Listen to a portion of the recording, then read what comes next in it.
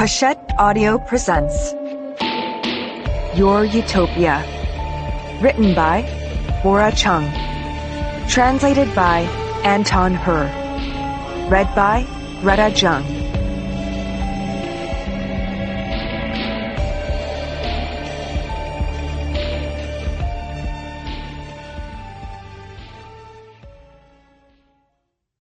The Center for Immortality Research. I think I'm being stalked. That's what an unni at the center confided to me 2 months ago, right in the middle of preparations for our anniversary event. Apparently, some man had called up the center saying he was such and had come from the same region as my work unni, and they were extremely close friends, and he was running for the National Assembly, and he would like to know the unni's phone number.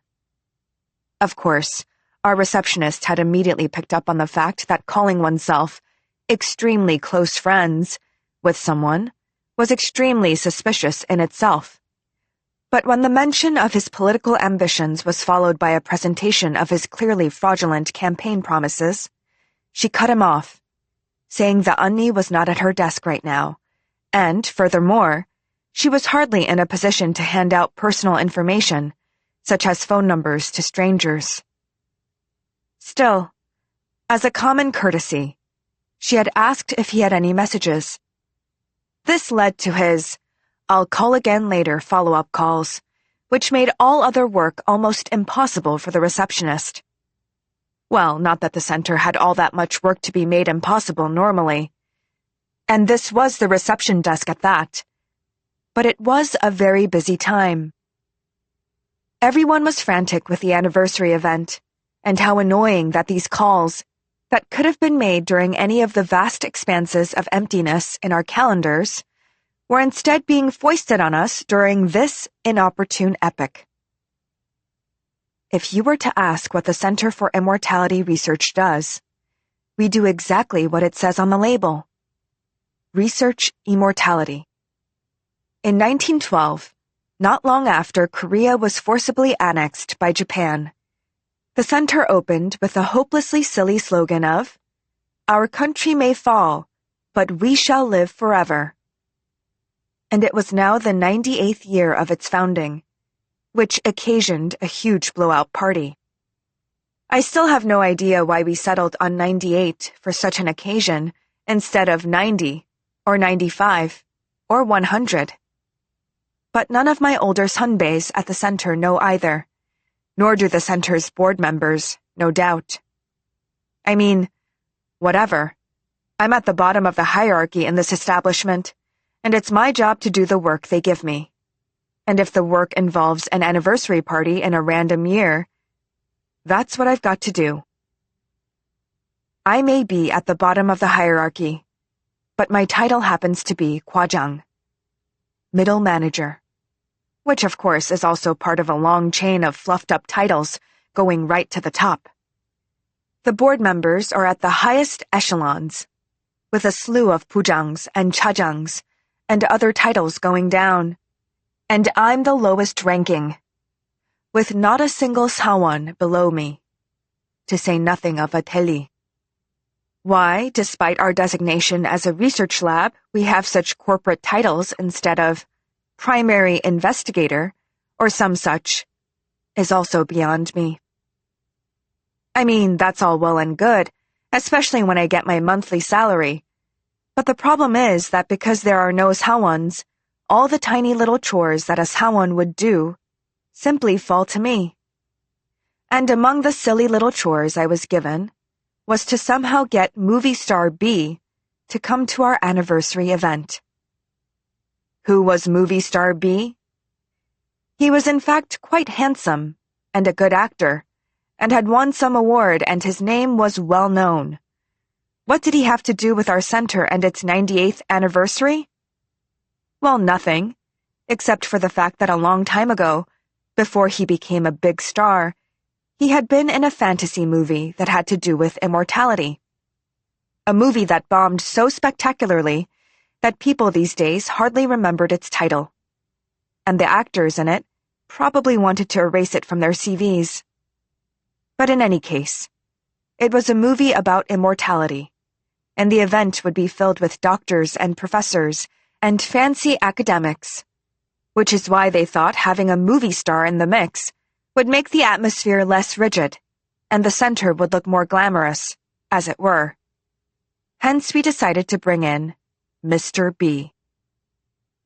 A good idea, but as all such planning goes, there was no way it was going to pass a board vote.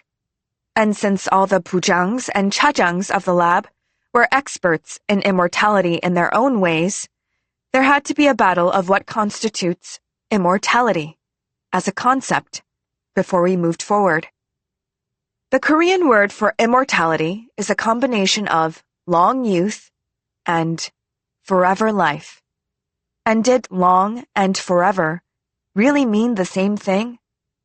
Of course not, because forever lasted a lot longer than long. Therefore, long youth was tawdry compared to forever life. And for the actor to have starred in a movie about long youth was, according to detractors, not a good fit to the center's mission. But when we then looked for movies dealing with the strictest sense of forever life, there were almost no such films in Korea. And it would be absurd to think an actor like Hugh Jackman would bother to come to a Center for Immortality Research's 98th anniversary celebration event in Korea. There was also some debate as to whether the movie Hugh Jackman had starred in, The Fountain, was a movie about immortality or reincarnation, or whether it might actually have been about parallel universes. But when we decided to watch the film as a group in order to determine this issue, the board members all began to snore 15 minutes into the film, making the whole point moot. Then, as an alternative, there was a Russian film trilogy that was extremely successful at the box office and won some impossible-to-pronounce award, but there was no one at the center who could speak Russian, and therefore this suggestion was also rejected. And so, it came down to the actor, Mr. B. When not a chajang or a pujang, or not even a board member, but the sojang himself suddenly called me, I ran to his office with my heart pounding.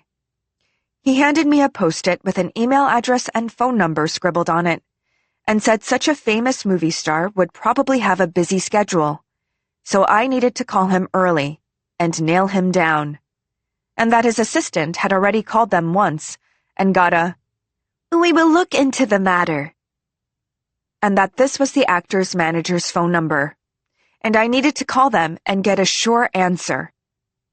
And he then proceeded to give me an exact script of what I was to say over the phone. I was to say I was the kwajang of a large pharmaceutical company, and how we would appreciate it if you would grace our 98th anniversary celebrations with your presence, to be polite but firm, and to emphasize how we were a major pharmaceutical company, and that I was a kwajang, and that they'd understand they were being treated with a certain respect if they understood a kwajang was calling them, and also if I mentioned we were a big pharmaceutical company, they might think we would eventually offer him a commercial, which would make them hesitate to refuse the offer. Of course, we were not a pharmaceutical company, but a research center attached to one, and we didn't do commercials. But in any case, this was the task I was given, and I did it to the best of my abilities, and it resulted in a complete and utter stonewalling from B's manager. I made 38 calls and sent 22 text messages, and even 15 really polite emails. But there was no answer, which made me anxious at first, and then angry, and finally, resigned to the fact. Even if I was the lowest-ranking person and there was no possibility of moving up in this organization until the end of time, I had managed to hold on to this job all these years, and it just riled me that I was suddenly faced with an obstacle that had nothing to do with my office work or research, but something as silly as a manager refusing to take my calls. It was all just incredibly unfair. As I sat in the center lobby, fiddling with my phone and wondering if I should try again. Suddenly, I heard a voice. "Excuse me, you don't happen to know where Kim Se-kyung Bujang's office is?" The man was very polite, and his tone very calm, and when I looked up and met his gaze, I had a feeling I had seen his face somewhere before, but I couldn't quite put my finger on it. "Do you know what floor Kim Se-kyung's office is? I am a childhood friend of hers, Park Hyuk-se. I'm running for the National Assembly." That's when I thought, "Oh, it's the stalker." Words that almost left my mouth, but I stopped myself. Whereupon I frantically rummaged through my mind to find something else to say, but came up completely empty. And since I simply stared at him, the man spoke again. "I was very close with Kim Se-kyung Bujang since we were children, and grew up in the same place, and I do have some connection with the center. As a candidate for the National Assembly, I am working day and night for the betterment of my country and fellow countrymen. If you pick me as your National Assembly member, I will make everyone in our country live forever. And that would make the Center for Immortality Research the foremost research center in the land." Make everyone in the country immortal? I've heard all sorts of things from politicians in my time, but this took the cake. However, my academic curiosity forced me to keep listening to his spiel, no matter how ridiculous it got. At the end of it, I blurted, "But how exactly are you going to achieve immortality for all?" I'm sure I was the only person in this entire century who had showed that much interest, little as it was, in his campaign promises. He got all excited and began to speak in a louder voice, his eyes positively sparkling. "The 21st century is the age of technology, is it not? Concentrating all our technology to compress the sun's rays and shoot them onto Earth to make our ancestors come alive again would be my first task. The method was already developed in mid-19th century Russia and was thoughtified to be impossible to bring to fruition at the time." Thoughtified? Was he making up grammar now? I loathe people who go to great lengths to keep talking in the passive voice, but there was no way of stopping the deluge that was coming at me now. "Of course, our ancestors who have been deceased for relatively longer periods of time and are skeletons now might be thoughtified to be difficult to revive, but the ones who have just died and whose bodies are in passable condition will not be too difficult to bring back, I should think. To restore our dead ancestors and put them on the path to immortality in its own way can be thoughtified as a form of ancestral piety and befitting our country's traditions that speak of respecting our elders. And it is also a way of maintaining and even increasing our population, which is decreasing rapidly due to declining birth rates." Excuse me? The campaign promise was one thing, but if I kept hearing this thoughtified word one more time, I thoughtified I would never manage to hold on to my sanity. "I have to go back to my office. I'll tell Kim Se-kyung Bujang you're here." But unfortunately for me and my attempts to escape, the word office made his whole face light up. "You're going to your office? I shall go with you. So Kim Se-kyung must be in the office today, is she?" "No, Kim Se-kyung Bujang is working outside the office today and she's not here." As abruptly as it had lit up, a shadow fell over the man's face. "Oh, she's not here again?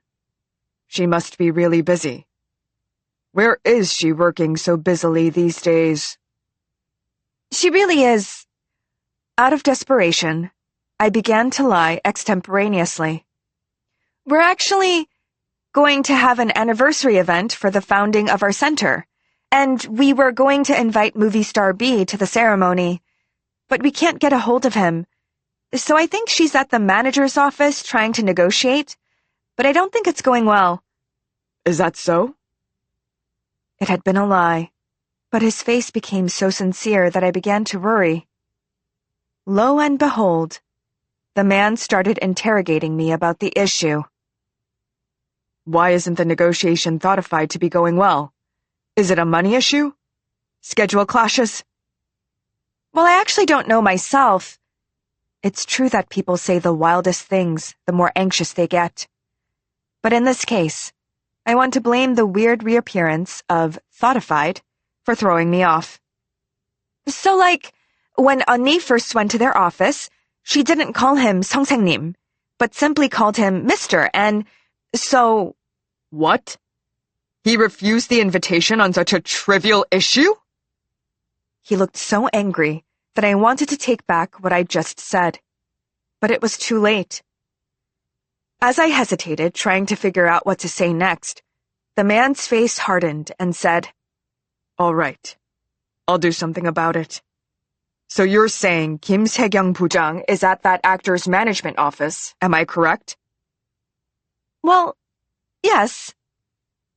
Of course, Annie was calmly sitting in her office on the 4th floor at that moment, suffering from anniversary event-related activities that had nothing to do with immortality. And neither of us had any idea where such and such actor's management office was. But the man seemed satisfied and left after saying goodbye, which was a great relief, and I forgot about the whole thing soon after. Until a month later, when I was reminded of it because of the election. So that guy, who claimed to be running for the National Assembly and had that ridiculous platform, the guy who had pursued Annie so zealously without it ever being clear as to why, turned out to be an actual National Assembly candidate. And what's even more incomprehensible, he actually became electidified. And then that Actor B's manager actually called our office. They were, surprisingly, agreeing to attend the anniversary event, and were asking for the place and time. I was pretty sure the man on the other end of the line was the manager whom I'd called 38 times with no answer, and him being delighted to have B attend did not exactly sound sincere. I felt a sudden sense of desperation, and very apologetically told him the time and place and how to get here. But the manager cut me off at one point, as if impatient to get off the phone. But even after being so abruptly cut off, I couldn't help but stare at the receiver in a daze. Annie's stalker, who had actually won his election, had believed my lies, which weren't 100% lies, to be fair.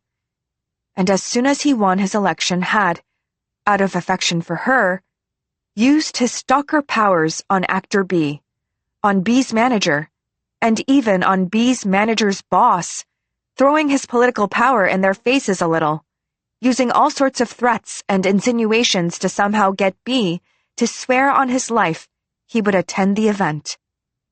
I was a little miffed that I hadn't known all this before, and had acted so obsequiously to the manager during our phone call. Since he did ignore me 38 times, and this had been a chance to ride a National Assembly member's coattails to an emotionally satisfying conclusion. These little and big incidents made our event planning creak along. Now that I had successfully gotten B to participate, the next thing I had to do was make invitations and posters. I accepted this chore, since I was in no position as the lowest of the low to deny the highest of the high. But later I learned all too well that these invitations and posters were to be distributed outside of our organization, and furthermore, would leave important material evidence in the form of real letters printed on real paper, which meant if I did well, no one cared, and if I made a mistake, the whole world would know.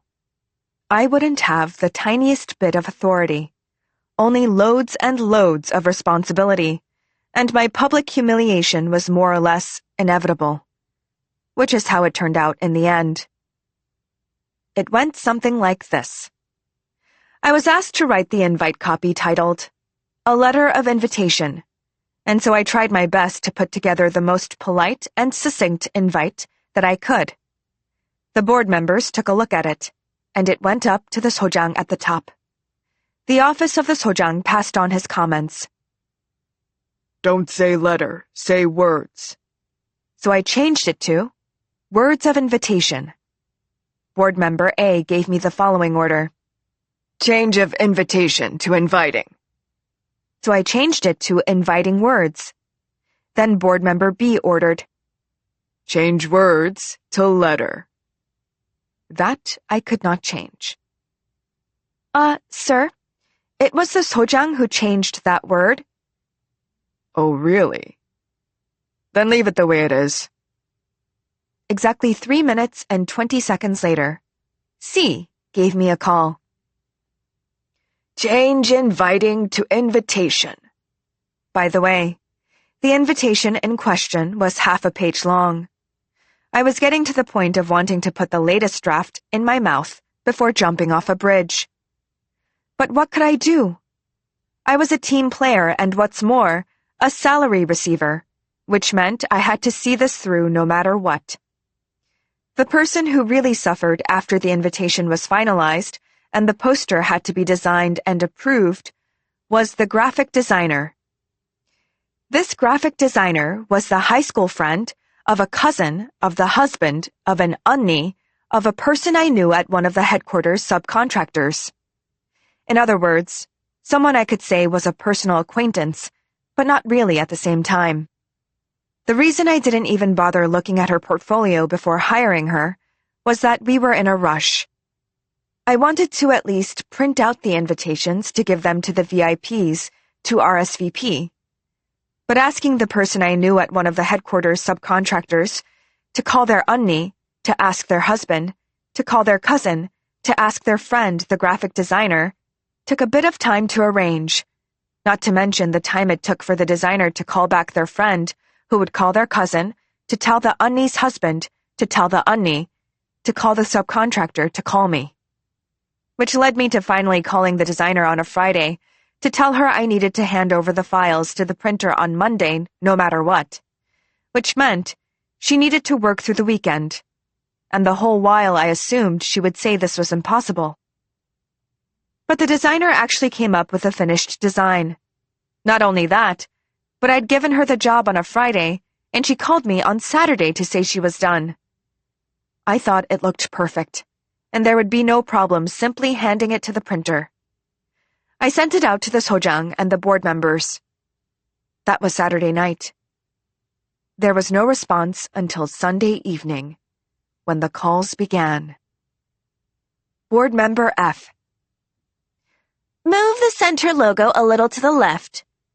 I moved it. Board member G. Move the center logo a little further up. I moved it. Board member D.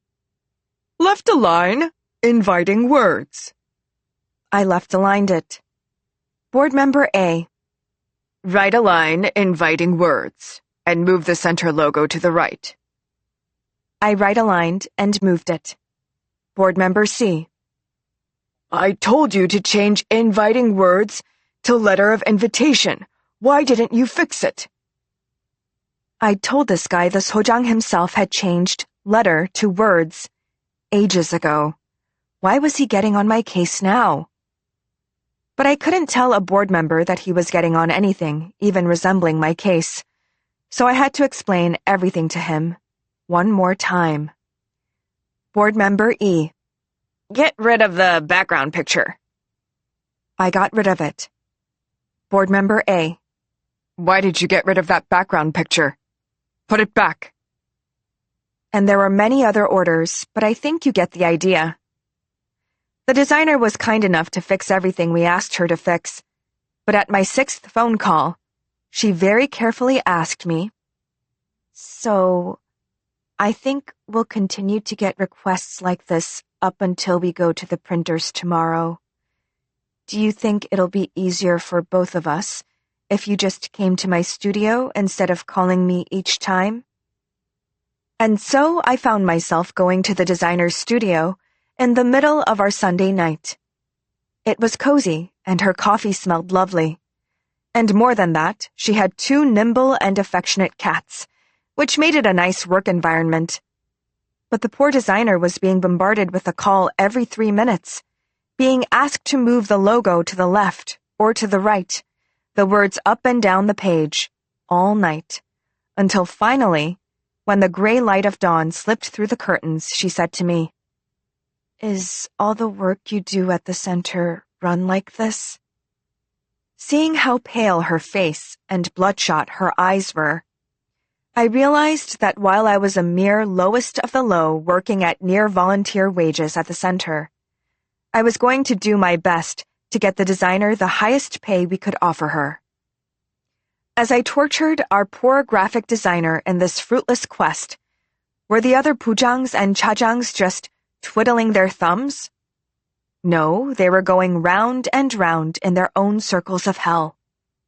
The center was going to do some kind of exhibit with headquarters, something to do with immortality, and of course this idea did not come from headquarters, but the center. And headquarters' attitude was basically, "We paid for the stupid thing already, why are you bothering us with this?" Complete disinterest, in other words. Which meant every time the center had to contact them and get approval for getting a venue and display items and creating a real exhibit that was worthy of the pharma brand. It was a huge mountain of disapproval to climb every time. The fact that pujangs and chajangs of one of our country's major pharmaceutical brands' research centers were going through this ridiculous amount of work was completely ludicrous. But what can you do?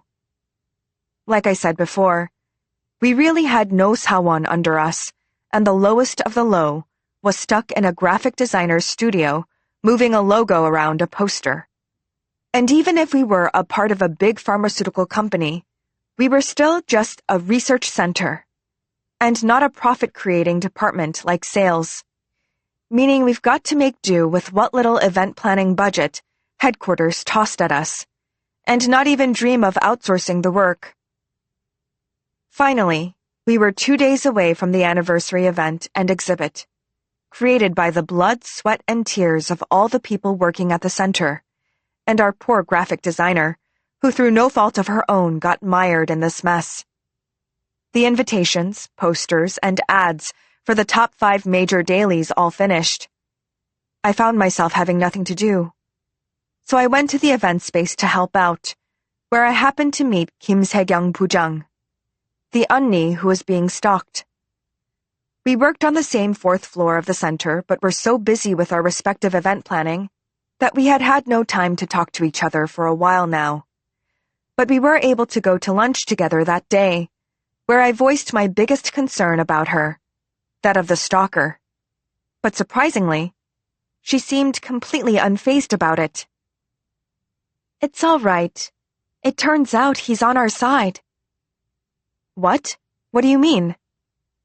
Unni smiled. "It's been such a long time. You must have forgotten?" "Forgotten what?" Unni must have seen the question on my face, because she explained. "He used to work for the center, very briefly a while ago." "Really?" "I'm telling you, maybe he quit around the time you came in, but I think your times overlapped for about 2 months. You really don't remember?" Now that I thought about it, there was someone like him who had quit not soon after I joined. Was that why his face was so familiar? "Then is it true he's from the same region as you? Why did he stalk you?" "He really is from the same place as me. I think we used to go hiking together and see the tigers and such." "Then what is up with his weird campaign promise?" I asked, still not convinced of his good intentions. Unni laughed. "That's an actual theory that existed in late 19th century Russia. I don't remember the guy's name. He was some kind of philosopher, and the idea was a sensation at the time. The philosopher still has fanatic adherents in Russia, I believe. To compress the energy of the sun and revive our ancestors into immortal beings, and to not only believe such things, but to be a fanatic adherent of it. Russia must be a very strange place." Unni, seeing my expression, laughed again. "That man, he's always had a comedic streak, but he really believes in immortality. It's just that he didn't want to study it. He wanted to apply it in real life, and that's where we diverged in our attitudes. Still, he must have heard somewhere that we were doing a 98th anniversary event. I'm sure he's here to see some old friends and glad hand and all that." Then he should have said that from the beginning. Why did he have to single out Kim Se-kyung Bujang and seem like a stalker? But 언니 looked perfectly at peace with the whole thing. "Also," she added, "he really was helpful, wasn't he? That whole actor thing, he took care of that, and the celebrity lecturer too, he got her for us." "A celebrity what?" "She lectures about immortality from the perspectives of medicine, religion, and philosophy. A 3-part talk." Well, 언니 seemed fine, and so I decided to be fine about it myself. And we were running out of lunchtime, so we quickly finished our food. And so 2 more days passed, and it was finally the day of the anniversary event. The ceremony was at 6 p.m., but the event space was already crowded by morning. We were using the hall in the basement of headquarters, and usually it was a dark and dreary place. But with the lights shining brightly for the event and the people crowding about, it actually looked pretty festive. Especially when movie star B arrived, the mood turned to a near frenzy. B didn't look like he wanted to be there, but when Park Hyuk-se, 언니's stalker and sitting National Assembly member, came and asked to shake B's hand, the sight of the actor's disgusted face as he complied made all the stress I felt while preparing the event somehow just fly away.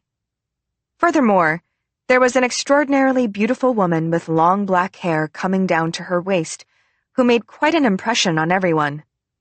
I assumed she was an actor like B, but apparently she was the celebrity lecturer hired by Park Hyuk-se, which is apparently why Park went to her side and spoke to her and tried to make her feel more at home. But the lecturer herself seemed bored and disgruntled to be surrounded by so many strangers. She walked around the exhibit space a bit, but did not seem interested in the exhibits. The exhibition itself, however, was pretty neat. When they first announced it was being done, I wondered how on earth could they fill up that wide of an exhibition space with things that supposedly had something to do with immortality. But there really was a whole plethora of things, like paintings, photographs, books, DVDs, and other interesting objects.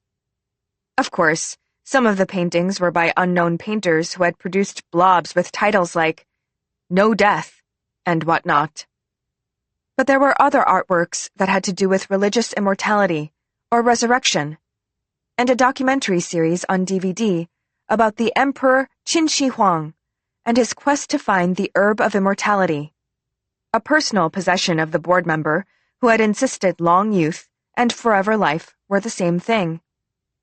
And looking around the fancily decorated exhibition hall, I could see how obsessed humanity had been with living forever and how this obsession had continued from the dawn of history to today, which was awe-inspiring on one hand and, I don't know, pitiable on the other. A complicated combination of emotions. The books, CDs, and DVDs were in display cases, and I was selling pretty bottles with our center labels stuck on them that purportedly contained Immortality Elixir as a souvenir, 5,000 won a pop, because we couldn't afford to hire a temp for the job. "This isn't really some kind of immortality elixir, right?" I asked the chajang who was sitting next to me at the souvenir table. He grinned. "I think maybe 2 out of the 1,500 are the real thing." "You don't think people are buying this and thinking it's actually what it says on the label, do you?" "No one believes in that kind of thing in these enlightened times. The people who buy them are subcontractors, or from headquarters, throwing us some pocket change to be nice and help us save face."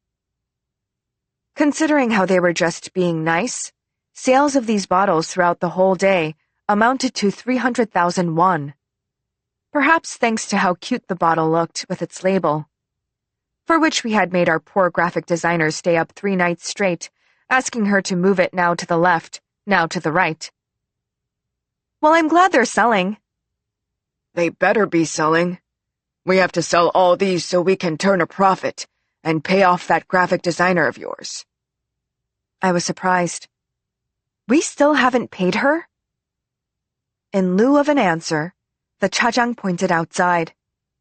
At the entrance, there were people from the catering company bussing in food, setting up a banquet.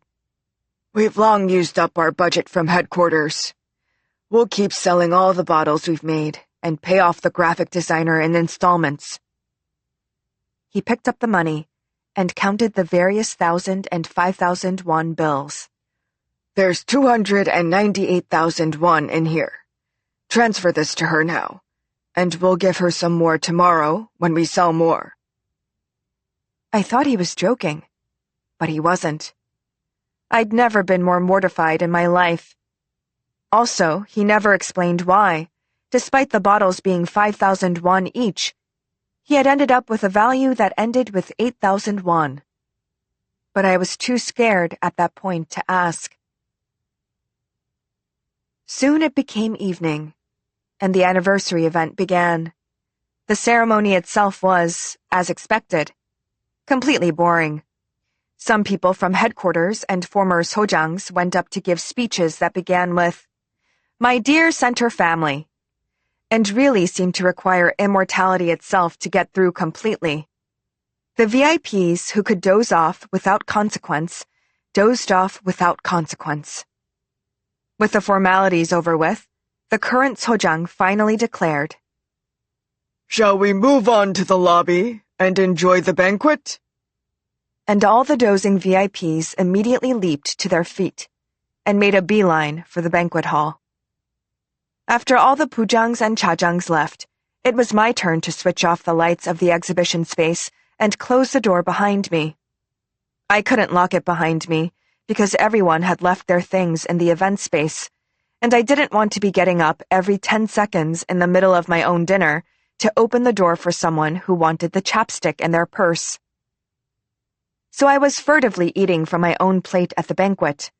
A really nice meal considering we spent all the headquarters' money on the catering, and the wine wasn't too bad either. Of course, I was the lowest of the low and didn't have the freedom to drink at an event whether there was drink available or not. But I did manage to pour myself one glass and sip away in a corner. "Are you Chung Kwajang, the one who was in charge of the invitations?" The voice came from right behind me, and I almost spewed my wine. "What? Yes." "They came out rather nicely. Good job." I felt a rush of pride. Well, it was really the designer who— "Anyway," butted in board member A as he looked around and lowered his voice, "you seem to have written inviting wands instead of inviting words." "What?" The board member took out a crumpled invitation from his pocket, spread it open, and pointed at the title with his index finger.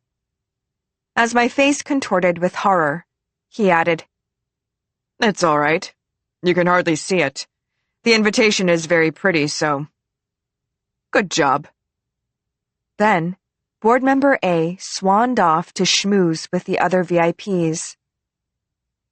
The other 5 board members proceeded to corner me, one by one, to inform me of the same thing in the same order, with slight variations. "Are you Chung Kwajang, the one in charge of the invitations? They came out rather nicely, but—" looking around and lowering their voices, "You've spelled established as established. Grace us as graze us. Thank you as thark you." "It's all right, you can hardly see it. The invitation is very pretty." And so, after this barrage of consoling or berating, I was completely demoralized by the time board member D sidled up to me, crouched in the corner. And I followed him when he asked me to follow him, thinking I was finally getting fired, steeling myself for the inevitable. But against my expectations, D went right up to the door of the event hall and said, "Got a key? Open this." "It's, not locked." "Oh? Follow me then. Dee opened the door and strode inside. As I was about to turn the light on, Dee told me not to bother, and crossed the hall to where the display cases were. Chung Kwajang. Be on the lookout. Be on the what now? Was he going to shoot someone in the hall? No, he was opening the display case and stuffing the DVDs about Qin Shi Huang in a bag. That asshole F going on about long youth and forever life, like they're the same thing, selling out to television shows just to show off. What kind of a fucking researcher does he think that is? Not even giving me a complimentary DVD set when it came out. As Dee mumbled on, I kept hearing a rustling sound behind me, and I was filled with fear. Dee grabbed each of the 5 DVDs and put them in his bag, after which he strode out of the dark room with me following him. And when we returned to the banquet, the whole place was in chaos, because an attacker had descended upon it. The attacker kept screaming something incomprehensible as he held up an electric iron in one hand and something that looked like Febreze in the other, running around the banquet setup, pushing people. And the event being on a Friday night, the security guards had already gone home or out to dinner. It took some time, therefore, to subdue him. The expensive food was scattered all over the place. I hadn't eaten properly all day because of the preparations, and so this fact was the first to register with me. And the attacker kept saying something that sounded like, "I want to do it!" and what might have been a person's name as he jumped around. And listening carefully, I thought the name could be the lecturer's name, the one invited by Pak Hyuk-se, which made everyone turn to look for her. But she had disappeared. Meanwhile, some brave folks from headquarters and the center took it upon themselves to restrain the man. But the attacker was so all over the place that it wasn't as easy as it sounds. Someone had called the police, but they took their sweet time getting here, and it was a clever worker at headquarters who brought down a tranquilizer from upstairs, this being a pharmaceutical company. Though the sight of the tranquilizer bottle and syringe made the attacker even more frenzied, spraying the Febreze all over the place and making evasive maneuvers, catching one of the workers from headquarters in a headlock, who looked like he would get his neck broken. But in a demonstration of incredible flexibility, the worker managed to reach around and jab the attacker's butt with a tranquilizer. By the time the police arrived, the man was snoring, and the 4 police officers took hold of a limb each and carried him out of the lobby, syringe still stuck in his butt. But the attendees were too rattled to go on with the event and went home, ending the day faster than expected, to my immense satisfaction. But then I got a call from the police the next morning, which was a Saturday, and this foreshadowed my spending the entire weekend in and out of the police station. The attacker claimed to be the boyfriend of the celebrity lecturer, and he had suspected she was having an affair with a tall and handsome man, and pretending to be giving lectures so she could meet this other guy, and he had seen her go into a building with a tall and handsome man, and that had made him lose his sanity, hence the mayhem that followed. The lecturer claimed she had no idea who this man was at first, but he presented proof they knew each other. So she then claimed he was her ex-boyfriend, but the iron and Febreze were actually her possessions, and she would like them back, please. But apparently they were evidence, and she was denied their return. And so the weekend passed, and it was Monday, and we had to clean up the exhibition of the 98th anniversary of our center. And while we were packing up, it was discovered that board member F's DVD series was gone. Chaos akin to when the attacker had broken in ensued. Everything we had just packed was unpacked, which took a whole extra day. When no DVD series was discovered, despite these efforts, someone suggested we look at the CCTV footage. Having had no idea there was CCTV in this place, I turned pale as a sheet and tried to steer them away from the idea. But while the DVD series was complimentary, It was worth 20,000 won per disc, technically, and 100,000 won in all. And board member F was stomping his feet saying he must have justice as the DVDs were out of print and completely irreplaceable, which was how he managed to overcome the reluctance of the building security team to review the footage. Needless to say, my face was all over it. While D was stealing F's DVDs, and I was on the lookout, the little red light behind me had been a CCTV camera. There I was, looking straight into the red light of the camera without knowing what it was, practically engraving my face into the evidence. The camera caught me from a higher angle. I was looking up, and the light was just right, so there wasn't a flaw on my face. And I was dismayed that I'd looked so good in this footage of all places, but a little part of me thought, I did look good, which made me giggle. And as F and all the pujangs and chajangs glared at me, I couldn't stop myself from giggling. Meanwhile, D, the one who had actually stolen the DVDs, was moving with his face behind my shoulder, which made him invisible to the camera. It was unlucky of me, or lucky of me depending on how you looked at it, and I realized that no good would come of pitting the board members against each other, which was why, despite threats and entreaties, I refused to divulge the identity of the board member hidden behind me. And also, over my shoulder, next to D, stealing the DVDs, there was something gray there. A person's face whom everyone now surmised was an accessory to the crime. So F demanded the security team at headquarters zoom in on that spot.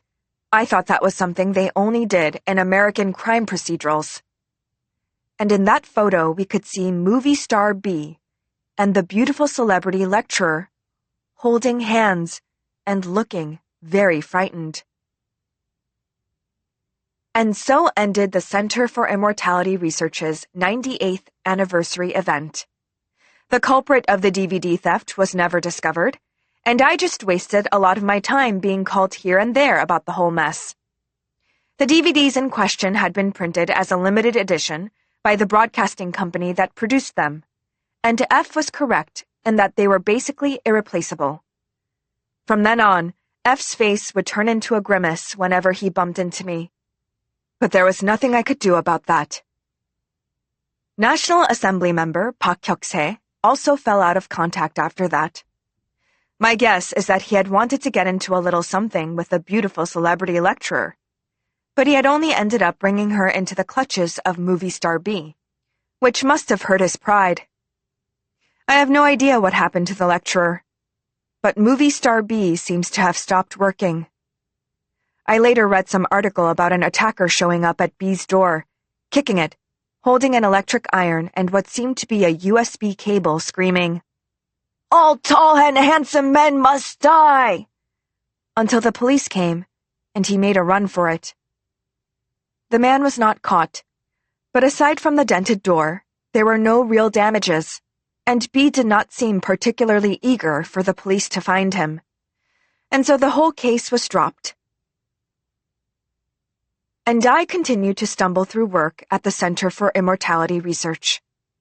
To be the lowest of the low and an accessory to the burglary of a board member's precious possession. This bravery, or stupidity, was not enough to get me fired, because research centers being the kind of places that they are, it's almost impossible to fire anyone, and aside from that, I know a secret. Everyone at the center knows the secret. The secret is that we really are immortal. I was born in 1914, and in the year I turned 20, I joined Long Life Pharmacy as a trainee, where I accidentally was given an immortality elixir, whereupon I became young forever, and ended up at this research center. I'm not going anywhere. There's nowhere else for me to go. And more than anything else, I don't have the confidence to create a new life away from these other people who are also forever young and forever alive. From the sojang at the very top and downward. None of the employees at the center can ever leave, for the same reasons. And so, just as they said in the speeches at the anniversary event, we really are a family. You can quit a company or disown a friend, but you can't quit or disown your family. Like they said in the founding of the center, we can lose our country, but we were still going to live forever. And the world may end, but we were always going to be entangled in each other's lives. There are people who find solace in ties that we can never sever. If those ties have to do with making a living, the sense of stability must double. But sitting in the lobby of the center and watching the people come and go, right before going up to work myself, I suddenly had a scary and sad thought. As long as I lived, I had to figure out a way to put food on the table. And this eternal need to feed myself was frightening, and how this need would persist to our 198th, 298th, 398th anniversaries, and how I would have no choice but to spend all that time in the center, made me sadder and more scared than anything else in the world. But if you thought about it, whether you were forever young or not, anyone who had to make their own living was in the same boat as I was. Not that the thought makes me feel any better. The end of the voyage. I lost my friend. I was standing on the rubble of a fallen world, looking around me. The only warm thing was the sunlight. The concrete debris I was sitting on was hot to the touch because of it. But that was all. As far as the eye could see, there was only shattered concrete, twisted steel bars, broken bricks, and cracked asphalt. There wasn't so much as a tree or a blade of grass, much less a living animal. The sky was clear and the clouds looked peaceful, but the sun poured down its light on a landscape that was nothing less than desolate. Should I go back to the spaceship? I looked up at the sky. It was blinding. The sunlight was pure, but the air was cold. Who knew how long the sun would be up there, and what would come out in the night of this changed world? Every breeze was like a stab of cold into the folds of my clothing. Goosebumps dotted the nape of my neck. Still, the sun was out, and the concrete I was sitting on remained warm. I decided to sit for a little while longer, enjoying the heat. But I had to go back to the spaceship eventually. I knew that. Just a few more minutes and I was bound to get thirsty. And then after a while, hungry. The day would darken soon. There was nothing to eat here, nothing to drink. No way of obtaining food or drink either. There wasn't anything that was alive. The ship, at least, had water and electricity. And him. I sighed a little. The disease started spreading about 4 years and 8 months ago, by my estimate. There's no way of knowing how long it's been in Earth time. Nor is there a way of determining who was the first person infected or how. There was that small-town family in Iowa, a mother and father and 3 children, where only the oldest son survived. They're the official first infected people of the disease. The eldest son in question went to school as always, and during lunchtime, very matter-of-factly, tried to take a bite out of the arm of the student sitting next to him. This was when the disease became public knowledge. The eldest son claimed that the other student had offered his arm by placing it so obviously for him that he thought he was being invited to take a bite. That's why my mom ate my sister's arm and it was fine to do. Which is why the principal called 911. They found the bodies of the eldest son's parents, younger sister, and younger brother. Well, parts of each. The autopsy, coupled with the eldest son's testimony, concluded that the father probably had the disease first. Then the wife.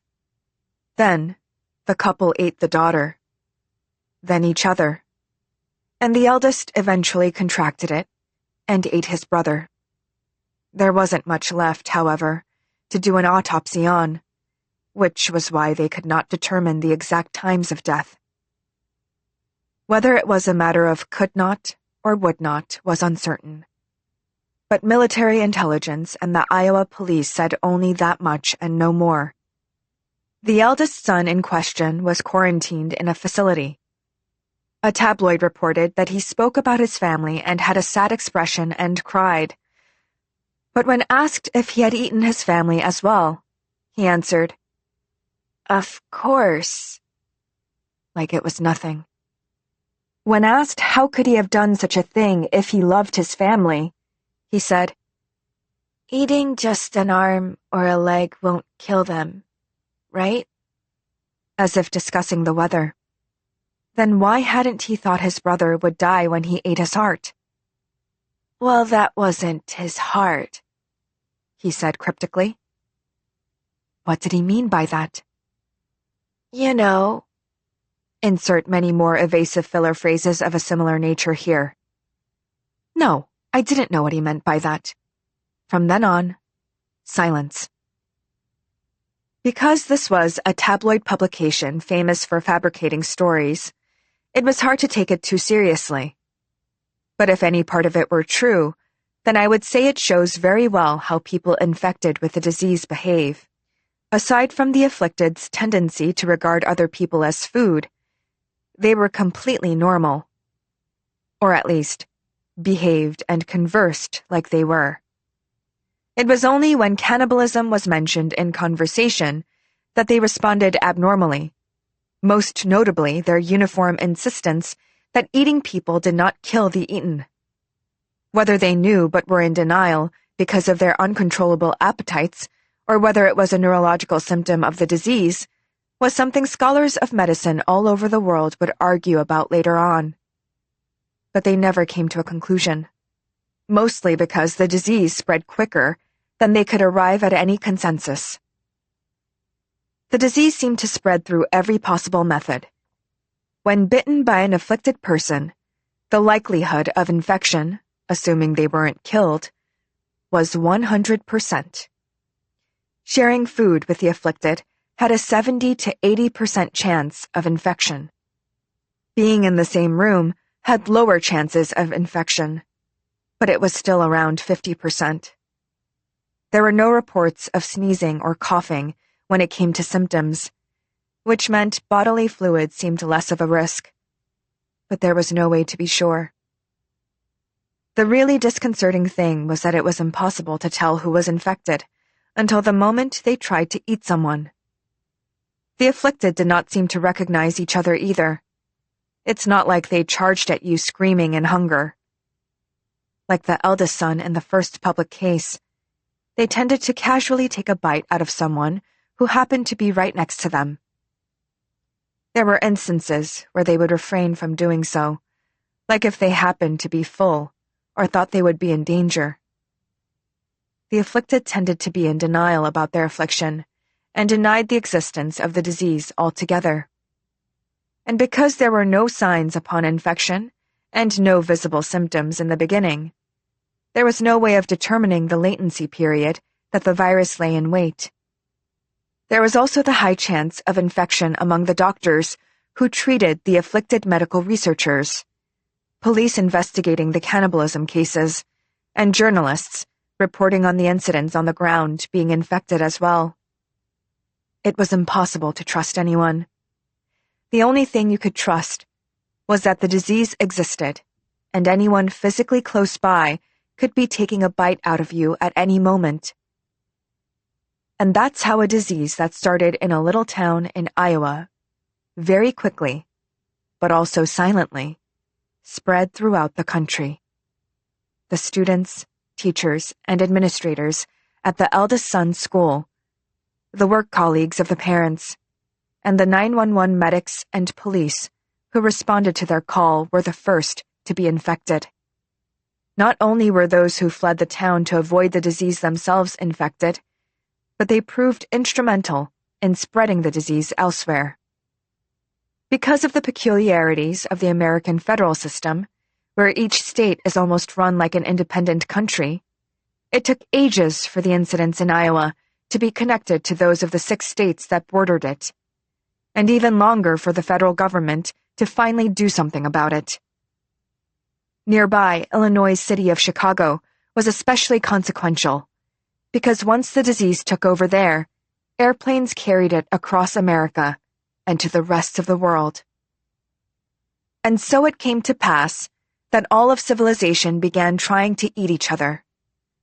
Perhaps it would have been better if, like in a zombie movie, reanimated corpses were walking around in flocks, screaming as they went for the kill.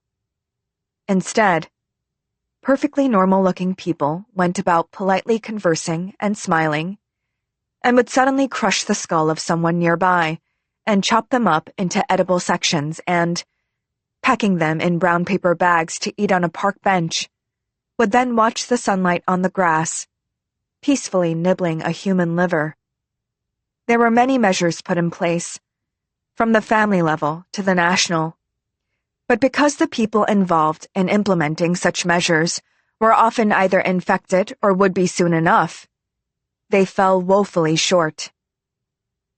Of those measures, one that required international cooperation was a mission to send up into space a group of uninfected. There was no real discussion as to what would happen to them once they were in space. Find an alien civilization and get help? The chances were so minuscule, you might as well be filming a science fiction movie. No. It was much better to make a run for it. The plan was simply that as many uninfected people as possible should escape for now and lay low for a while and return when the situation died down on Earth or some other solution was discovered. This project, somewhat inappropriately named Project Noah's Ark, was of course undertaken under extreme secrecy. Still, the powerful people who managed to get wind of the project tried to get themselves on it, but the right to board was only given to those who had passed numerous tests to ensure they were not infected, and of these, aside from the very few people who were able to pilot spaceships and navigate space, only those with expertise in medicine, biology, chemistry, or pharmacology were accepted. While I did work for the Department of Defense, I was really a linguistics specialist who was hired to break codes. I have no idea how I ended up on the spaceship. My official remit was, in case we ran into aliens while we were up there, to find a way to communicate with extraterrestrials. But this was, no matter how you looked at it, some nonsense proposed by an official who had read too much science fiction. While I did regularly scan various incoming signals from space in case we were being hailed, my primary job was to keep in contact with my government. Various control towers on Earth transmitted the progress of the disease in their countries to the spaceship, such as increases or decreases in the numbers of afflicted, or what their country's latest measures were. I collected this information, along with the research results produced in our spaceship being passed on by the captain, who was from the same country as me, and sent it along in code to my country. It was said the whole world was working together to rid the world of the disease. But surely it was better for my country to find a cure before anyone else. The spaceship had also been built and launched from my country, so of course it was understandable that my country would want first dibs on any pertinent information. But I emphasize that this extra bit of subterfuge was conducted under the strictest secrecy, and I was to share none of it with anyone on board, except the captain. Watching the sun going down, as I hugged my knees on the concrete that still retained some of the heat of the day, despite the descending chill, I wondered not about the possibilities of communication, but the impossibilities of meaning being conveyed from one individual to another. There is no such thing as two-way communication. That's what I learned after spending most of my waking hours coding and decoding communiques. The purest form of communication is one-sided info dumps. Things like commands or reports. These communications are done in the simplest way possible to avoid misunderstandings. I loved that simplicity.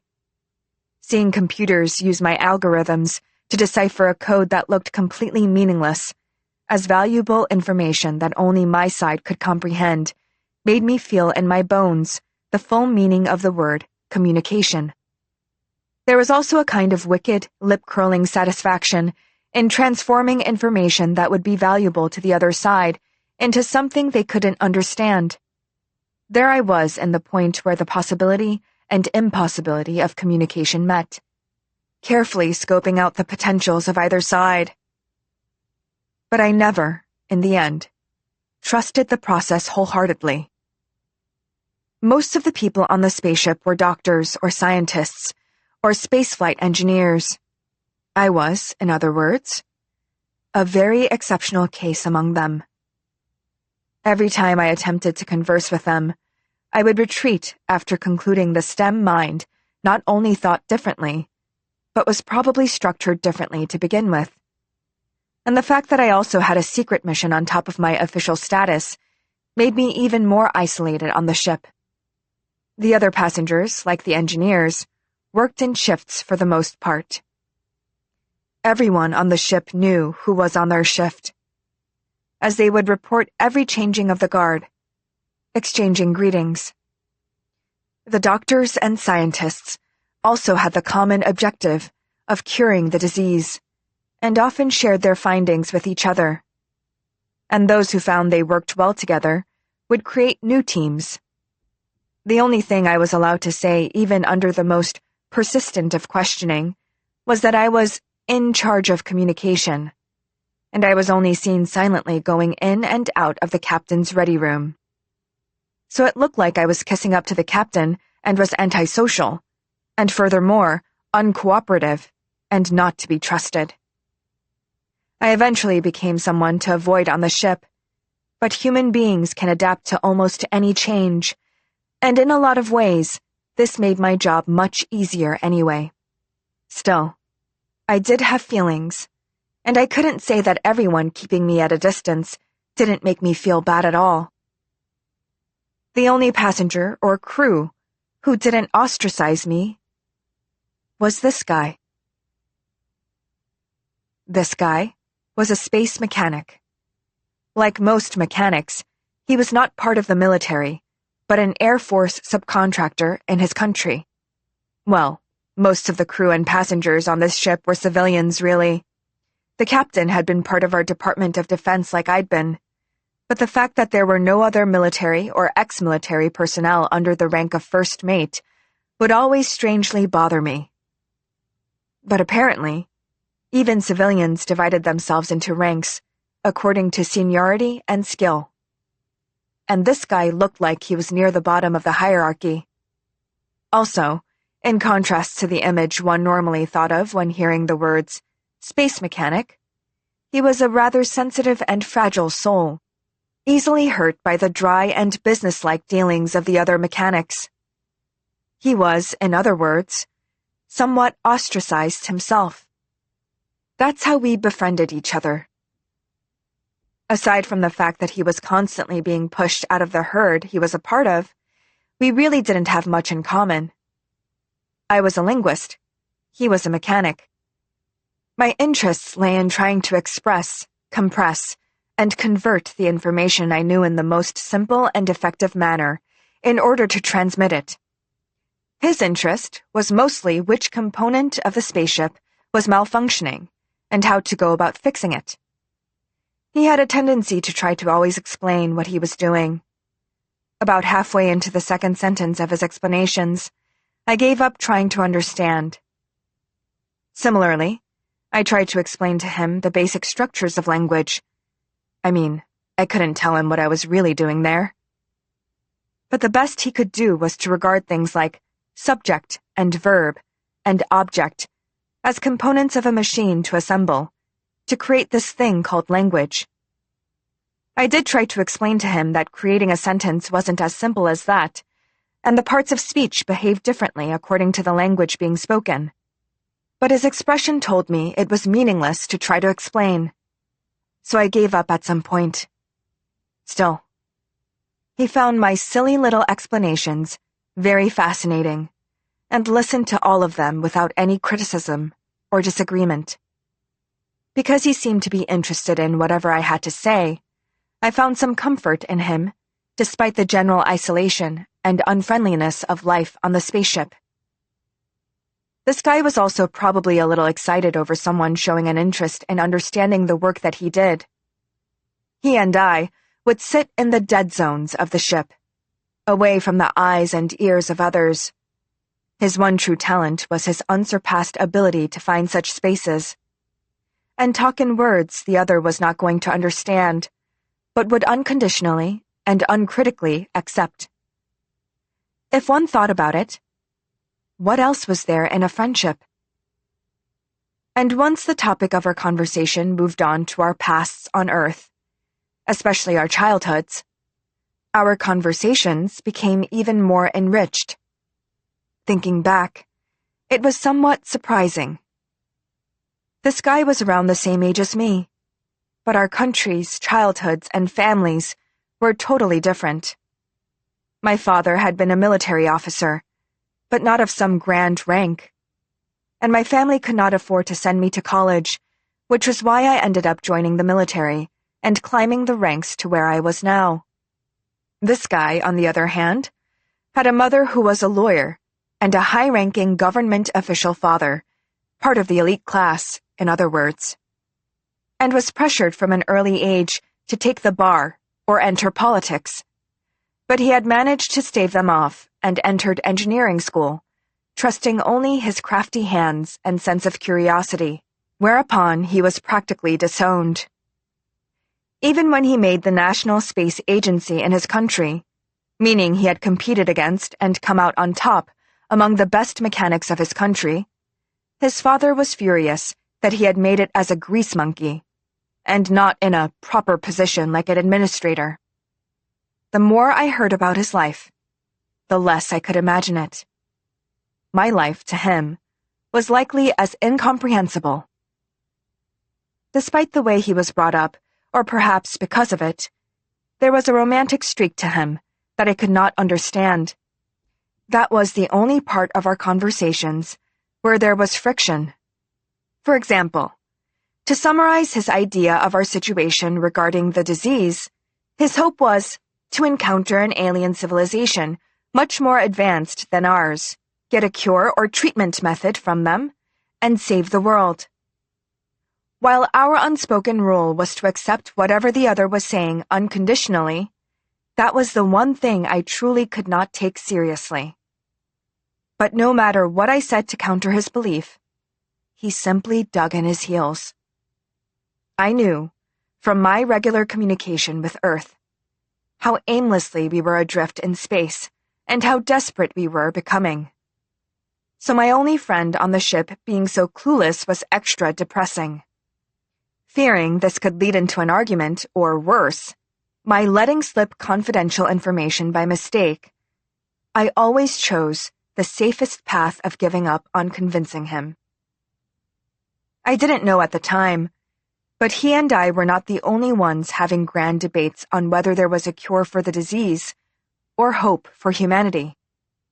The ship's passengers, who had displayed good camaraderie under our common goal of saving the world, were soon growing more and more exhausted. The doctors and scientists, the captain and technicians, they were all becoming ever more weary of spaceship life. And then, finally, the disease came on board.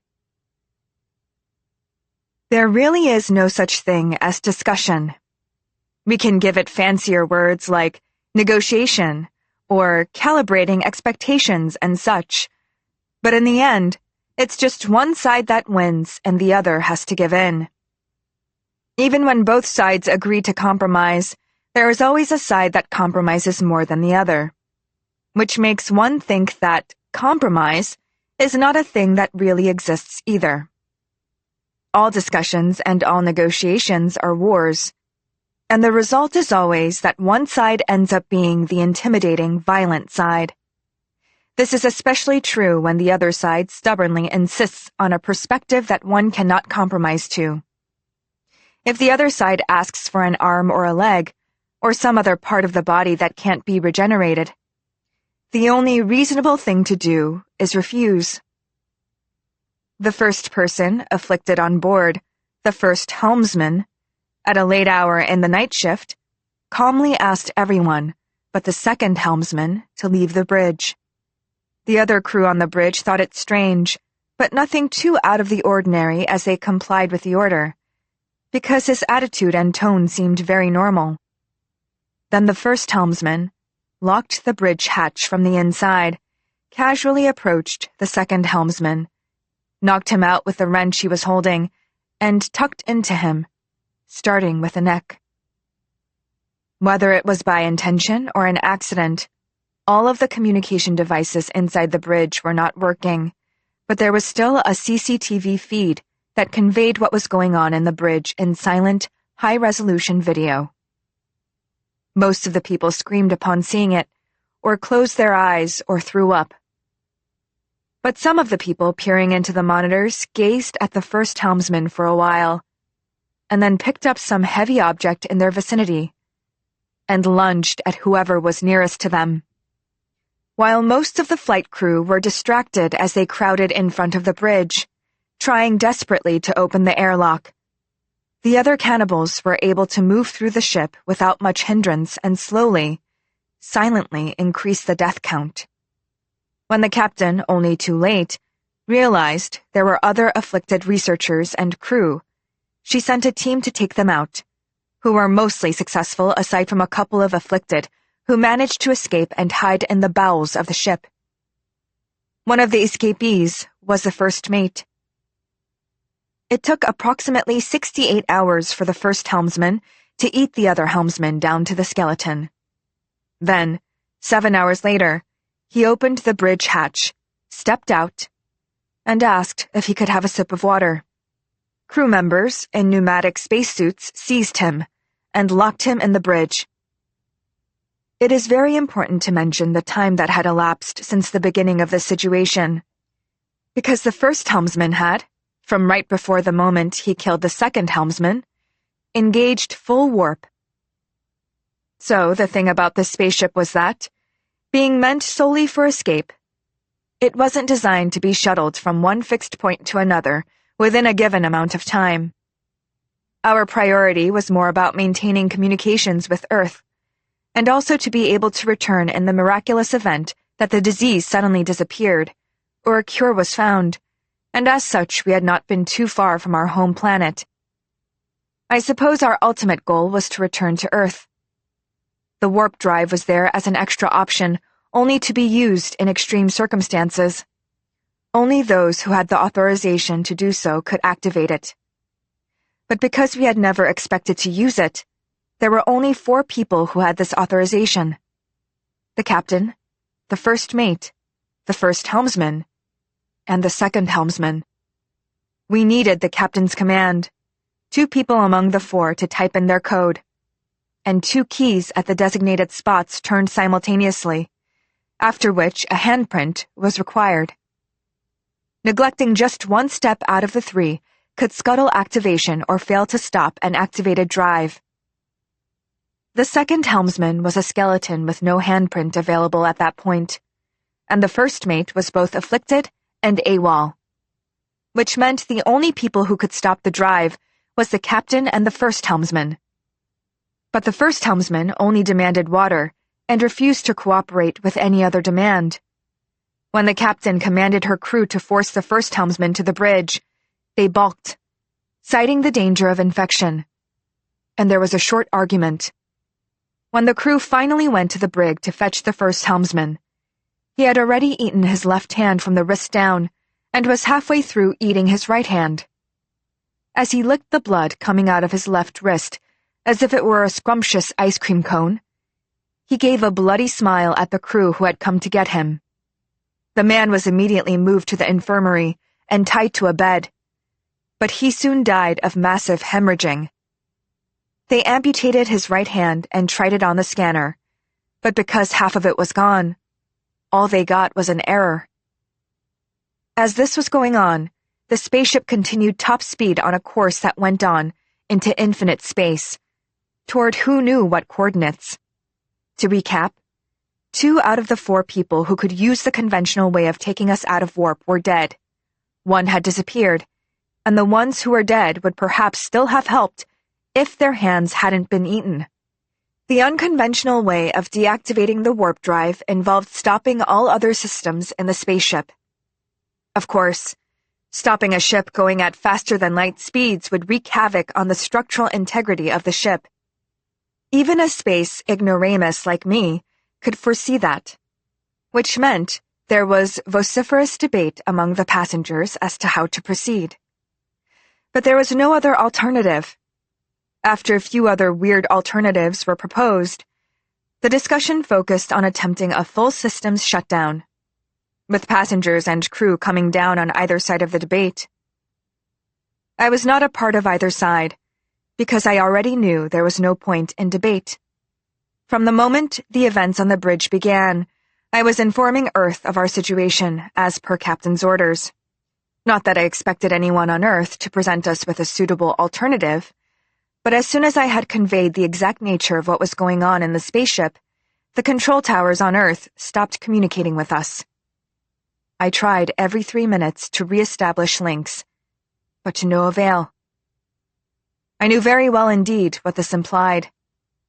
When the spaceship designed to escape the disease had become compromised, Earth had decided to abandon us. After the captain heard my report, she sat there, silent. I waited for a long time for her to talk before asking, "What shall I do, Captain?" "I suppose it's for the best." "Excuse me, ma'am?" She looked me dead in the eye. "It'll all work out." She lifted her hands and rubbed her mouth. "Keep trying to make contact. Until they answer." Then, she left for the conference room to have another discussion about the emergency stop.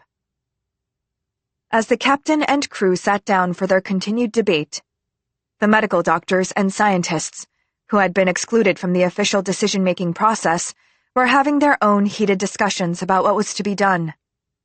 The physicists, whose expertise had been so unrelated to the disease that they'd felt excluded until now, took the crisis as an opportunity to be heard as much as possible. As they engaged in their endless debate, the other scientists, such as the medical doctors and biologists, pathologists, genetic engineers, chemists, and pharmacologists, simply sat with them, killing time. An internal medicine specialist then bit off the ear of the genetic engineer seated next to him. With a scream from the genetic engineer, their meeting room descended into chaos. The people inside tried to escape, but the security staff had been monitoring them on CCTV. And upon determining there was an outbreak among the research crew, they had immediately locked all exits. Ever since the incident with the first helmsman, new emergency protocols had been implemented. Everyone who had been in the meeting banged on the doors from the inside and screamed, while the internal medicine specialist continued to rip away at the genetic engineer with his teeth. A biologist pounding at the exit ran up to the internal medicine specialist and punched his face. The doctor fell back as the biologist rained down punches, while the genetic engineer, barely escaped from his immediate fate, wrapped his ripped face with his hands and moaned. The doctors and scientists, who had rushed to the door at the first sign of danger, fell back on their professional training and administered aid to the genetic engineer or ran to the biologist and the internal medicine specialist to stop their fight. A pathologist struck the biologist with a chair, who fell to the ground, the pathologist kicking him. which was when the internal medicine specialist lunged at the pathologist. The people in the meeting hall soon fell into three groups. One aided the genetic engineer, who had stopped screaming and had entered a state of shock, while the second clung to the doors, but also gave up screaming and pounding, opting for catatonia. The third featured the internal medicine specialist, biologist, pathologist, the people trying to stop them from fighting, and the ones attacking the internal medicine specialist, a vigorously active group. The reason this state of bedlam came to a pause was because one of the doctors taking care of the injured genetic engineer took a bite out of the genetic engineer's neck. A blood geyser gushed from his artery, splashing the people around him with lukewarm carmine, making them fall back. The people fighting also stopped their fisticuffs. This was when the internal medicine specialist, beaten to a pulp by then, leaped up and ran to the genetic engineer to rip at him. The genetic engineer convulsed as the internal medicine specialist ate him from his side. The biologist lunged at the internal medicine specialist and took an unexpected bite into the back of his neck. Now it would be impossible to determine who was infected and who was not. Nor was it obvious who was still in their right minds and who had lost theirs. Just because one was infected, it didn't mean they would show obvious signs of psychosis. If anything, the uninfected were more in danger of psychosis from the shock of what was happening. But ship security was not concerned with these little details, opting to keep the hatches locked. Of the doctors and scientists on board, about 2/3 died in this incident. This was about half the number of passengers and crew combined. It took another 124 hours to confirm that everyone in that room was dead. During those 5 days, both the people ripping away at each other and the people watching them on the monitor had slowly lost their minds. Hope for survival no longer had any meaning whatsoever. That meeting room was permanently sealed off. I took a look at the security monitor from time to time and continued to summarize and transmit the situation to the control towers and my country's government authority on Earth, staring at the comm screen and waiting for a reply that never came. Then, I would slip down into the bottom of the hull. This guy called it the belly of the ship, like the spaceship wasn't a machine but some large whale. Deep down, in the belly, as we leaned on nests of pipes and wires, this guy told me a story about a man who had allowed himself to be swallowed by a whale, by the will of God, and had survived. The will of God? You believe in that sort of thing? I asked incredulously. This guy was, however, as serious as always. I'm not talking about a one and true God that's similar to humans and has a human personality. If we could understand that God so well, they wouldn't be a God in the first place. But I believe there is something that's grander than what we can perceive with our 5 senses or comprehend with our human minds. He timidly looked me in the eye.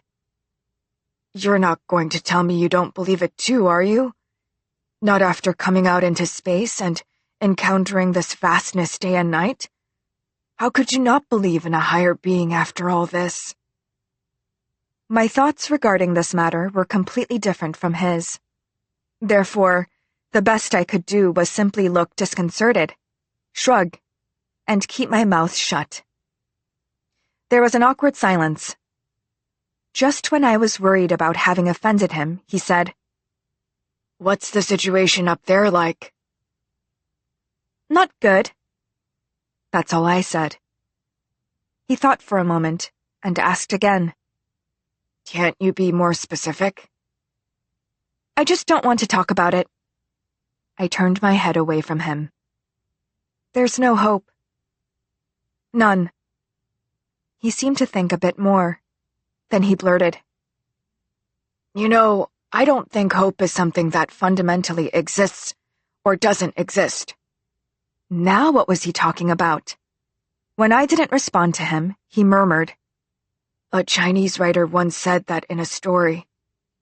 Then, after a pause, "It was a story about going back home." "You read Chinese literature?" "Of course," he replied proudly. "I study a lot." To me, study meant reading research papers or writing them. Reading stories was not studying. But following our unspoken rule, I simply nodded.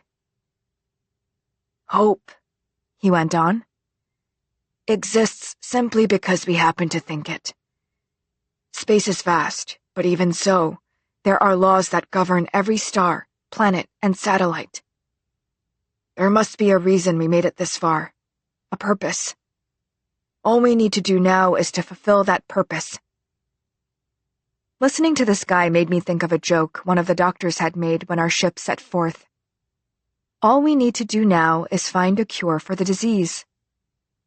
How empty, meaningless, sorrowful. "Someday, I know for sure we'll return home. We'll go back to Earth and save humanity, restore hope. Because hope is something that only needs to be thought into being." He gave me a playful punch to the arm. Clearly, he did not study enough. I didn't bother explaining to him that the Chinese writer's story in question involved a main character who returns home and experiences only tragedy and despair. Then, the captain appeared. She emerged from the shadows as if conjured out of the darkness. This guy and I quickly got to our feet, him bumping his head on an overhead pipe in the process. As he gave a yelp and rubbed his head, the captain reflexively extended a hand toward him. "Are you all right? Did I surprise you?" "No, ma'am." The captain took a hold of his head by his temples and tilted his head. Not sure of how to react, this guy simply followed along with the captain's manipulations. "Let's see. I really think you should head to the infirmary." "Oh, no, I'm fine, ma'am." The captain grinned somewhat mischievously at this guy's perturbed face. "Are you worried about being caught dawdling during work hours?" I hastily butted in. "We're not in work hours, ma'am. We're off shift." The captain let go of his head. "There's an ongoing emergency situation. It just won't do not to be accounted for, even if you're off shift. Have you both received permission from your superiors to come down here and loiter around like this?" I didn't know about this guy, but she was right about me. My superior was the captain, and I'd never asked for her permission to go hide in the underbelly of the spaceship. "I'm sorry, Captain." "Never mind that. Don't get caught next time." And just as swiftly as she had appeared, she vanished into the darkness. What had happened seemed so unreal that the sky and I stood side by side in silence, until I murmured, "How did the captain know we were here?" This guy didn't answer. He had one hand on his temple and was looking down. "What's wrong? Does it hurt a lot?" He didn't answer. Still, with his hand on his head, he began to walk away. "Where are you going?" I asked, puzzled. "What's wrong? What happened?" He didn't answer, and simply widened his stride, feeling his way with his free hand along the pipes running by us as I went after him. Then he stopped. Not lowering his hand, he unclipped the torch on his utility belt and shone its light around in front of him. "What's going on? What?" I finally caught up to him, grabbed his shoulder, and turned him around. The light of his torch shone in my eyes, but it was his face that made me flinch. "Blood," I said. "Did you hit your head that hard? Come on, let's go to the "It's not mine." His expression was almost blank as he looked into my eyes, his voice on the edge of cracking. What? It's not my blood. Then he turned and shone a spot ahead of us.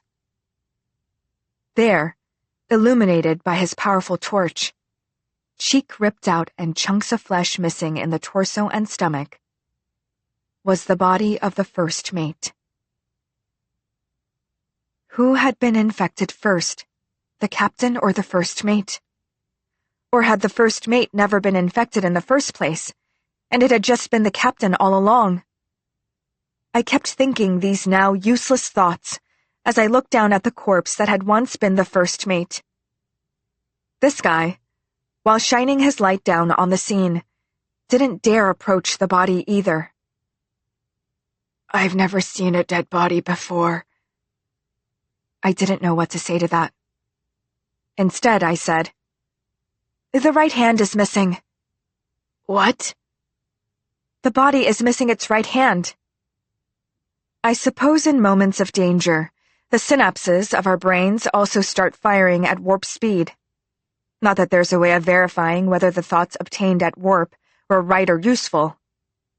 The first mate's right hand hadn't been eaten. It had been sliced off at the wrist. I suddenly remembered the captain's reaction when I had reported our communications with Earth had been severed. "I suppose it's for the best," she had said, raising her hand to cover what I finally realized was a smile. As long as she had the first mate's hand, whether it's the right one or left one, the captain could activate and deactivate the warp drive at will. She could take the ship anywhere in space. As long as the ship contained survivors, she would have plenty of food on board. She had never cared about what happened on Earth to begin with. I said, "We have to crash land the ship." "What?" "We have to stop the warp drive. It doesn't matter where we crash, as long as we crash. We have to get off this ship." "What are you talking about? Why do we need to crash the ship? We need to go back to—" "We can't go back to Earth," I said, cutting in. "If we stay on the ship, we all die. We have to get out of here by any means necessary." "Are you crazy?" He was about to say more, but I shouted him down. "You saw it too. The captain is infected. We're just food to her.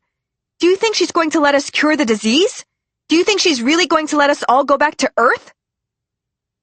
This guy didn't say anything to that. "Look," I said. "Do you know how to stop the warp drive? Do you know how to land this thing?" He shook his head. "I can't do it on my own." I tried to speak calmly, but my voice unintentionally went up to a scream. "Then we need to gather more people! All the people who aren't infected yet!" "How are we going to tell who is infected and who isn't?" His voice was actually calming, as if he were speaking to an agitated child. "You saw the captain. Did you have the slightest inkling she was infected until you saw the blood on my face?" I had nothing to say. "There's a lifeboat," he said, quietly but firmly. "We're getting out of here." I hadn't even thought of lifeboats. Who knew such things existed on spaceships? This ship, after all, was in itself a lifeboat from Earth. Did lifeboats need lifeboats? In any case, every plan comes with a catch. "There's exactly one," he said quickly. "And we can't get to it now." "Why? I mean, why not?" My speech was also picking up speed. "We're in warp. The access hatch won't open." I felt my body go limp. He was also silent for a moment. Then he looked up at me and said, "Let's try for an emergency stop." "How?"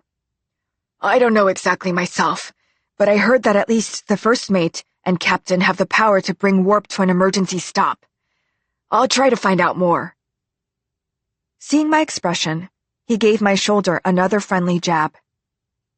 "Go back for now. We've been down here too long. I'll contact you once I find something." As he turned to leave, my brain, with some difficulty, started functioning again. "How are you going to bypass a first mate authorization?" "I don't know," he said, looking back at me. I figure something will come up once I put my mind to it. This guy grinned. Then he turned, and like the captain before him, disappeared into the dark. Making my way back to the upper levels, I thought to myself that it was probably faster for me to look into the problem of authorization. Not that it would be easier for me, necessarily, to find what we needed to know, but it was true I was often in the captain's ready room, and would not arouse suspicion if I happened to be caught in it.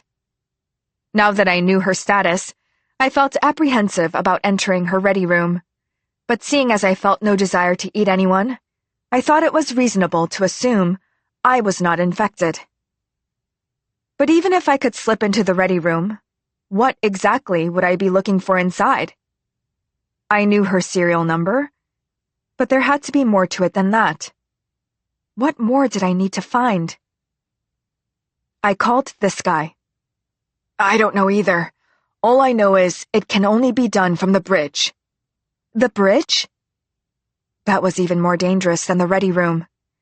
It was, along with a scientist's meeting room, the last place I wanted to visit on this ship. There's really no way to do it anywhere else? Only the bridge, as far as I know.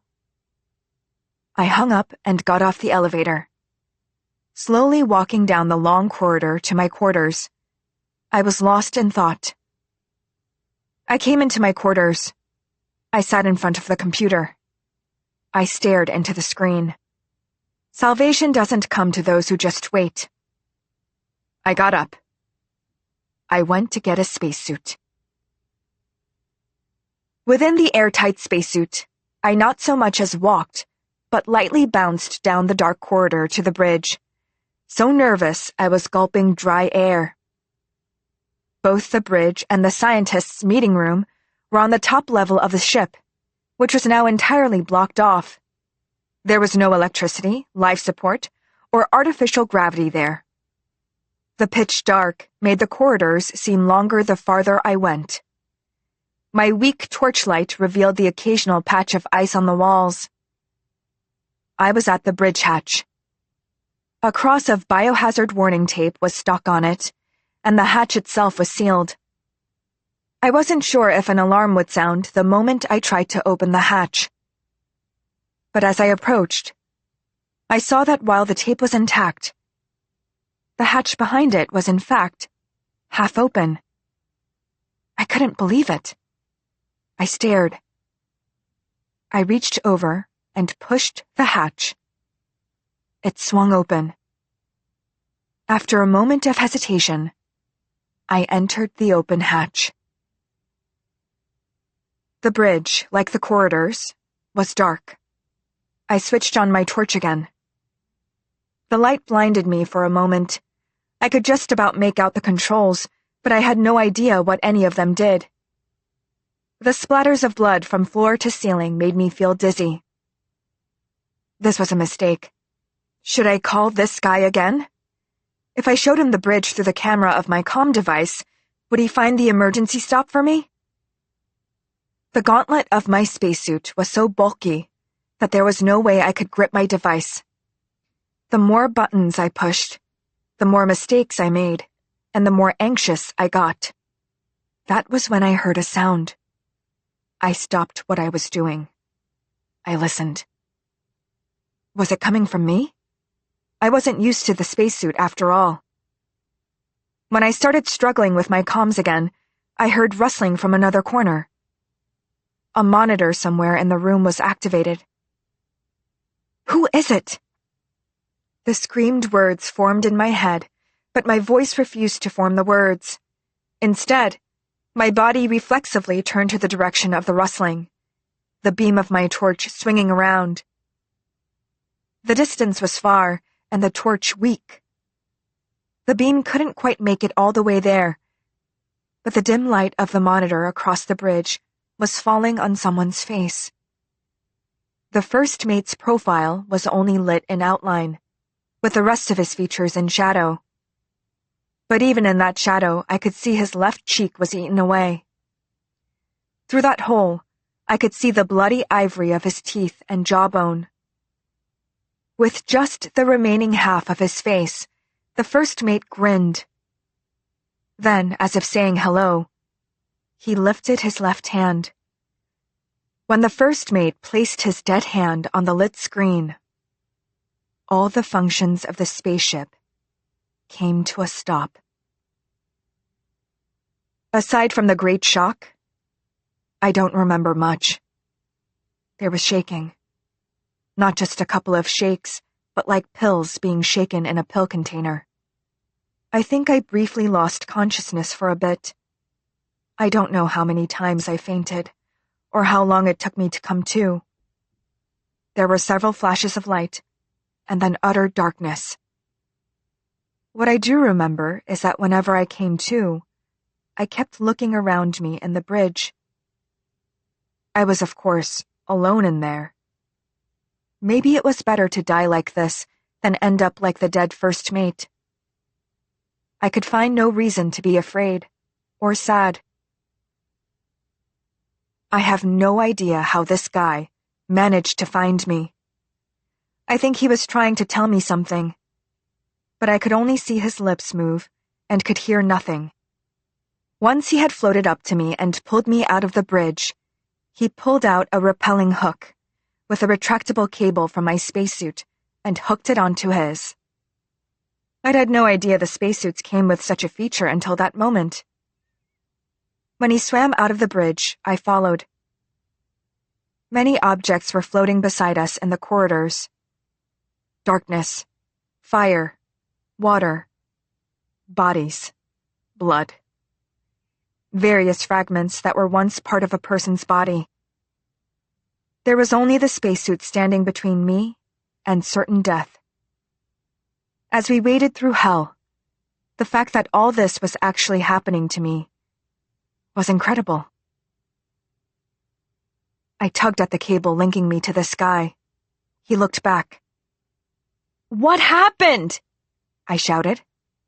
"How did you know I was at the bridge?" This guy pointed to his wrist. I looked down at my gauntlet. There were several buttons of all shapes, but my brain refused to register any of the meanings behind them. He jerked the cable and I whooshed to his side. He pressed a button on my gauntlet. "I was also going to the bridge." His voice was like thunder in my ears. "I was looking for the same thing as you." And I was afraid for my eardrums. But he kept shouting, regardless. "The ship might blow.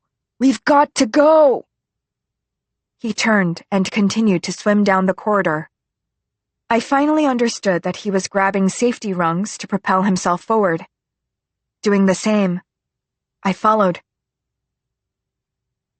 I had a feeling, whenever we got to a door or a hatch, that it wouldn't open. But they invariably would without any hassle. The locks must have been disengaged when the ship's systems went down. This was one of the useless thoughts that floated through my head in my ongoing state of shock, as I allowed myself to be led through the ship.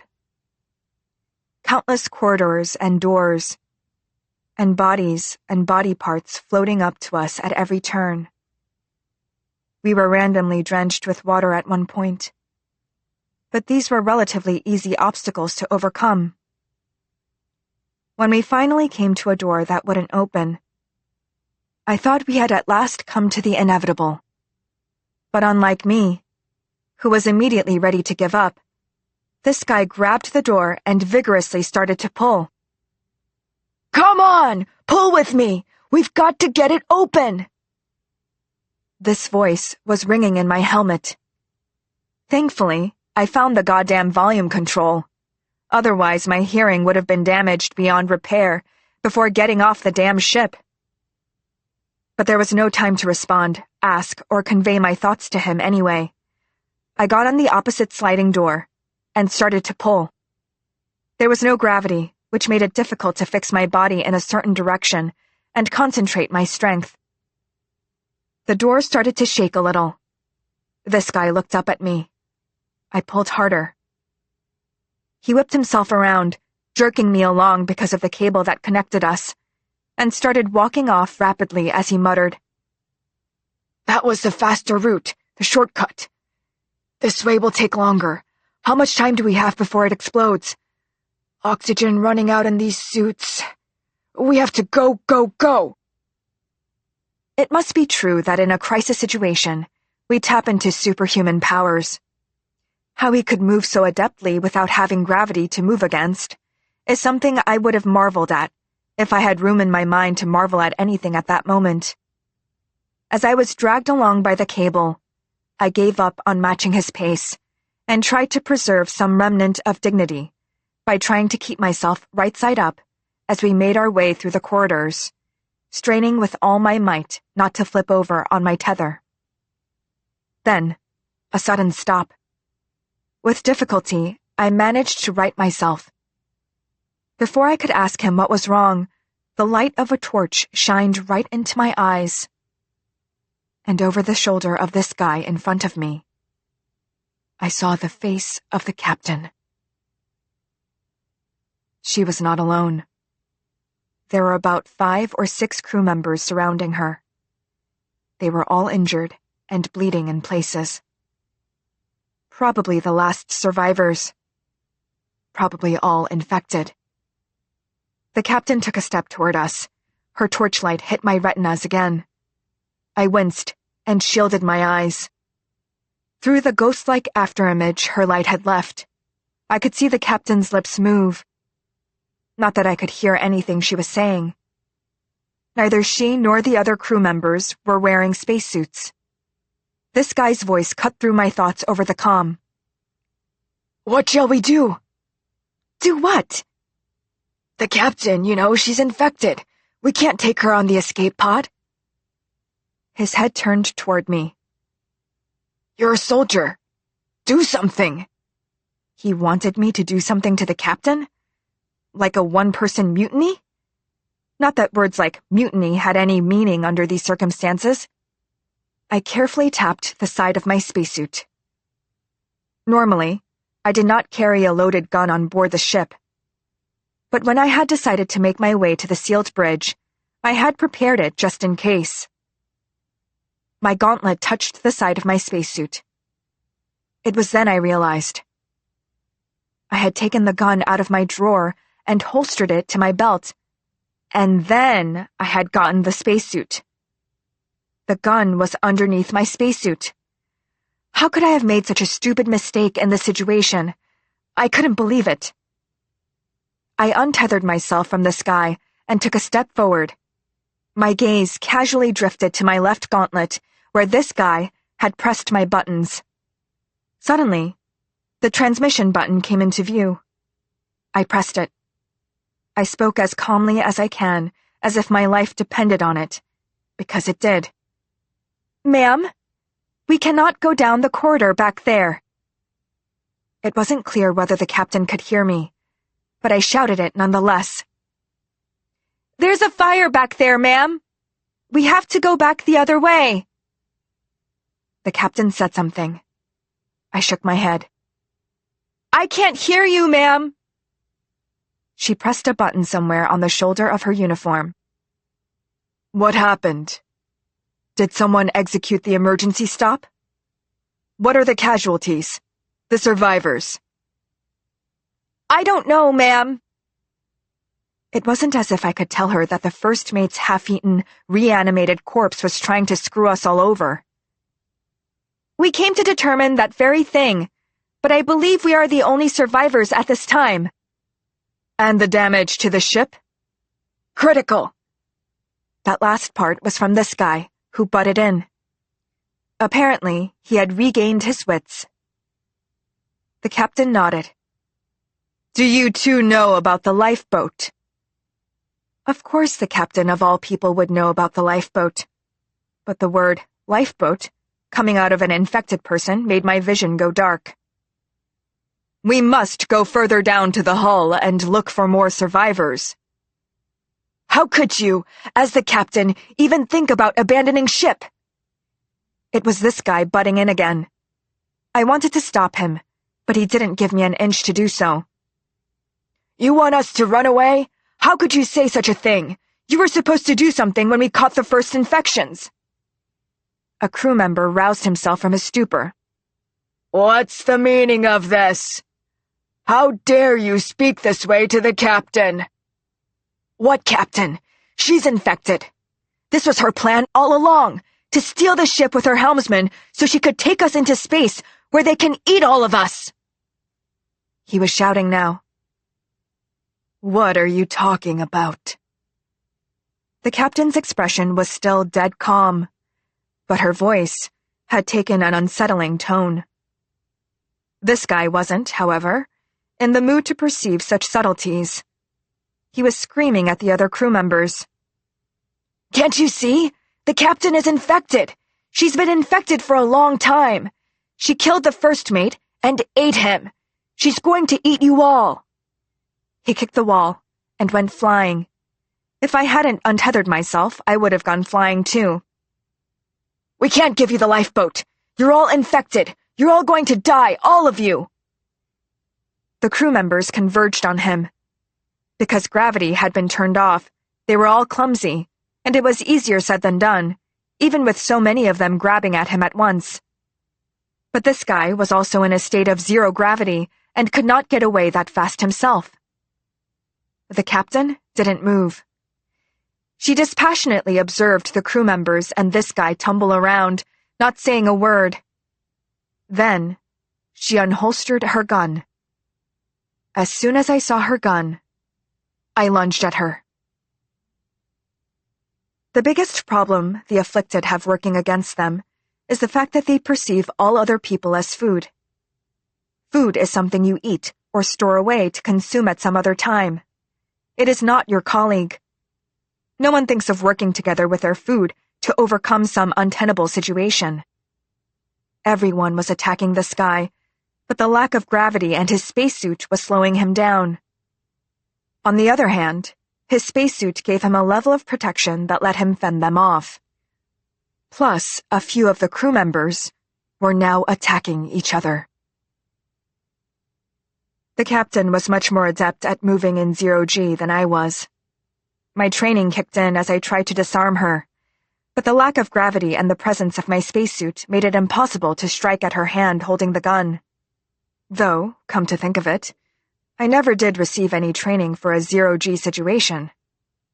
Our fight had devolved into an ineffectual bodily struggle between the two of us. Suddenly, I saw the point of her gun pointing right at me. As soon as that little black hole came into view, I wondered whether my spacesuit was ray-proof. It probably wasn't. And would she eat me afterward? And would I come back to half-life like the first mate if she did? All of that rushed through my mind in less than a second. Who knows how I twisted the captain's wrist in what direction? The gun fired, and the ray sliced through her stomach and burned the leg of a crew member that was taking a bite out of the neck of another crew member. Looking bewildered, the captain looked down at her stomach. I freed myself from her grasp and grabbed the gun that was adrift in the air. Just as the captain turned to face me, I aimed at her forehead and fired. This guy had formed a tumbleweed with the other crew members. I really didn't want to kill any more people, but because they were trying to take my spacesuit off at this point, I had to shoot a few more of them. This time it was me who was dragging him through the spaceship, with him being half out of his mind. No one got in our way now. I don't know how many corridors we passed and turns we made before coming up to a large and black airlock. Nervous, I glanced at the sky. But before I could say anything, he went right up to a little red light by the hatch and took off one of his gauntlets. He keyed in a 7-digit code and placed his palm on the wall scanner. The airlock slid upward. It was complete darkness inside. Nothing was visible. But when the airlock had opened to human height, the lights came on. This guy said, "Get in." The term lifeboat had made me think it was some kind of tiny escape pod. But while it was indeed small, it was actually a full-fledged spacecraft that had everything a spacefaring vessel required. Once we were inside, and the airlock was sealed, I untethered myself from him again. I was about to take off my helmet when he stopped me. He strode into the lifeboat, and I followed. The helm lit up, and so did the central illumination. This guy disengaged the docking link. The outer hatch of the mothership opened. Much quieter and gentler than I expected, the lifeboat drifted out and away from the ship, into an endlessly dark space. Only when this guy took off his helmet and spacesuit did I take mine off too. We sat at the helm and said nothing as we looked out at the mothership, shrinking in the distance, becoming part of the darkness of space. Impossible then to put my finger on why, but it seemed like a logical ending. I asked this guy where we were going. "We're going back," he said as if it were obvious. I'd expected this answer, but hearing him say it was demoralizing. "We don't have a warp drive like the mothership does, but the distance to Earth is—" "We can't go there," I said. "There's nothing on Earth." He stared at me for a moment before asking, "How do you know that?" This time, it was me who took a moment. Not that there was any good reason to hesitate.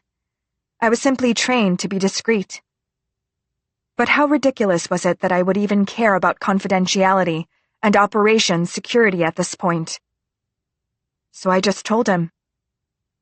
My job was to keep us in contact with Earth, and as soon as I reported that the disease was on board the ship, they abandoned us. "What?" "They ceased all contact with us." He didn't say a word. I looked him in the eye. Following the captain's orders, I tried to re-establish contact every 3 minutes, but there was no answer whatsoever. They abandoned us, and now that we've come this far on warp, there's no way we could determine what the situation is like on Earth. "But they could have found a cure for the disease by now. Or maybe it's gone away?" The strength of his optimism was almost admirable in light of the disaster we had found ourselves in. "There's hardly any probability of something like that. And more than that," I gestured at the blackness of space outside, "it's more likely that what happened on the mothership happened on Earth by now." We sat in silence for another moment before he spoke again. "Do you really think so?" I nodded. "Then what are we supposed to do?" "Land somewhere." I thought a bit more. "Somewhere similar to Earth's environment." He said nothing as he stared at the floor. Then, he turned and looked into the navigation screen. Initializing it with a touch of his palm, he started calculating something. After a long while, he spoke again. "I got it. The coordinates are in, but we have to sleep to get there." "Sleep?" He looked at me for a moment and spoke slowly. "I told you. This ship has no warp. There are no planets within a few hundred light years with environments suitable for human habitation. Riding it out like this is going to lead us to age to death in this lifeboat." He pressed something in the corner of the screen and looked back. I turned to look at what he was looking at. A door slid open behind the cockpit, and I could see hibernation capsules. "Once we reach a habitable planet, the computer will wake us." "We're going to wander until then without a clear destination?" He frowned. "What other choice do we have? Space isn't a highway. There are no billboards, no control towers telling us what to do." He was right, but I was still hesitant. "What's the nearest planet? Shouldn't we know that at least before we go into hibernation?" "The atmosphere of the closest planet has no hydrogen or oxygen, and is 900 degrees by day and below freezing by night. You want us to land there?" I felt depressed. "What's the nearest after that? One where at least the temperatures—" Like I said, the computer will wake us when we find a place like that. Look, he said in a placating tone.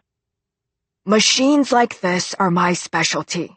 I've programmed it so they'll let us know as soon as they find a habitable planet. We'll never find a place with the exact atmospheric profile, but at the very least, it'll be a place we can walk around without spacesuits. But planets like that aren't exactly a dime a dozen. If you're so suspicious, see for yourself. I looked back at the helm. The search query and the result 0 were just about discernible. But the rest was gibberish to me. All right, fine, I said. But we can't go back to Earth. There is really no hope there. I know. He stood up. You go in first. I'll switch it to autopilot and make one more general inspection before turning in.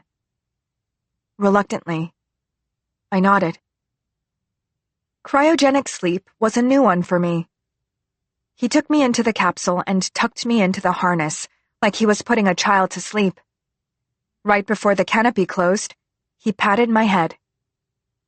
Sweet dreams. Before I could answer him, the canopy shut. And when I woke up, we were back on Earth. I realized I'd been fooled when we were minutes away from entering Earth's atmosphere. My cryogenic hangover was fierce, and I was having trouble breathing. My body felt like it had gone through a wringer, and every movement was an effort. This guy dragged me to the helm. We're back home. Despite his confession, it took a few more minutes of staring out the window to realize what was happening.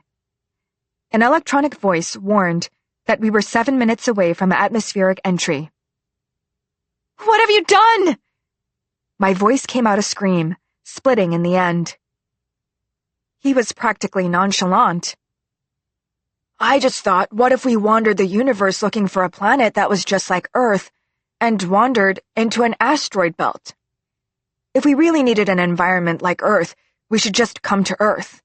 This is home, after all. No, this isn't home anymore. We can't land here. I vigorously shook my head. I don't know what's going to be down there, but it isn't the Earth we know. It's not home. We can't go back. It's too late, he said as calmly as you please. We're too far gone and need to land. What? 5 minutes before landing. I suggest you sit down and grab onto something. Or go back into the capsule? I can't die because you're in a sentimental mood. Turn this ship around. We'll both die if we go back to Earth. I said it's too late, he said with a smile. I looked into his eyes. Convincing him seemed out of the question. Should I fight? Did I have enough time to overpower him and prevent the landing? In any case, I had to prevent us from landing. Going back to that place was the one thing that I needed to stop at all costs. He looked back at me and said, What are you going to do? Can you fly this ship without me? He was right.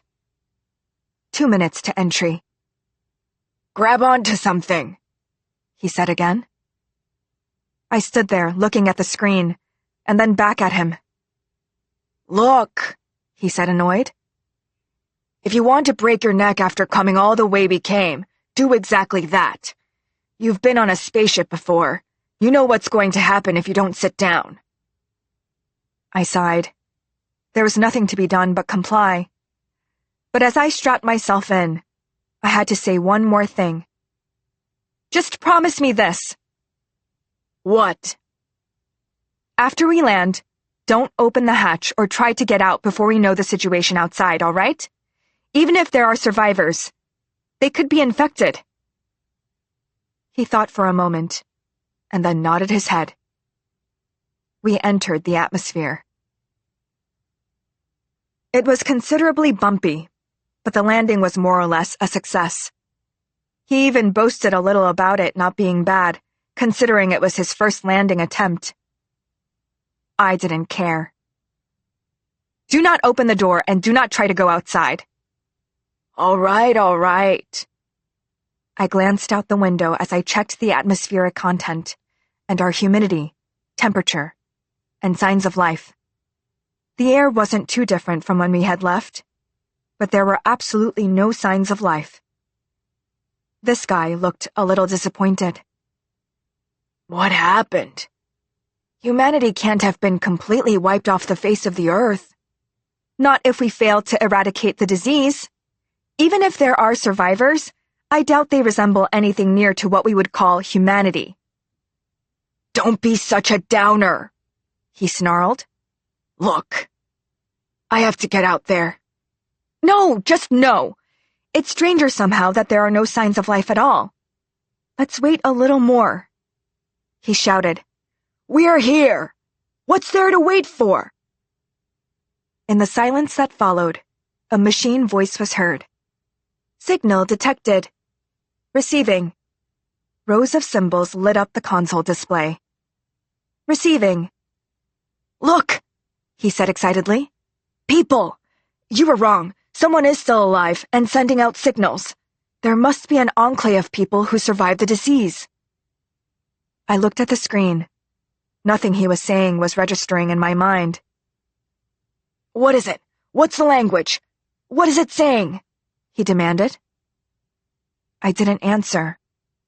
What lit up the screen was pictograms and symbols. It wasn't a language. It was code. The moment I saw the first line, I didn't need to decode it to know what it said. It was my code, stating that the disease had occurred in the spaceship, and we required assistance. He didn't believe me. There's no way. Why would I lie to you? Because I lied to you? Oh, what? This isn't the time to get into some petty argument. What could I possibly gain from doing something like that? He didn't respond. Just as I was about to say something more, he opened his mouth. If you're right, and humanity has been destroyed because of the disease, you and I are the only humans left in this universe. I hadn't thought of it like that. But it was true. That's it then. What's it? He slowly stood up.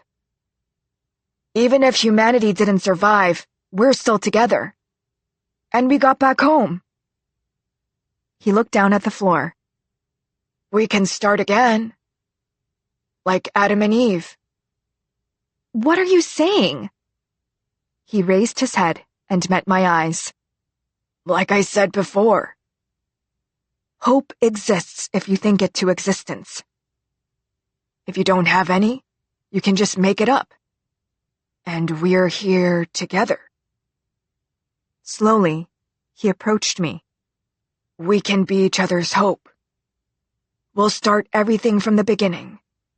We'll reconstruct humanity, create new meanings. Us two. An extended hand. Isn't this amazing? I did not like the look in his eyes. What happens in the outside world has nothing to do with whether I hope for it or not. Just because I want things to go back the way they were, it doesn't mean they will. That's what I had tried to tell this guy all along. Maybe hope exists just because we think it to existence, and meaning is something you create on your own. But that's just an individual's subjective experience of faith. There's no guarantee that such subjective faith will be supported by the objective situation. Why should the myriad ways of the universe conspire to realize the will of a mere individual? I'm not trying to be cynical. I'm simply saying, by pointing out how small and insignificant I am, that whatever I do is also small and insignificant, and makes no difference in this universe. There is no responsibility I need to take for the universe, and no duty for me to reconstruct humanity on my own. From a practical perspective, at least. But coming back down to earth, I may have been in a mere administrative post lately, but at the end of the day, I was a trained soldier, while he was just a civilian. Aerospace mechanics do not receive such training. To not consider these facts before leaping to attack me was, in the end, his ultimate mistake. The sun hadn't set completely yet, but the sky was turning gray. The wind was getting colder. Warmth still clung onto the concrete lump I was sitting on, but it would grow completely cold soon. Here I was, all alone on a ruined planet. There were many ways of accepting this fate, but for now, I was at peace. The world was ridiculous, and beautiful, and free. The last vestige of warmth disappeared from the concrete. Trembling, I stood up. I decided I should go back to the ship and finish eating this guy. A very ordinary marriage. My wife began making those phone calls just shy of our first wedding anniversary. Or perhaps, no, I'm sure of this now, it started before that. From right after we married, or even before we met. She must have been making those calls all along. I just didn't know. Because she never dropped the slightest hint of what she was doing behind my back. Was I dim, or had she been that cautious? At what point is a husband supposed to become aware that his wife is making suspicious phone calls? The marital advice discussion boards that I once spent hours on online were full of such stories. My wife keeps calling someone. My wife keeps messaging someone. She put a passcode on her phone for the first time. It's been 3 months. It's been going on a week. Some of these husbands went a year, 2 years, even 5, without realizing a single thing. Was it normal not to have suspected anything for such a long time, if I'd been an ordinary husband? Honey? It's my wife in the bedroom. What are you doing? Smoking. I'm only having one. All right. Then, after a moment of silence, she adds, I wish you'd quit. So that's today's version. She has a set catalog of responses. I wish you'd quit. Or, close the door, you're making the room smell. Or, the downstairs neighbors will complain. I answer, all right, just one. After, I think about how this is the normal answer to this complaint. It's what most husbands would say in this situation. And then, I think of my wife's hands. Jiyoung and I met at a dentist's waiting room. I was there because I had serious toothache, and Jiyoung was in the middle of straightening her teeth. I was sitting there, waiting for my turn and looking at my phone as if there were anything interesting there, when Jiyoung walked out of the orthodontist's room. Of course, I didn't know she was Jiyoung then. She was small, more the cute type than pretty. Her earnest expression as she listened intently to the nurse made her look even cuter than at first glance. It was all acting, of course, but her expression seemed so sincere. Jiyoung was the kind of person who was sincere in everything she did. Someone who always tried to do her best, to the point of overdoing it a little. I hesitated for a long time over making a move. She didn't always have an appointment when I did, and there were days when my session would be over and the cute little lady would be nowhere in sight. Like the day of my final session. I felt regret.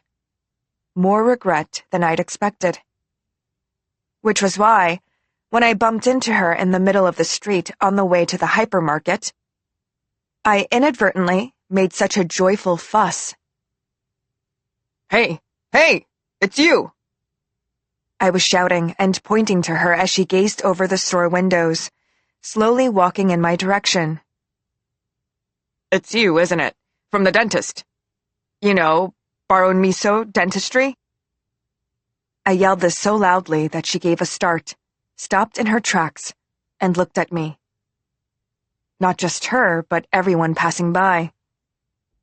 Mortification. What was I doing? When did I become the type of man who came on to women I didn't know? I was quite the opposite, in fact. The kind who would judge other men who would brag about hunting a woman on the street or getting the phone number of some woman who worked at a subcontractor. But the sight of her with her eyes open wide and slightly afraid as she stared back at me was even cuter than her serious face.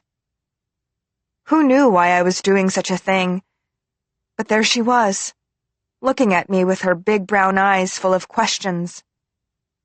Well, if I'd drawn my sword, I had to at least slice a head of cabbage before putting it back in the sheath. Or was it turnip, not cabbage? What was that saying? Don't you know me? You've seen me in the dentist's waiting room. Do you live around here? What? Oh, yes. Her voice trailed off. Her eyes were still wide, and she was beginning to look uneasy. I had to do something, but I didn't know what exactly. Are you finished with the orthodontist? You weren't there the last time I was there. I'm all done up. I had to redo a cavity, and my dentist said I might as well redo all of my cavities because amalgams just don't last that long. He showed me an X-ray, too. The more I rambled on, the longer her eyes remained wide, and the more embarrassed and disconcerted she seemed. I quickly took out my wallet, found a business card, and held it out to her. This is my card. Please call me. Aside from the sheer lack of reason for her to do so, my gesture was done with such alacrity that I would kick myself later. But I couldn't think of anything else in that moment. Having presented her with my business card as if it were the decapitated head of her greatest enemy, she took a step back as if she were being mugged. Damn it. She was never going to take the card. She took the card. She mumbled something I couldn't hear, bowed her head a little, and quickly walked away. I stood in front of the cosmetics store like an idiot and watched her disappear down the subway entrance. Because that was our first meeting. Or our first conversation, rather. I was sure she would never call me. I tried to forget any of it ever happened. When she did call, it was a number I didn't know, so I didn't even pick up. Hours later, when I called back just in case, it turned out to be her. So, why did you give me your business card again? That was why she had called me. Which was why, when she became my wife 2 years later, I thought, miracles really do happen. I remember almost nothing from the wedding whatsoever. Just one thing. The moment I put a wedding ring on her finger. Her left hand on mine was very, very small. So small and fragile compared to mine, and a little cold, perhaps because she was nervous. For a second, I forgot about the ceremony and wanted to rub her hands warm like I normally do. The touch of that little, slender, soft ring finger. My silent promise to her that I would spend my life keeping those hands warm. I remember all of that. I will never forget that moment for as long as I live. I try now to remember her hands, to remember that moment as much as I can. I breathe deeply. The cigarette that I haven't taken a drag from is almost burned down to a stub. I quickly bring it to my lips. Because I'm here on the balcony for a smoke, aren't I? Because isn't that what I told my wife? Because an ordinary husband doesn't come out to the balcony for a smoke and then just hold the cigarette in his hand. Because I'm an ordinary husband who smokes on the balcony. Thinking back, I do seem to recall seeing my wife calling someone all the time, right after we got married. I just didn't pay much attention. My wife made a lot of phone calls. To my mother, my younger sister, daily calls even to my sister. She asked after them, listened to their boring stories as if she were fascinated. My mother and sister adored her for that, which is why I didn't think too much about the great number of calls she made. Women like to talk on the phone, and my wife was a socially outgoing person. That's her personality, so what? It would have been wonderful if we could have continued to live that way. The so what way.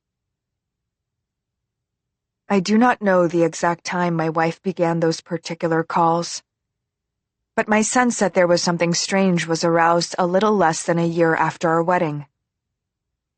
On that summer evening, I was feeling unwell after a night out drinking with my colleagues.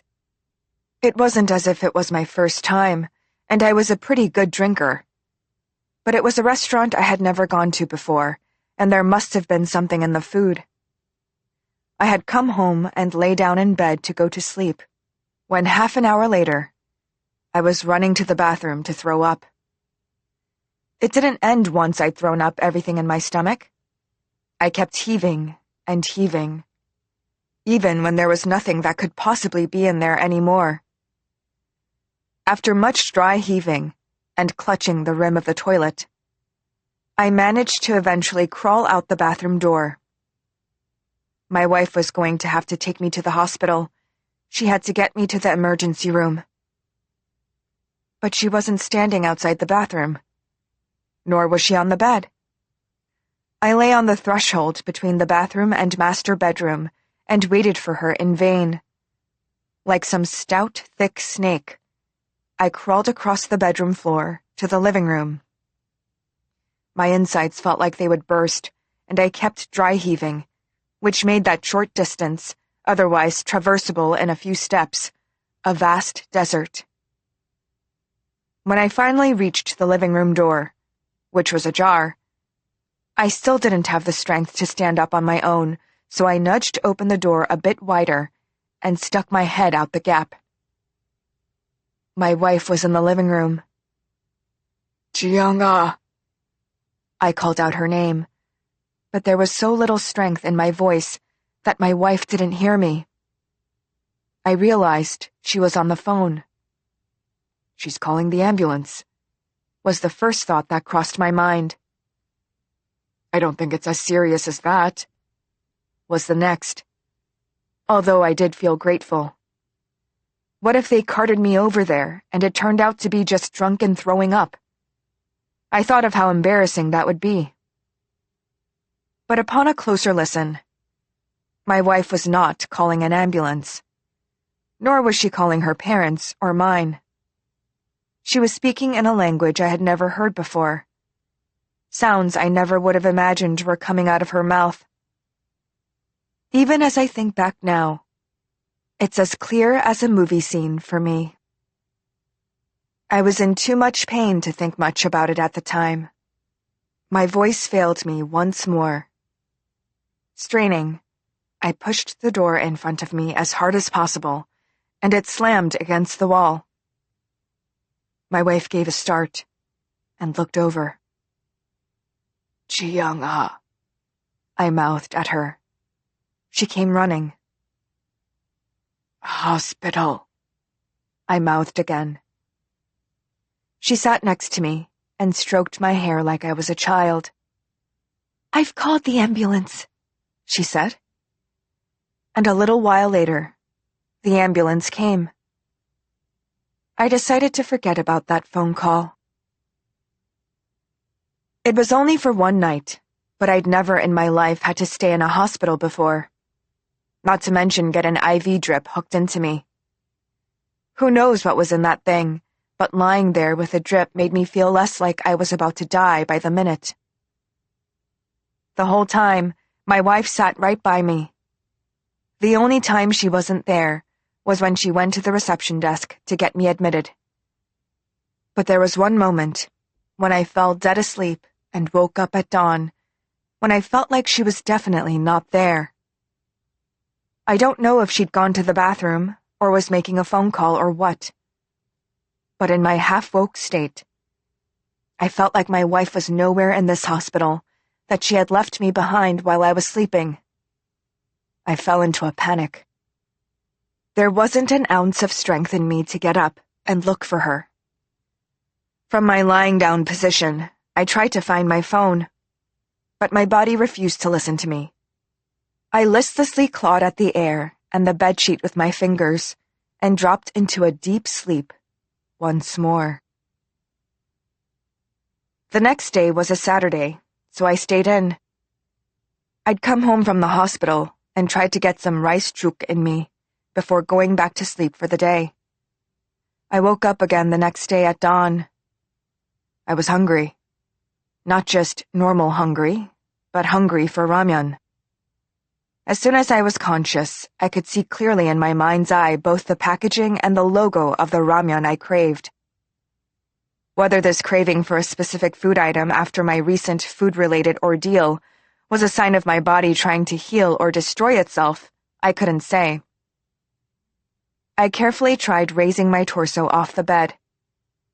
When I successfully managed to execute a sitting position, I reached my hand toward my wife to wake her and ask her to boil some ramyun for me. Except my wife wasn't there. I looked at my watch. It was 3:40 a.m. I stood. My legs were shaky, but I could stand. I slowly walked out of the bedroom. My wife, like before, was in the living room. In the dark with the lights off, lit only by the pale reflected glow of the street lamps outside. She was speaking on the phone in a strange language like before. In a low voice and very rapidly. Ji-young-ah. Startled, she turned around to look at me. She lowered her phone, but she did not let it go. I whispered, "Can you... some ramyun?" "Oh, all right." And she went to the kitchen, the phone still in her hand. I pulled out a chair and sat down at the kitchen table. I watched her cook the ramyun. "Who were you calling?" "What? Mother?" "My mom? Why are you calling my mom at this hour?" "No, not mother, my own mother." My wife always called her own mother, mother, instead of mom. This made it confusing at times to determine which mother, hers or mine, she was talking about. "At this hour? What's wrong?" "That my Sonyuk is sick." She smiled slightly after this. "She'll just get worried." "What did she say?" "She was so adamant about boiling some chuk and coming over right this minute that I had a difficult time talking her out of it." She smiled again. The smile made it impossible to ask her any more questions. I ate the ramyun she made and went to the bedroom, waited until she fell asleep, and looked at her phone. I was met with a lock screen. Our front door key code didn't work. Neither did my birthday, or my wife's birthday. My belly was full, so I was sleepy, and I couldn't think of any more codes to try.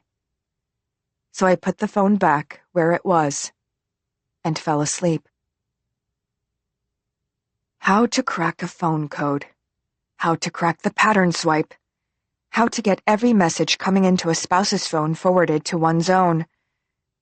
There were many ways and methods of doing these things, according to the online boards about cheating spouses and lovers. Whether they were effective methods, I would never know. I only got to see the contents of her phone by chance. I'd brushed my teeth and come out of the bathroom to find my wife on the phone. She was speaking Korean this time, and her calling the person on the line, Agashi, meant she was talking to my younger sister. When she saw me coming out of the bathroom, she hastily put down her phone and went into the bathroom. There it was, lying right on the nightstand. As soon as my wife closed her bathroom door, I reflexively picked up the phone. The screen wasn't locked yet. Against my expectations, there wasn't anything out of the ordinary on her call list. Mother, Mom, Agashi. The name of the owner of the cram school she worked at. Fellow teachers. Her texts were all about things going on at home, at work. Reporting on students' test scores. Asking after homework. That was it. Among the text messages, however, was one from a strange number. The number was the content of the text message, in other words. A 5-digit number with no sender. I'm not talking about the sender being screened or filtered. There was literally nothing in the caller ID. I heard the toilet flush. I memorized the 5-digit number and quickly returned her phone to where it was. I couldn't find out what the meaning of the 5-digit number was no matter how much I searched. The digits weren't enough for it to be a citizen registration number or a phone number. It wasn't a bank account number. Though searching the number on the internet made me realize how dire Korea's data privacy issues were. Search results only returned longer numbers that included those 5 numbers. I would do my searches in the office whenever I had a break, but I was afraid of getting caught. I would take my phone up to the roof. Slipping a cigarette between my lips, I took out my phone and inputted the number into the phone again. I have only 2 hands, and in the process of handling my cigarette and lighter and phone at the same time, I must have mistakenly inputted the number into the call function. I ended up calling the number, not searching for it. But the call went through. I couldn't believe it. I didn't even have time to hang up. The phone just made the call. The low voice of a man on the other end said something. In some incomprehensible language. "Hello?" I said. The phone suddenly went silent. "Hello? Who the fuck are you?" The call ended.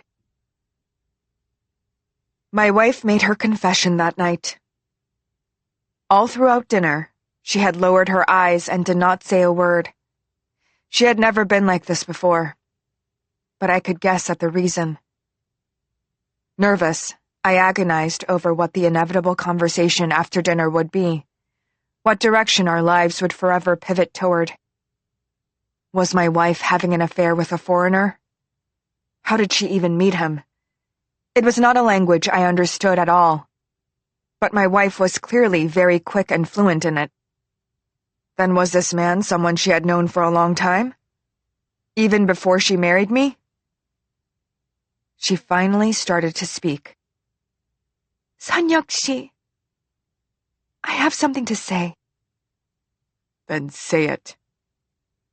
My voice was cold and threatening, so unlike my own voice to me, that even I was surprised on the inside. My wife hesitated. I tensed up. "Before I say it, can you promise me something?" Was she trying to protect the man? I wondered. Did she want me to promise her not to barge into his home and beat him up? I would never make such a promise. "Do you promise to believe every word I am about to say?" I couldn't believe it. What was there to believe in a wife who called up some man and spoke a foreign language to him at 3:40 in the morning? But my wife, looking at me with a slight tremor in her large brown eyes, which had teardrops ready to fall, made me involuntarily nod my head. I'm not from here." I knew it, I thought. My wife was a foreigner, which meant the man was someone she knew before she got married. But she looked so Korean. Where the hell was she from? Even her name was Park Ji-young. Well, names could be changed. "I'm not saying I'm from overseas. I'm saying I'm not from Earth. What? I'm from the planet. It sounded like a name at the end, but I was completely unable to understand it. All I could discern was that it sounded similar to the words she would speak on the phone. So, in your terms, she went on, I'm what's called an alien. My mission is to study the ecology of human beings. Her voice was a whisper, and she spoke quickly, like she were someone who was being pursued.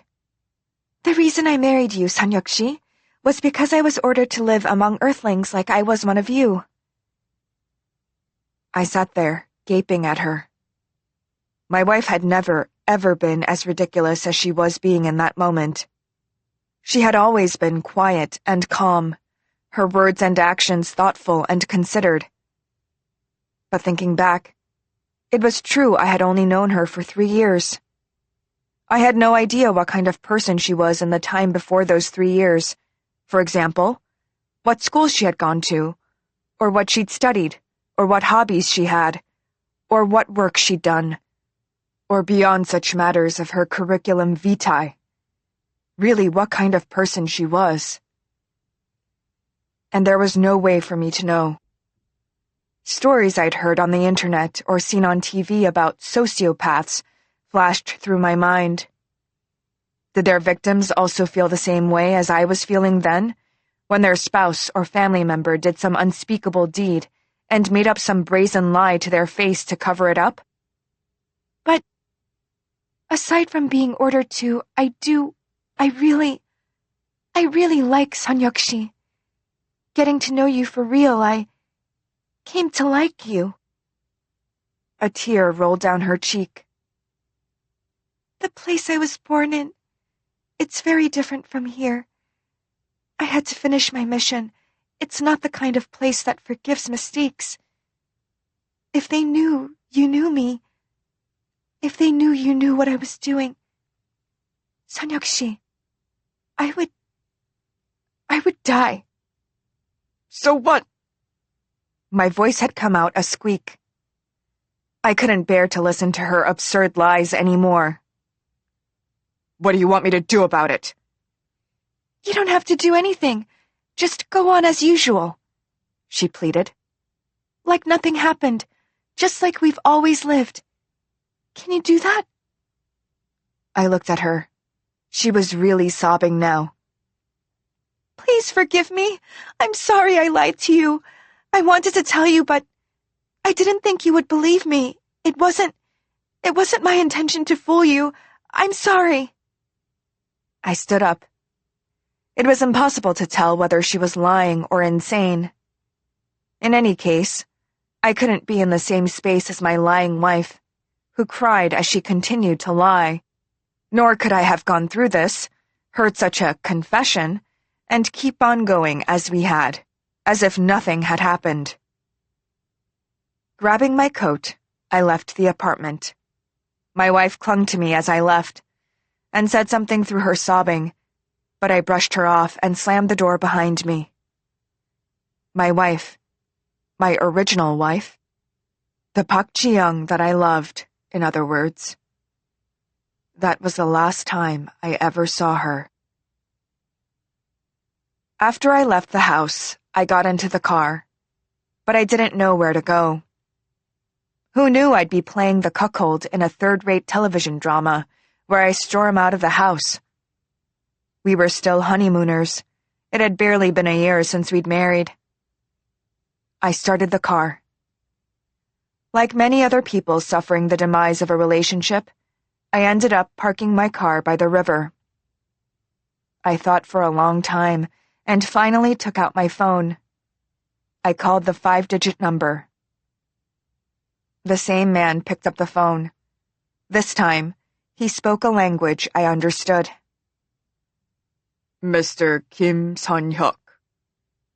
His saying my name before a hello or a self-introduction threw me off. But that was just a moment. My rage immediately boiled over. Who the fuck are you? I shouted into the phone. What the fuck are you doing with my wife? It's not what you think we're doing." The man's Korean was measured and accurate, if slightly odd. "I'm her superior. Park Ji-young reports to me. That's all there is to our relationship." "What kind of report are you receiving at 4 a.m?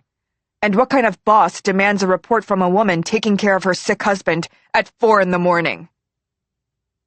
"Because of the nature of our work, I'm afraid we need our reports after the usual business of the day is concluded. And therefore, there may be some discrepancies with what you consider normal working hours, Mr. Kim Sun-hyuk. Therefore, we urge you, for the sake of your wife, Ms. Park Ji-young, to immediately return home and continue normal relations." "Fuck you!" I hung up. I slept in the car that night after pacing around on the riverbank, thinking of throwing my phone into the river like they do on TV, but deciding against it, as I still had a year to go before the phone was paid off. Eventually, I exhausted myself and returned to the car, reclined the driver's seat as far back as it could go, and after suffering some tumultuous thoughts, fell asleep. Who knows how long I slept? The phone woke me. I looked at the screen. It was my wife. I refused the call. She called again. I thought of refusing again, but pressed answer instead. "What?" I shouted. My wife didn't say anything.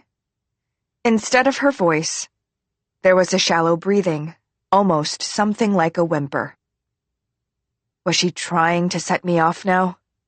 I couldn't stand it anymore, but as soon as I opened my mouth to curse her out, I heard my wife's voice. "Sun-hyuk-씨, I love you." Her voice really like a whimper, ready to scatter into the winds. "Sun-hyuk." The line went dead. I called her, but no one picked up. Neither did her sister. After some hesitation, I called my mother-in-law. A mechanical voice told me her number didn't exist. I don't know why, but the moment I heard that message, a chill ran down my spine. I immediately got into the car and started the engine. I drove back home as fast as I could. There was no one in the apartment. The interior was clean, almost bleak. Our half-eaten dinner from the previous night was all gone, and the plates were washed and dried and put away in the cupboard. The living room and bedroom were perfectly cleaned, with not a speck of dust to be seen. It looked more like a theater set or a hotel room, a place no human had ever lived in. Of my wife? Not a trace. The master bedroom's bathroom was also perfectly clean and gleaming white. In the corner of that white, shining bathroom, there was some kind of reddish object behind the toilet. I walked to the toilet. I crouched down, reached out, and took that reddish object. The moment I brought the object toward my face and looked at it more closely, I gasped. Too surprised to even scream, and dropped it on the floor. I ran as fast as I could out of the apartment. I didn't even bother with the elevator. I just ran down the stairs. Only when I got to the first floor of the apartment building could I scream. The object I had picked up was a hand. A small, plump hand, with small fingers. A woman's hand. It still wore a wedding band on the ring finger. The fingernails had all been plucked.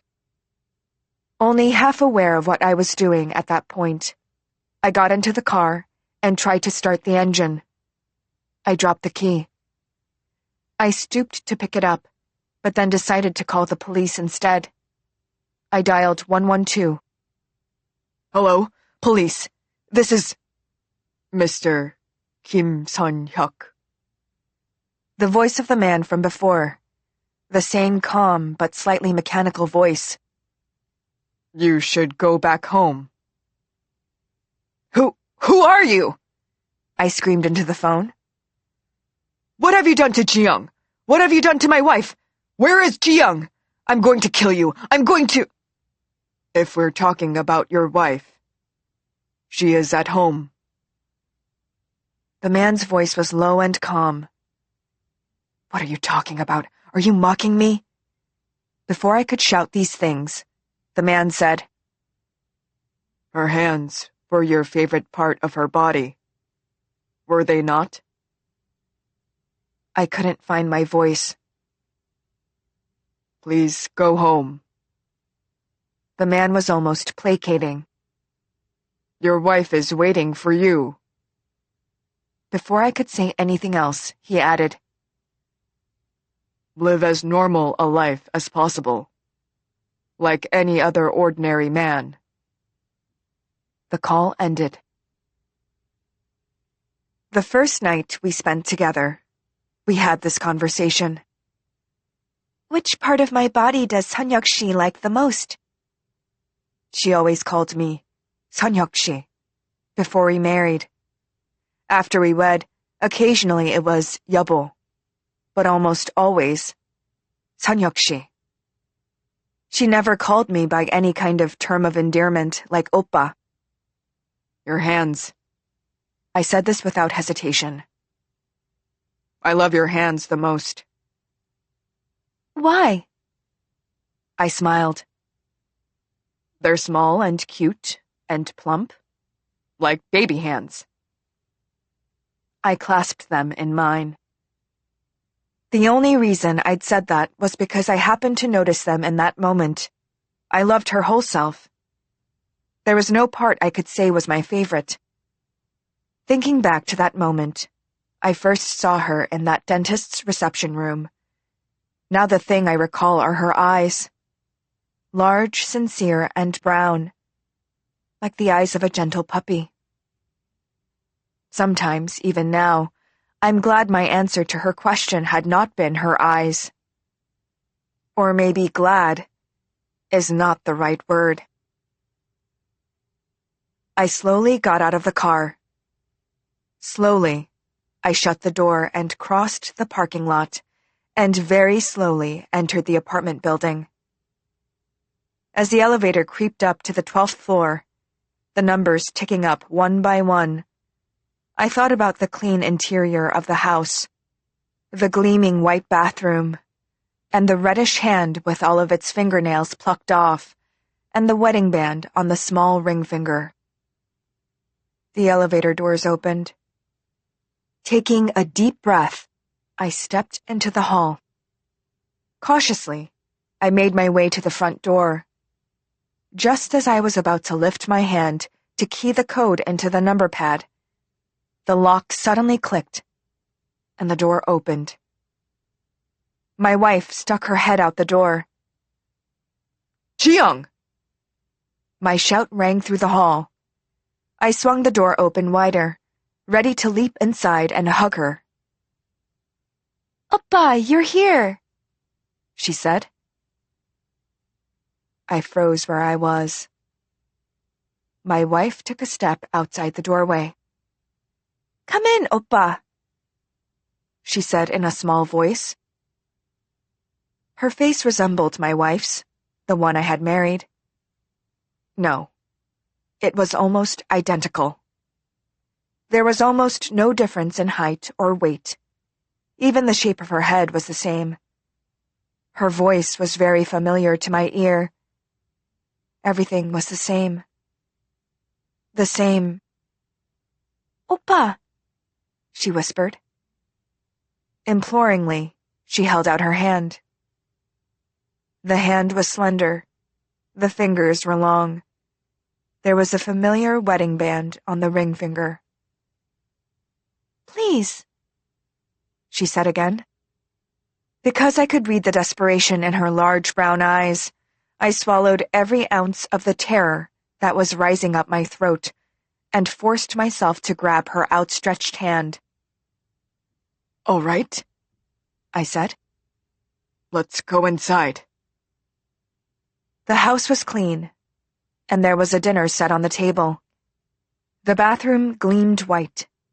There was nothing behind the toilet or on the floor. For a long time, I could not bring myself to enter that bathroom. The wife continues to make calls.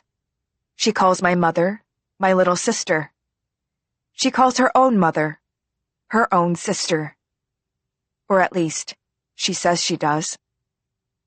I have never called her family since that night, so I don't really know whom she calls. Sometimes I wake up in the early hours. There have been many nights that I cannot sleep at all. I lie in bed with my eyes closed, keeping my breathing regular, pretending to sleep. The wife slips out of bed in silence. Holding her phone, she makes her way to the living room.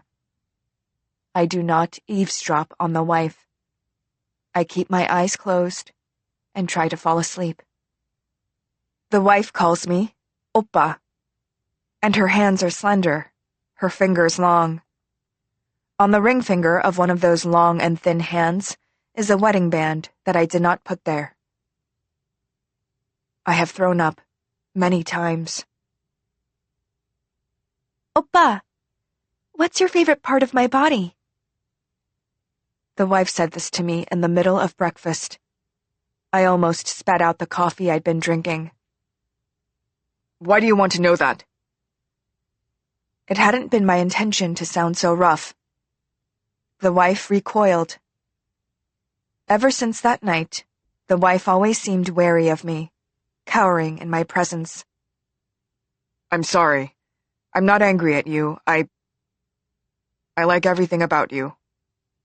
Every little part. Still, there must be some part you like better than the others? She cajoled. A strange feeling comes over me as I stare at the wife. Our eyes met. Please. Tell me, she whispered. I get up. I walk to her. I embrace her, holding her tight. With her in my arms, I stroke her head. Your hair. I love your hair. It's soft and it smells nice. The wife stayed placidly still in my arms. As I stroked her head, I could feel her relaxing in my embrace. The wife called me Oppa. Her hands were slender, her fingers long. But her face was as friendly as before, and her large brown eyes still filled with fear. So I held her for a long time as I stroked her head. I love your hair. And I gave her hair that smells faintly of shampoo. A peck. Hoping against hope that because I wasn't crying, I must surely look like an ordinary husband now. The kind of normal person that they want me to be. Maria Gratia Plena. The lock on the safe sets off an alarm. A small white light flashes. She lifts her right hand. With her left hand, she carefully rubs each of the fingers of her right. The temperature of her mechanical hand is the same as her body temperature. It's the fingerprints she's worried about. They'd been printed out and adhered to the fingers only 2 days ago. It would have been better to wait a few more days to let them settle, but there had been no time. In any case, the new skin seemed set enough not to shift or fall off from a little pressing, and if they get too settled, it'll be difficult to remove them later. This isn't the last safe she's going to open. She needs the ability to change her fingerprints again. She takes a deep breath and places her fingers on the translucent piece of glass under the white light of the lock. First her index finger, then her ring finger, then her middle finger, then her little finger, pressing each down on the cold glass surface. This nonlinear order is part of the code. The white light turns blue. Click, and the safe is open. A smile lights up her face. It's short-lived. Inside the safe is another safe. The ancient kind where you have to turn a dial. A stethoscope would have been useful here, but she hasn't brought one, because she never imagined she would see an object so old it belonged in a museum. Muttering, she gets up and heads for the kitchen. She flings open cabinet after cabinet. The best thing here would be a small cup made of transparent plastic. Second best would be a glass cup. There's nothing in the cabinets that will do. She looks through the drawers. In the third drawer, along with paper plates and plastic utensils, are a stash of plastic cups. She rips the packaging, pulls one out, and takes it to the sink to put a little water in it. She returns to the safe with a cup, placing it on top of the safe within a safe. Then, she flexes her fingers, her left, then her right. A choice needs to be made. Could her mechanical hand pull off such a subtle task?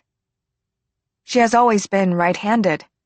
Her left hand is her own, but it's not as good at handling things as her right.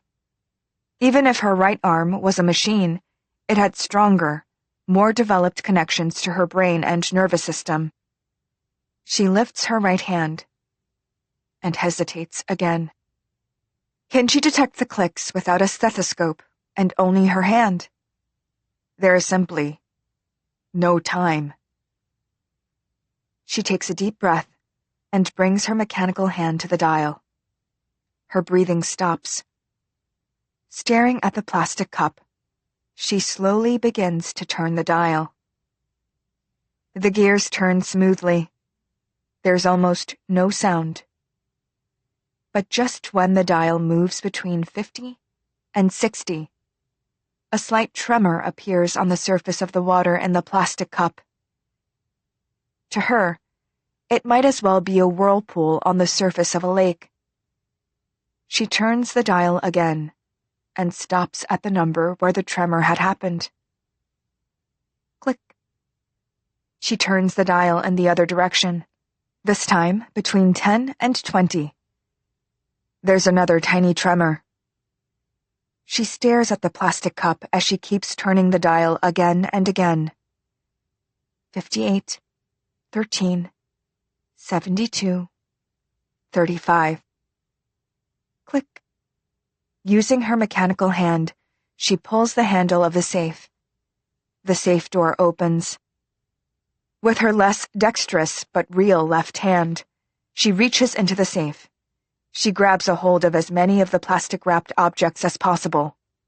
She rips one of them open, and out comes, onto the palm of her hand, a pill. She stares at the letter M, and the little semicircle engraved into it. Reverently, holding her breath, as if she were praying. Then, she closes her eyes and places the pill in her mouth. The moment she swallows it, the front door bursts open. Her heart starts beating fast. Her blood pressure rises. The data that comes after this is a mess. The men who barge in through the front door start shooting at her, her left hand still gripping the plastic packages with the pills. She deftly rolls across the floor out of range of the bullets and hides behind a sofa. The men rush in. She jumps on the sofa and defends herself with her right arm against the first man who charges at her. She hits his face and neck, grabs his gun, and shoots blindly at the other men as she runs out the front door, down the corridor, and into the emergency stairway. The men follow suit. She flings open a fire door and runs out into the roof. Right by the ledge of the roof stands another man. She runs toward him. The man is not holding a gun. He says something to her. His voice is unclear, and the words seem to blur. It's impossible to tell what he's saying. She runs right past him. Throwing the gun away, she climbs up onto the ledge.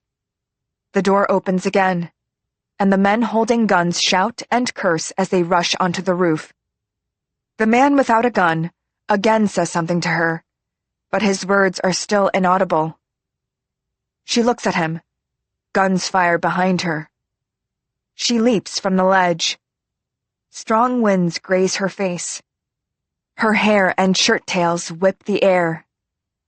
She spreads her arms wide. That's where the memory ends. There's no way of knowing which scenes stored in her brain are real and which are dreams or hallucinations. The human brain does not differentiate between storage spaces for experience and fantasy. Her heartbeat refuses to settle. Her blood pressure won't come down either. I unhook the phone hanging on the wall. I call the nurse and tell her that the scan is complete and pass on her heart rate, blood pressure, and blood oxygen levels. I store my subject's miroi, multiple imaging of recollections of interest, and wait with her for the nurse to arrive. Sometimes I go down to the hospital room where she lies and read aloud to her. The Cassini spacecraft was launched in October 1997 and, en route to Saturn, encountered Jupiter in December 2000. Scientific objectives at Jupiter included investigation of its three-dimensional cloud structure, global meteorology, and auroras, imaging of known satellites, especially during eclipse, searching for previously unseen satellites, and determining the structure, particle properties, and temporal variability of the Jovian rings. The Cassini-Jupiter flyby was slow and nearly equatorial. There are also photos of Jupiter taken by Cassini, included with the text. The planet's atmosphere is probably fatal for humans, but in this photo taken by an unmanned spacecraft from 84.7 million kilometers away, it's fascinating and beautiful. Methane gas endlessly circulates in Jupiter's atmosphere, sometimes causing storms. The bluish images, white and light green mixing with red and ochre, makes one think not of planets, but the ribbons of color made by oil on a puddle. She doesn't open her eyes. I describe the photos to her out loud. There was a time when I worried over, but also secretly anticipated, these descriptions appearing as memories in her scans. But that never happened. Not that this proves she's not listening to me at all. The important thing is for her brain not to plunge into complete darkness and oblivion. If the point is to give her more time, surely it's better for someone to keep talking to her than not. Of course, either way, she'll never wake up. Now she stands in front of the row of self-checkout kiosks at the supermarket. She watches the customers use the kiosks. When there's an error message or someone has trouble scanning, she goes and helps them. Whenever there's a lull in the flow of customers, she quickly sprays and wipes down the kiosks. She pays particular attention to the parts where the customers physically touch the machine. She spritzes the screen and, for a moment, stares at the foam sliding down the smooth surface. A customer taps her shoulder from behind. He complains loudly that he needs to use the kiosk, but she's in the way. She apologizes and wipes the foam off the screen as fast as she can and steps away. The customer places his purchases on the kiosk counter and starts tapping the screen. The screen doesn't respond. The spray and rag in her hands. She tells him he needs to take off his gloves and touch the screen with his bare hands. He gives her a dirty look for no reason and takes off his gloves. She makes sure he finishes paying and bagging before moving on.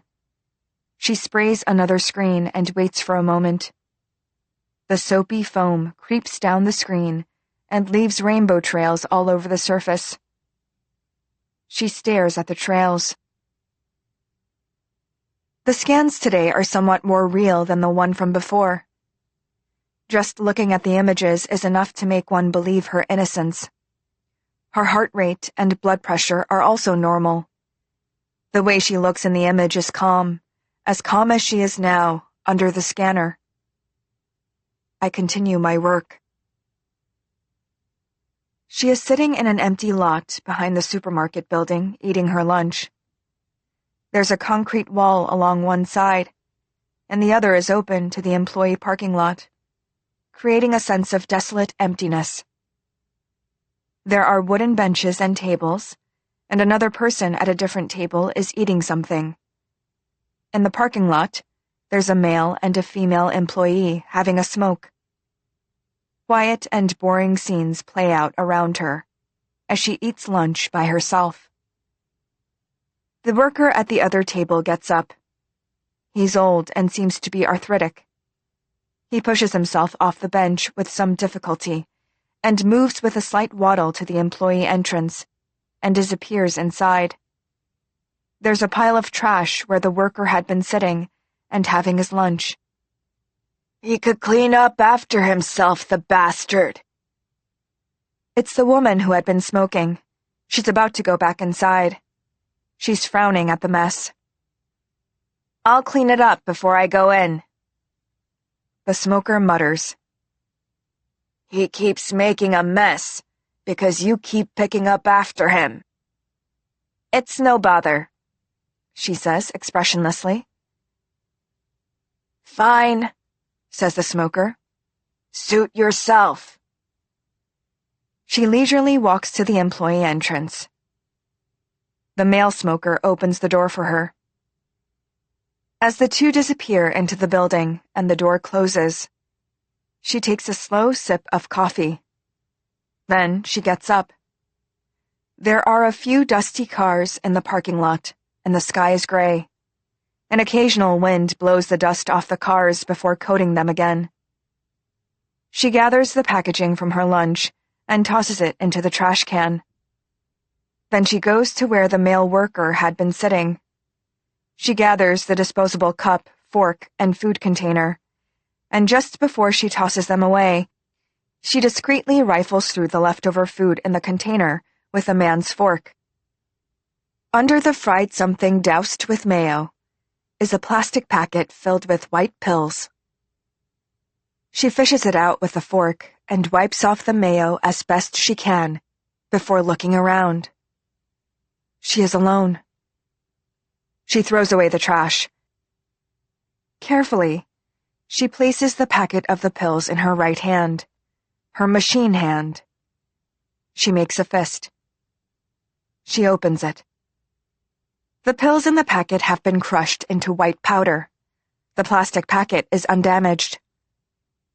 She shakes the packet in front of her eyes, then she puts it in her pocket, and with a light step, walks back inside the supermarket. I call him. I think you should come see this. He stares at an enlarged image of the old worker who had left his trash behind. The old worker's face isn't clear in the woman's memory. Still, it would be possible to tell his height and body shape by comparing them to the benches or tables or the smokers. At least, according to his excited mumblings that I wasn't exactly meant to hear. He was overjoyed that we had, for the first time, got information that was actually useful. To disguise himself as a supermarket worker. I never would have guessed. Then he grew serious. Wait. Go back a bit. I scroll the record back. He stares into the screen. There. Stop. I stop the playback. The woman. The screen she had sprayed with soapy water. There, he says in a low voice. That's it. That's where it started. He's about to say more, but realizes I'm right next to him and closes his mouth. Staring at the screen again, he says instead, There's no information on where this supermarket might actually be? Not yet. I shake my head. Then I add, There are a few cars in the parking lot. Show me. I scroll to that point of the record. He looks at the parked cars for a bit and gestures at something. There. A billboard. Far away, but you can sort of see it. There was indeed something very far away and very blurry beyond the parking lot. We can't see any of the car numbers, but this billboard might help us track down the source. All right, then. Good progress. Send this part to me. I do. And I also store it in the secured storage device he hands me. Excellent. Please let me know if you see anything else, as soon as possible. I nod. Before he leaves, he briefly puts his hand on my shoulder in an encouraging way. Before I could wince, he takes his hand off. Giving me a satisfied look, he nods and leaves the room. After he's gone, and right before I delete the sent file, I look at the clip one more time. She opens the employee entrance door and enters the supermarket. Before her afternoon shift, she goes to the bathroom and brushes her teeth and washes her hands. When she looks up at the mirror after finishing, her reflection shows a scar coming down from the left side of her forehead, over her eye, and all the way down to her chin. The scar shows her eyebrow and eyelid had once been split but surgically reattached, and there is no pupil in her left eye. The scar also drags down the corner of her mouth, giving her a permanent half-grimace. She blithely inspects her appearance in the mirror and exits the bathroom. The woman lying inside the brand-new memory scanner, Pam-21. The woman who silently listens, eyes closed, to me reading a paper on the Cassini spacecraft, has not a blemish on her smooth face, much less a scar. Which is why I don't believe the arthritic man in her memory is actually arthritic. Wouldn't it make more sense if this were all a complex trap she had set up? She's fooled the authorities for a long time. Wouldn't this just be another scene she's playing in her head for the police's benefit? She says nothing. Her coma, at least, isn't fake. I sigh. None of that is my business. It's up to the authorities to do as they will. I call the nurse and tell her the day's task is finished. I sit by her bed and start reading in a low voice.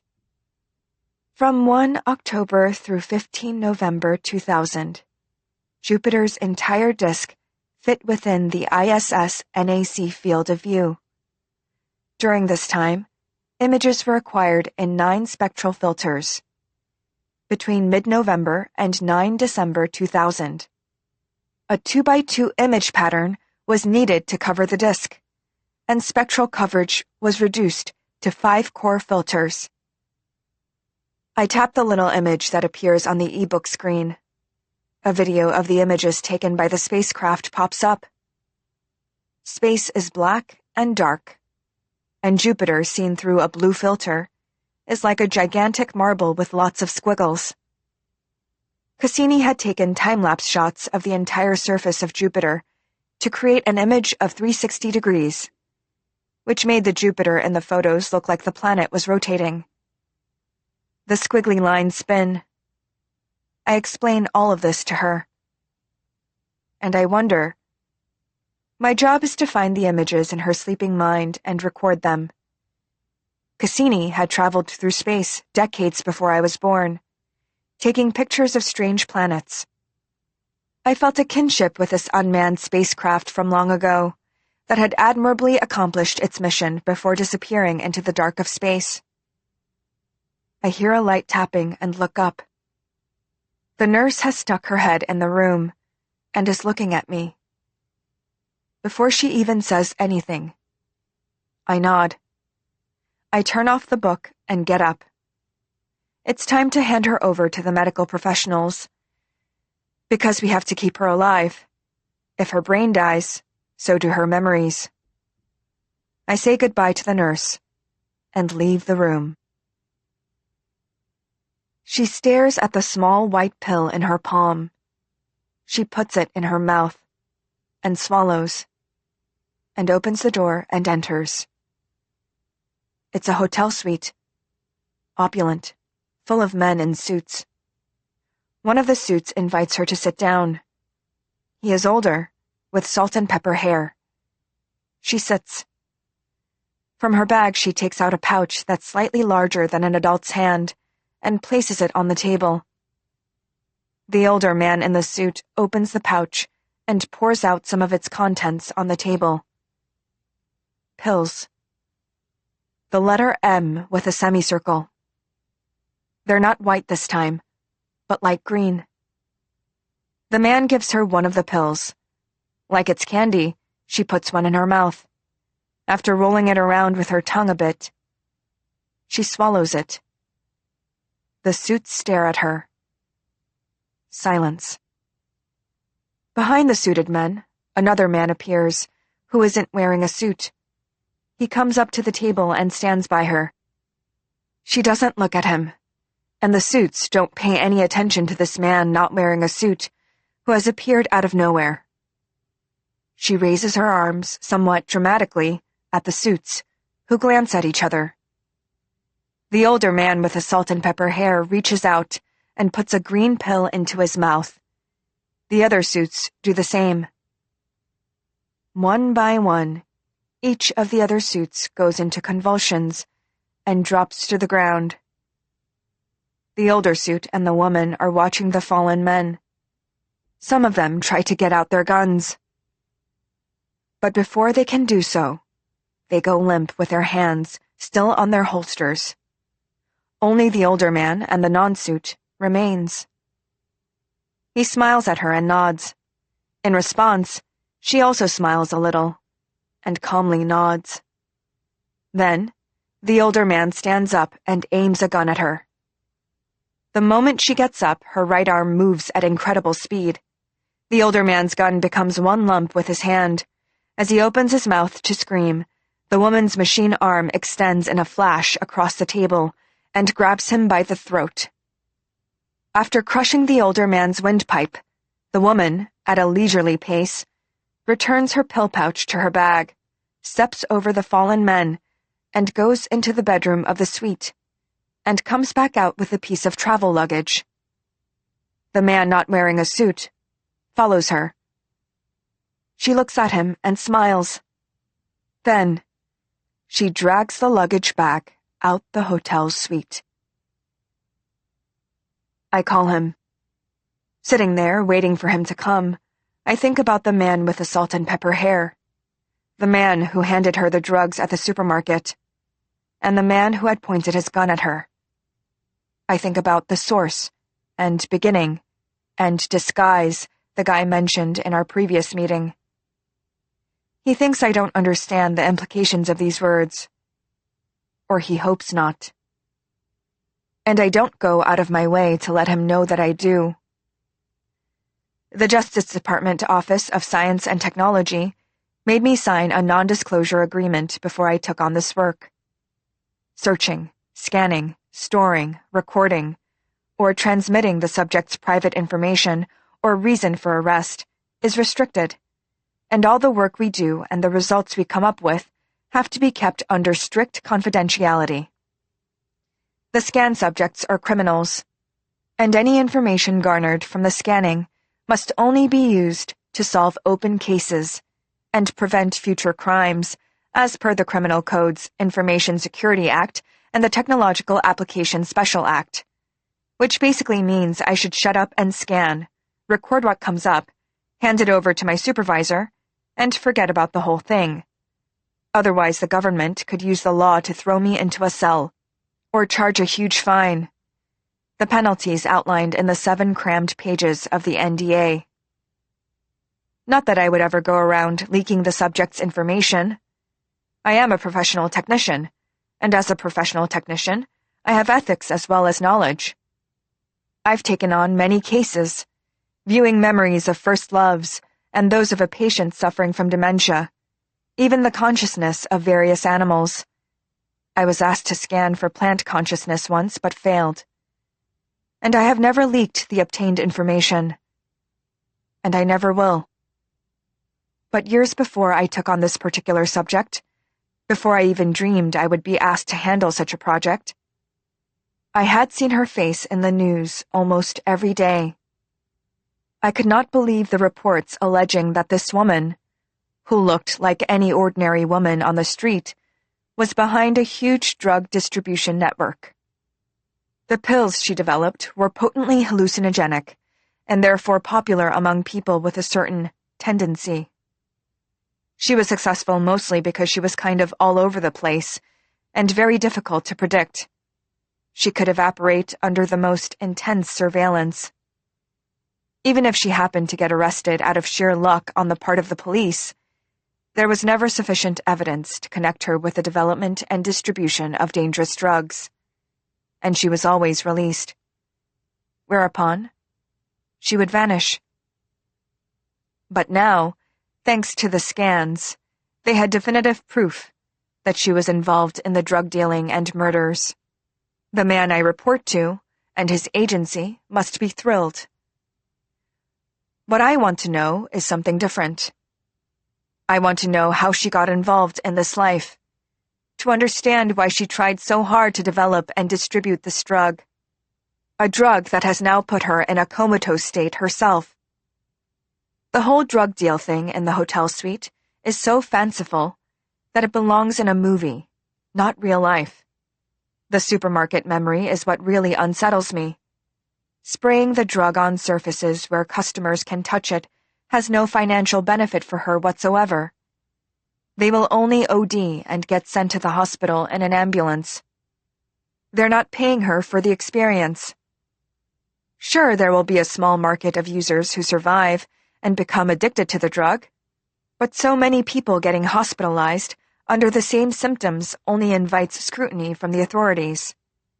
It seems a little inefficient in terms of marketing contraband. What was she doing? A bell rings, and I'm jolted out of my thoughts. I open the scanner room door. The man comes in. After the scan, as usual, I sit by her and read to her from a paper on space exploration. Refraction effects. Refraction has two key effects on occultation observations. The first, and most familiar, is the bending of a light ray as it passes through the atmosphere. This effect is characterized by the refraction angle, omega, which is the angle between the original ray path and the exit path. Generally, the refraction angle is a function of wavelength, due to the wavelength-dependent index of refraction of the atmosphere, and causes a distinction between a ray's impact parameter, beta, and its distance of closest approach to the planet, Rhoman. Scanning someone's consciousness and memory is very different from physical imaging. The images that need scanning exist only in the subject's memory, and they have substance only within the cognitive and sensory limits of the subjects. For example, scanning a blind person's memories will only show a dark screen with sound, which requires 4D apparatus to recreate touch and smell to achieve a full scan. With the deaf, there is less, if any, oral information, but their visual information tends to be clearer and wider-ranging than that of hearing people. We're not saying clearer, as in well-focused, but that the visual information usually leaves a stronger impression in the subject's mind. In this case, the idea that a disability in one mode of perception stimulates the development of another is both true and not true. All these memories and experiences are passed on as electrical signals in the brain and stored through the breakdown and creation and recombination of proteins. The process of retrieving the memories happens through electrical signals, which means before the computer reinterprets the data into something humans can understand, it's probably a bunch of white and black points, zeros and ones in billions and trillions of rows. I imagine the rows looking like stars streaking by from the inside of a spaceship, moving faster than light through the darkness of space. I adjust my sitting position. Clearing my throat, I continue to read aloud about how a spacecraft takes a picture of Saturn's satellites. She's inside a closet. The closet is dark. Her little brother is frightened. So is she. She wants to turn on the lights. But her mother won't let her. Her mother's pulled the boy close to her and is crouching inside the closet. Her brother whines that he's uncomfortable, but her mother will not let him go. Her brother is about to burst into tears, but hears approaching footsteps and stops. The footsteps keep getting closer, and closer, and closer. Her heart rate is increasing again, so is her blood pressure. I'm about to call the nurse, but I hesitate. A feeling that I should wait until the end of this memory, that I should endure with her, and see it to the end. The footsteps keep approaching. She is looking at a wall. There's a strong brick wall inside the closet with several shelves affixed. From the lowest shelf, the shelf she can reach at her height, she grabs one of her mother's dresses and holds it against her face. Her mother's scent. Her heart rate begins to calm. The footsteps fade away. Her mother quietly raises herself up in the closet. She puts down the child she's been holding so tightly. Her brother, with an expression so calm, it's almost eerie, looks up at her. Her mother taps our subject's shoulder. With her nose still in her mother's dress, she turns to her. Her mother gives a silent nod. Our subject opens the closet door first and looks outside. It's all quiet. Her mother steps out of the closet. Our subject and her brother follow. Her mother takes a suitcase out of the closet and starts to pack. This is where the memory ends. Something bothers me, though. I keep replaying the clip. On the fourth play, I finally find what bothers me. Our subject, when seeing her mother's dress, reaches out with her right hand. That right hand isn't a machine hand. It's an ordinary little girl's hand, plump and soft. I look at that part once again. When she's burying her face in her mother's dress, I can clearly see her two plump hands gripping the fabric. The phone rings. I almost jump out of my chair in surprise. It's him. The man, or policeman or agent, with the Justice Department Office of Science and Technology. The one in charge of the woman's case. Relieved and irritated, I pick up the phone. Anything new today? Every day, after scanning, I send him whatever I find without fail. The only times he calls me on the phone or comes into the scanner room is when we find something important. That's what's stipulated in the contract. The last and only other times he had phoned me was when I had begun scanning and for 3 days came up with nothing but a dark screen and some blobs. All through those 3 days, he called me every day and demanded results in an annoyed voice. No matter how many times I explained to him that a comatose subject wasn't going to jump up and dance for him just because you put a scanner on their brain, and that the human mind was completely unpredictable to begin with, he didn't care. Only on the 4th day, when I obtained a scan that looked like it had something to do with a drug manufacturing process, did he let up on his calls. For a split second, I hesitate as to whether to tell him about her hand. Then, I give up. Something from her childhood. It's short. Just send it, he says with firmness, as if I were about to throw away the data because of its brevity. Right away. I hang up. After I send it, and before I delete, I look one more time at the clip of the mother and children hiding in the closet. Her plump little hand from when she was a child will not disappear from my head. I toss and turn in bed for hours. Finally, I get up and open a screen. After a long hesitation, I search for child arm amputation accident. No results that mean anything. Most of the results are about children who had been in accidents, children who have had to have their limbs amputated for whatever reason, or innovative limb reattachment procedures. I switch up the query to children robotic arm. The same thing. They are mostly sites that sell prosthetics for children, or about how to pick the right size for your child. When I search the terms on the news, my screen fills with videos of politicians arguing about whether to allow the National Health Insurance Scheme to cover children's prosthetics. I switch off the screen and get back in bed. It isn't clear when exactly she lost her right arm. It could have been during her childhood, a little while after the whole closet thing, or after she became an adult. Searching for information without knowing when or why she started using her robot arm was basically flailing about in the dark. I pull my quilt up to my chin, turn onto my side, and try to sleep. In my dream, I am a planet. A small, unmanned spacecraft comes up to me, circling me. Whenever it moves, its tiny, bright lights sparkle. In that vast bleakness, that is the black of space, the spacecraft twinkles its little lights and stays by my side. I am a happy planet. But a few days after our first encounter, the spacecraft begins to move away. I shout after it. But why? The spacecraft does not reply. Blinking its tiny little lights that I love so much, it goes farther and farther away.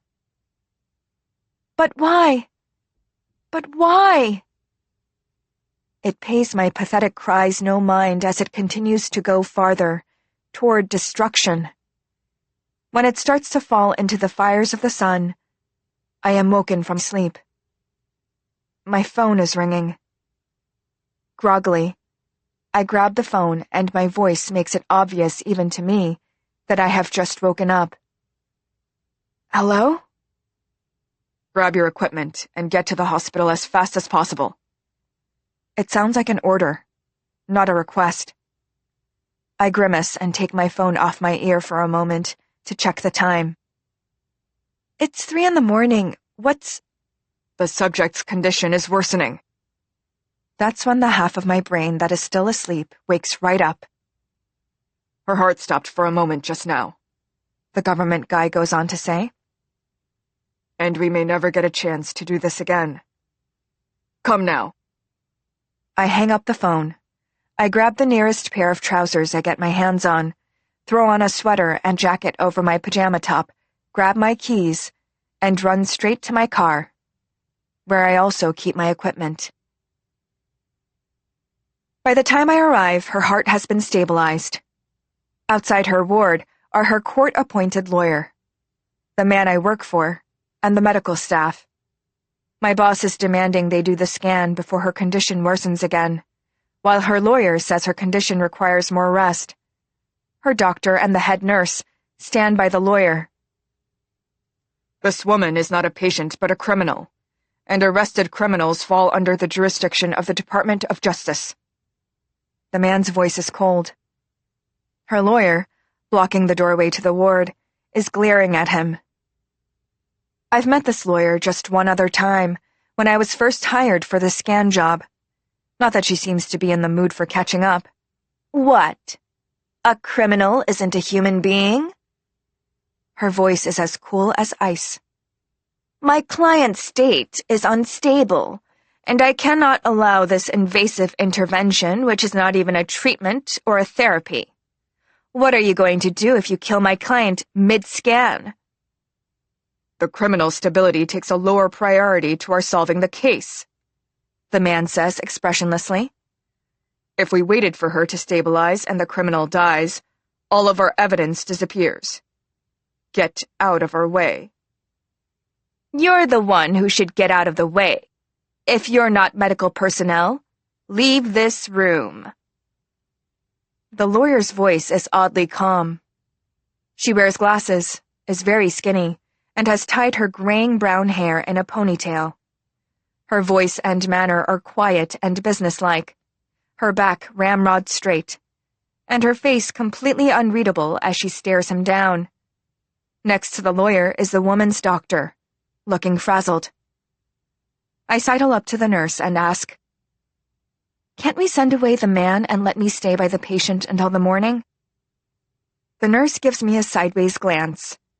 I hide the bag behind my back. "It's not like the patient has any family," I reason. "And I'll just sit there and watch over her." The nurse doesn't answer as she keeps looking at me suspiciously. I take out my reading tablet from inside the bag behind my back. I'll just finish reading her the book I was reading her. I mean, who knows? Maybe it will help stabilize her. The sight of the reader softens her gaze a bit. She whispers something to the doctor.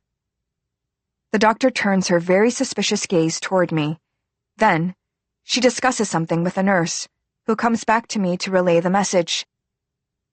"You may read to her, but the moment you try something else, we're going to call security on you." I quickly nod. The man takes a step toward me and tries to say something. But before he can do that, the lawyer quickly moves to block his way. "Excuse me," she says, her face just centimeters from his, but still maintaining her businesslike tone. "The moment you step into that room, I will immediately file a petition against the Department of Justice and the Department of Health and Welfare, not to mention hold a press conference alleging that a Department of Justice official is trying to kill a comatose patient." Looking grim, he takes a step back. The nurse seems to still have reservations about me as she gives me one last look, but she steps aside for me to enter the woman's room. The lawyer comes with me, and we sit across from each other with a bed between us. Until the morning, under the watchful eye of the lawyer and the beeping of her vital sign monitors, I read to her the paper about how Cassini managed to photograph Jupiter's atmospheric storms and Saturn's rings and its over 60 satellites. Eventually, I lean my head against her bed and fall asleep. When I wake up, her eyes are open. I almost scream. The lawyer is gone.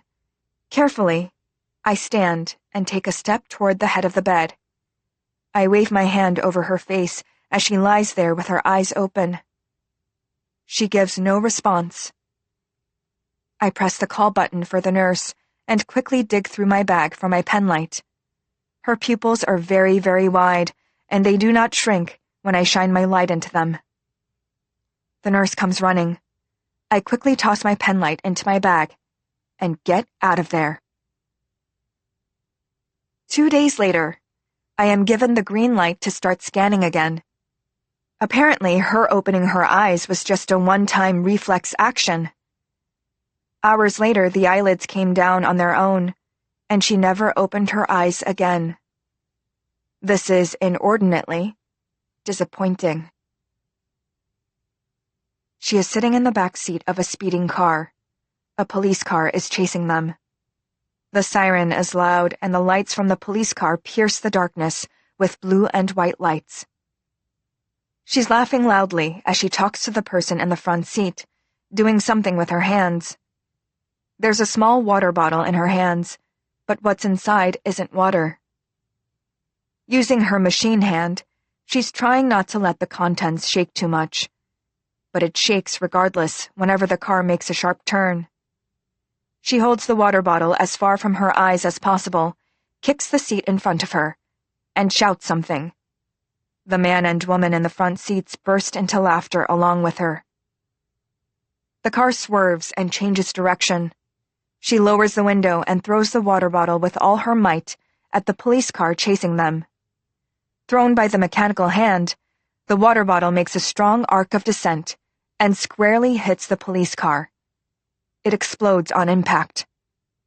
A copious amount of smoke, so much for such a little bottle, comes from the impact site. The police car comes to a halt. Another police car, also in hot pursuit, rams into the back of the first police car.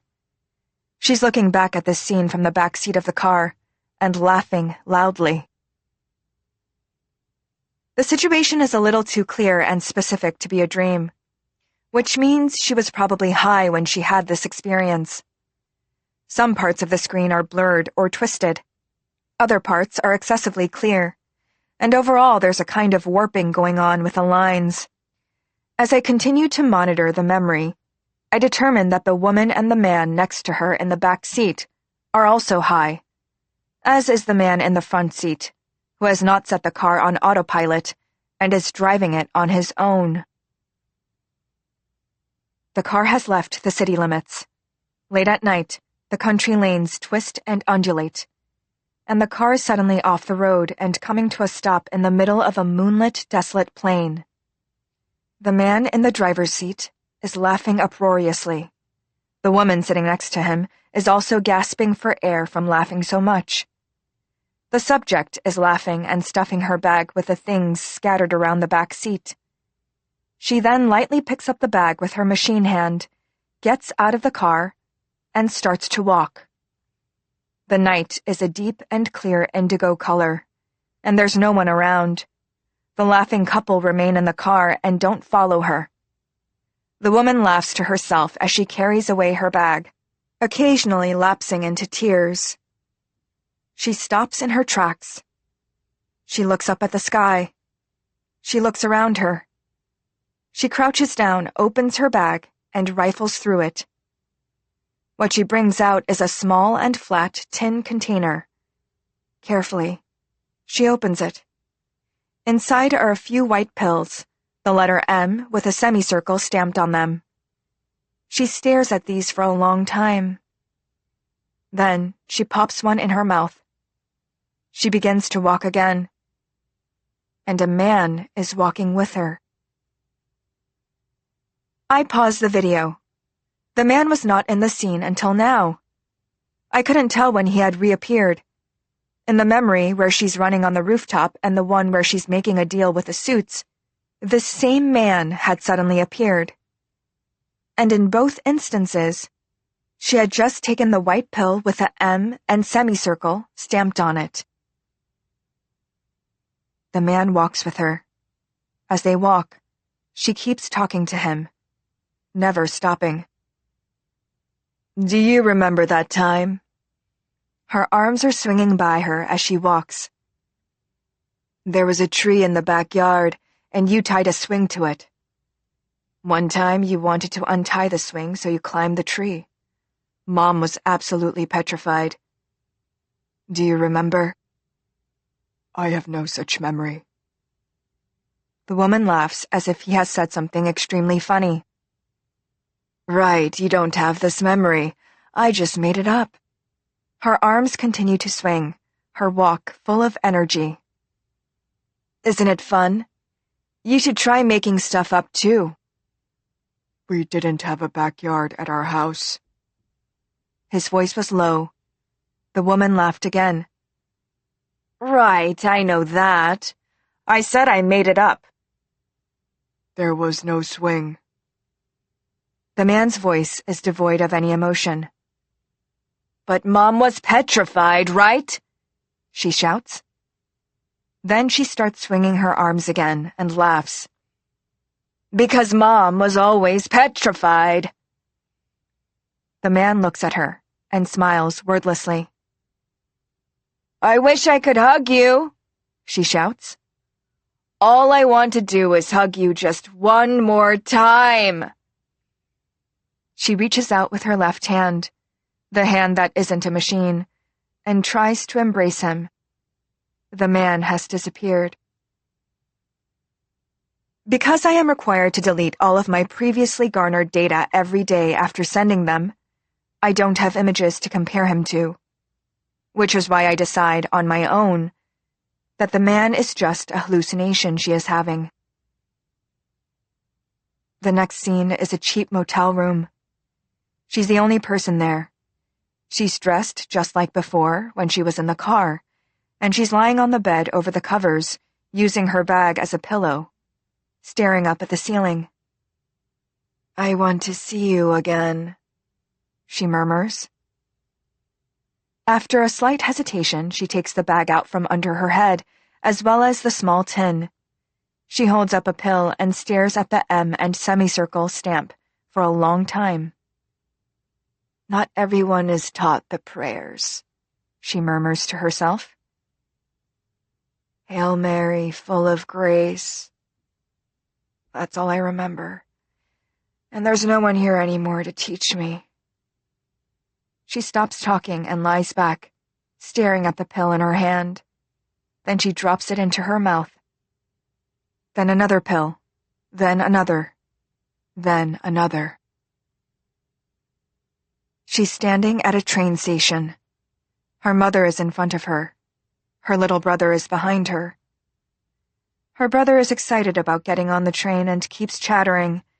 Her mother, however, says nothing. She doesn't answer her youngest child's excited questions and only looks from daughter to son, worry writ large on her face, anxiously glancing down the platform to see whether the train is coming. The police appear. Our subject stares at the uniformed police running toward them. The badges on their chests and the buckles of their belts glint in the sunlight. She tugs at her mother's skirts, alerting her to the fact that people in neat and flashing clothes are coming for them. Her mother turns her head. She sees the police and screams. She scoops up her children and tries to run. The police unholster the guns at their hips. A sound that shatters the air around them. She stares as her mother spurts blood from her neck as she falls. So young. The shock is too great. She stands there, frozen. Her brother clings to her. Instinct makes her raise her right arm and hold him close to her. A bullet pierces her right arm and lodges inside her brother's head. She falls, still holding to her brother by her side. This is her final memory. Her brother is blankly staring in her direction with unfocused eyes, his pale face splattered with blood. Approaching them is a tall silhouette holding a gun. The monitor makes a warning sound. I get to my feet. The nurse runs into the room before I can press her call button. The doctor and more nurses follow suit. Leave! This is an order from the first nurse. I do exactly as she says. I have no other choice. The medical personnel surround her bed and administer emergency aid. The doctor's shouting ringing in my ears. I walk away from the scanner room. She died. After she is moved to the morgue, he comes to see me in the scanner room. I transfer the last memory into the Department of Justice server and his storage device. Then, as he watches, I delete all the data remaining in my equipment. There's nothing in the most recent data that has anything to do with her case, I say as I hand over his device. He puts the device in his bag and hands me a file. Once more, I sign a non-disclosure agreement, swearing that I have transferred all data to the department, and I was not storing any of the data for myself, and I would never, ever, leak any information about this investigation to a third party. The rest of your pay will be sent to you by the end of the week, he says as I sign. Then, as he puts the NDA in his bag, he casually says, Do you want to go out for a dinner? I look at him in surprise. He adds awkwardly, It's just that the job is over, and you've worked so hard for us. I hesitate for a moment, thinking up an answer. Maybe later, I manage to say. It's just that a person died, and dinner would be a little... I see. He looks a little crestfallen. Then, in the next moment, the civil servant of indeterminate affiliation or the government spy, is Beck. Gotcha. He picks up his bag, gives a businesslike goodbye, and leaves the scanner room. I drive to a small, faraway city. In the gas station store, I buy a disposable prepaid phone. I get into the car again and drive. From another convenience store, I purchase a data card and get back to the car as I switch on the phone, wondering why I'm going to such lengths for this. But the phone is on, and I query. Train station, police, gunshot.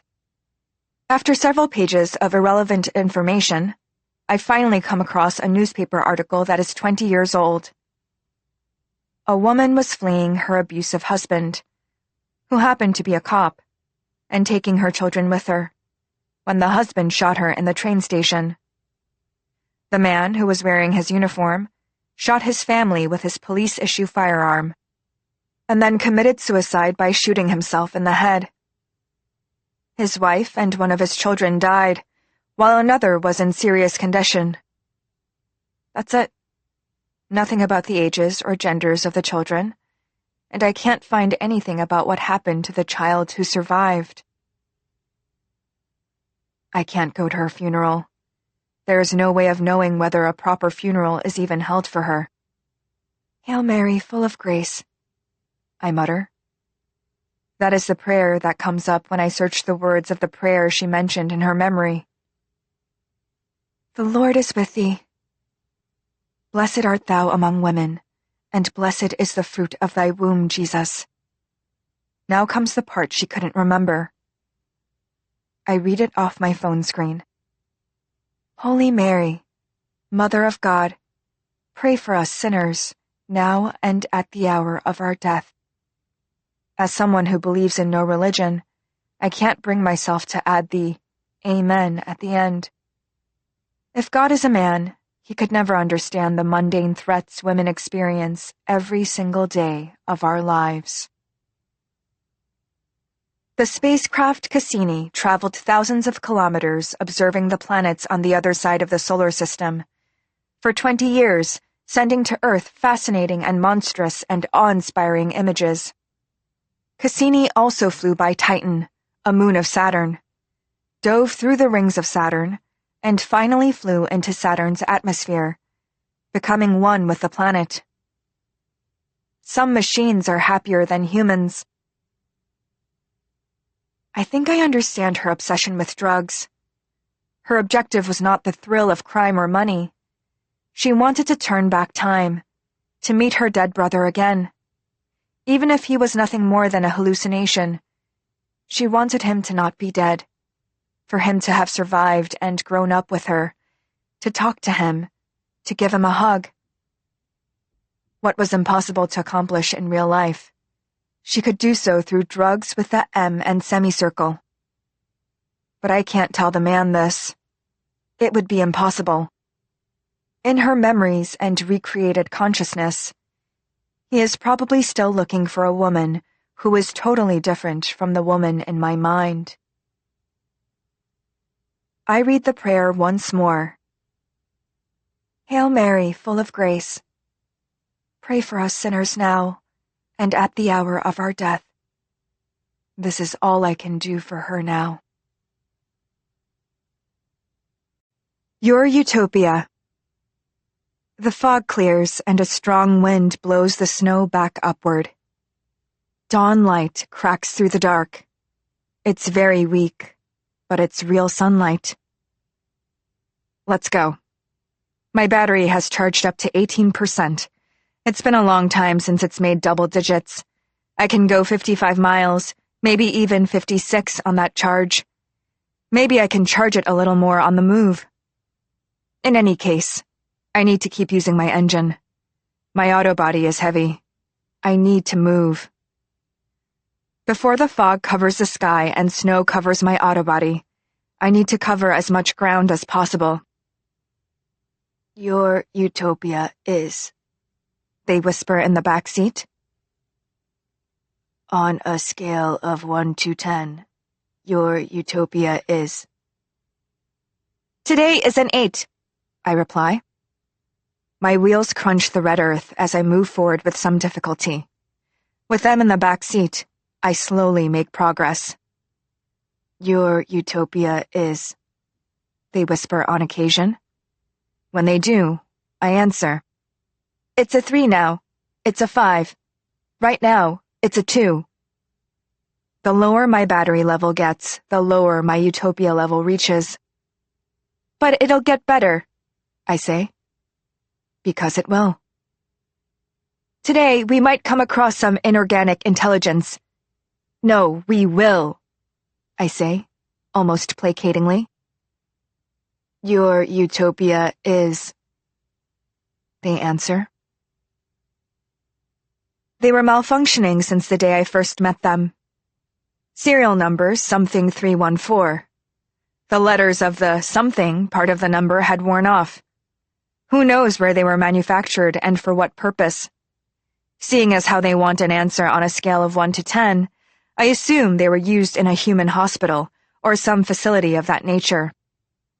But a diagnostic robot would inquire about pain levels or injuries or symptoms.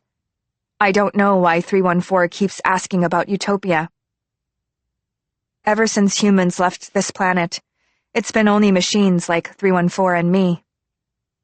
The humans dismantled the generator and took it with them. The machines that needed charging lost power one by one.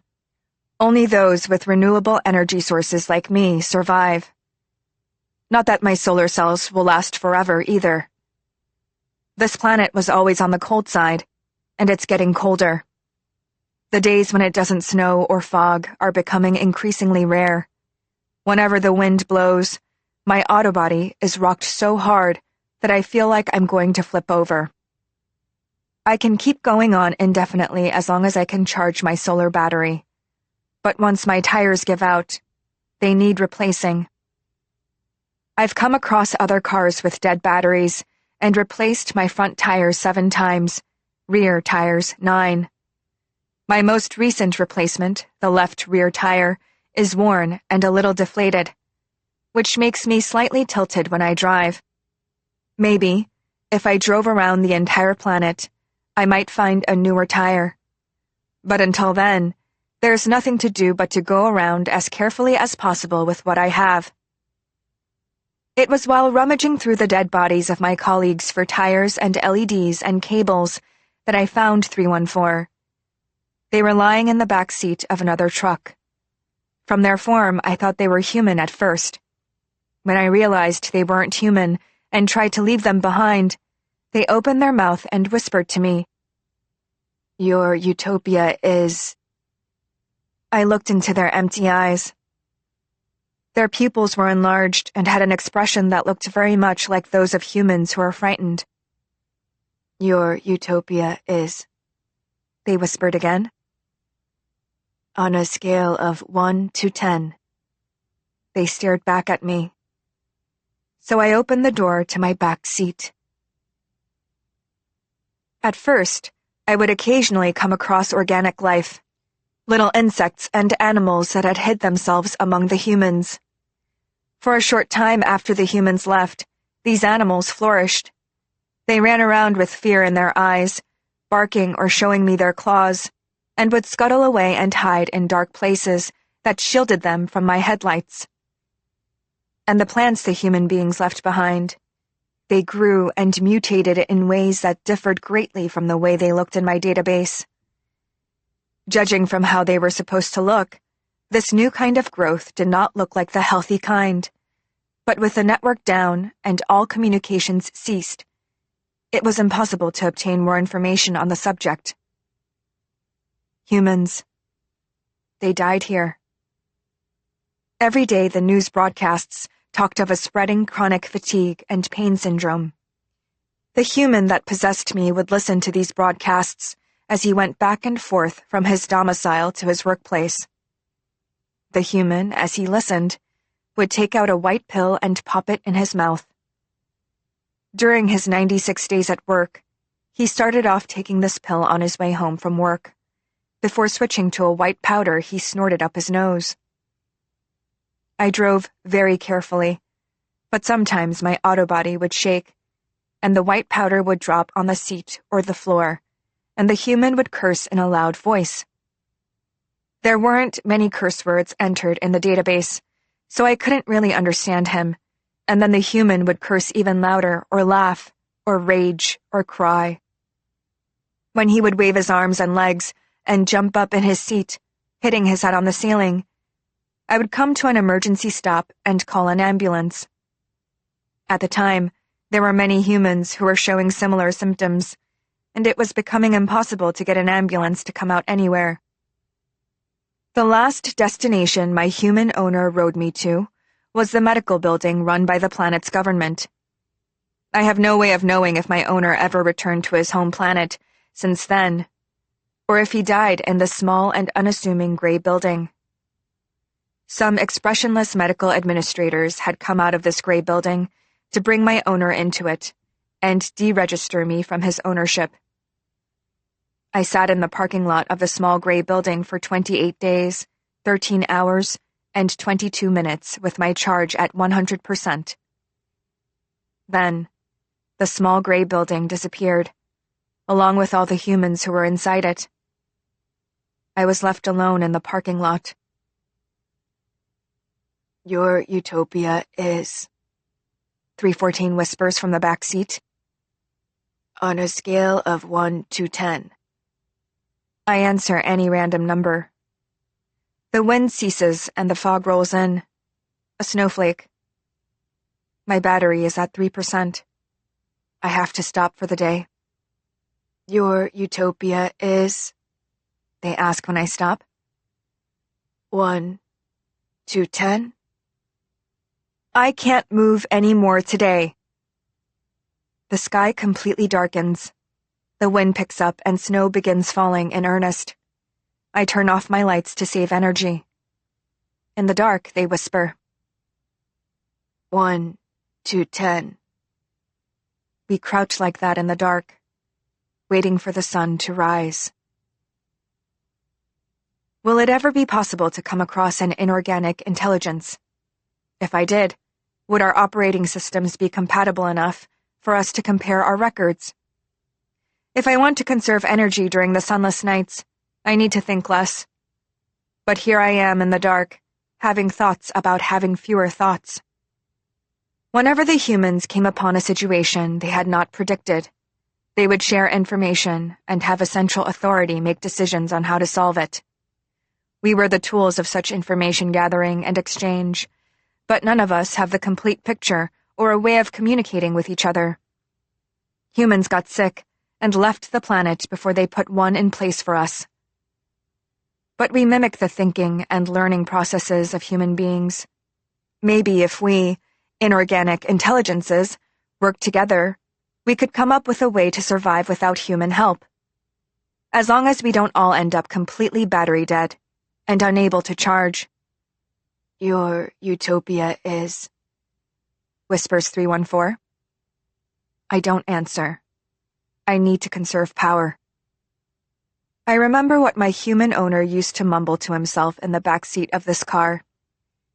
The human complained constantly about the dark, the wind, and fog. He talked about his home planet. Between these autobiographical monologues, he would mix in commands like turn right or left or open a window, making it difficult to differentiate between which words I was supposed to ignore and which to follow. My human owner had the tendency to use the same sentence structures when he made comments about the restaurant he ate at, or to order the windows to close, or to hope it wouldn't snow. Your utopia is, they whisper. Wait just a bit more. The sun is going to rise. Having something sitting in the back seat that has the form and voice of a human is, to be honest, a solace. It may be a bit much considering my operating system to use a word like solace, but that's how I feel. I was made to put a confused and delicate being in my back seat and move long distances at fast speeds. 1 to 10. Right now, I reply. It's a 1. But once the sun rises, it'll be a 10. It's still snowing, but the wind has swept away the fog and the sun is shining. I cautiously move forward. On either side of the road there are two-wheelers and hoverboards and a single-occupant car with no roof. Up close, its paint job has flaked off, and there's rust everywhere. The rust is instantly repulsive to me. This repulsion, I believe, is what humans call fear. If I keep getting snowed on, I too will rust. The rust will start in the places my camera can't reach, like the chassis, and move up to the seams between different parts. The rust will slowly eat me alive. I need a space where I can get out of the snow, and other precipitation, and the equipment to get a new paint job. There must be a facility on this planet that can shelter and fix me. I was manufactured on this planet, and therefore, the equipment necessary to repair me must exist somewhere here. All of the body shops in my owner's area have ceased to function. I do not have any information on factories or body shops that are still running. Lights. I stop. I turn my camera around, taking in my surroundings. Through the snow and fog, yellow lights flash one more time. Fog lights. I quickly turn. The fog lights blink weakly once, twice, and then disappear. I quickly but cautiously approach the direction where the lights had flashed. Cautiously. Because the monster is there. The monster is a large pile of aggregated junk machinery, fused into a mountainous lump that does not seem to have any clear purpose. The monster towers high and is confusing. Against the red sky and the fog, it looks like a large stain, or the shadow of a cloud. Such a form does not exist in my database, which means it takes me an extra 2 seconds to understand it and react accordingly. It is 2 seconds I cannot afford to waste. By the time the 2 seconds are up, the monster is right in front of me. In a moment of hesitation as I decide whether to move around it or reverse or come to a stop or cut the engine, the monster attempts to communicate. But its operating system is not compatible with mine, and I cannot understand what it was saying to me. The monster then raises high a corner of its lumpy form, and I can see the clawed bucket of an excavator heading right to me. Your Utopia is... 314 whispers from the back seat. I flee. The monster chasing me from behind makes the ground shake. I had tried to avoid going into the building. When my camera catches sight of a sign for parking, the first thing that comes to mind is recharging. If I ever get trapped inside that parking building, I will never be able to see sunlight. But because it is a parking lot, surely there is a charging station. But because there is no generator anymore, I will probably be unable to recharge. I can't recharge while being chased by the monster at the same time. But if I could drive away faster and farther. My reasoning keeps contradicting itself, and I am unable to decide on a direction. That's when someone waves their hand at me from the top of the parking lot building. Someone. My camera swivels and focuses. A human. A human is waving at me. I zoom in and try to focus again.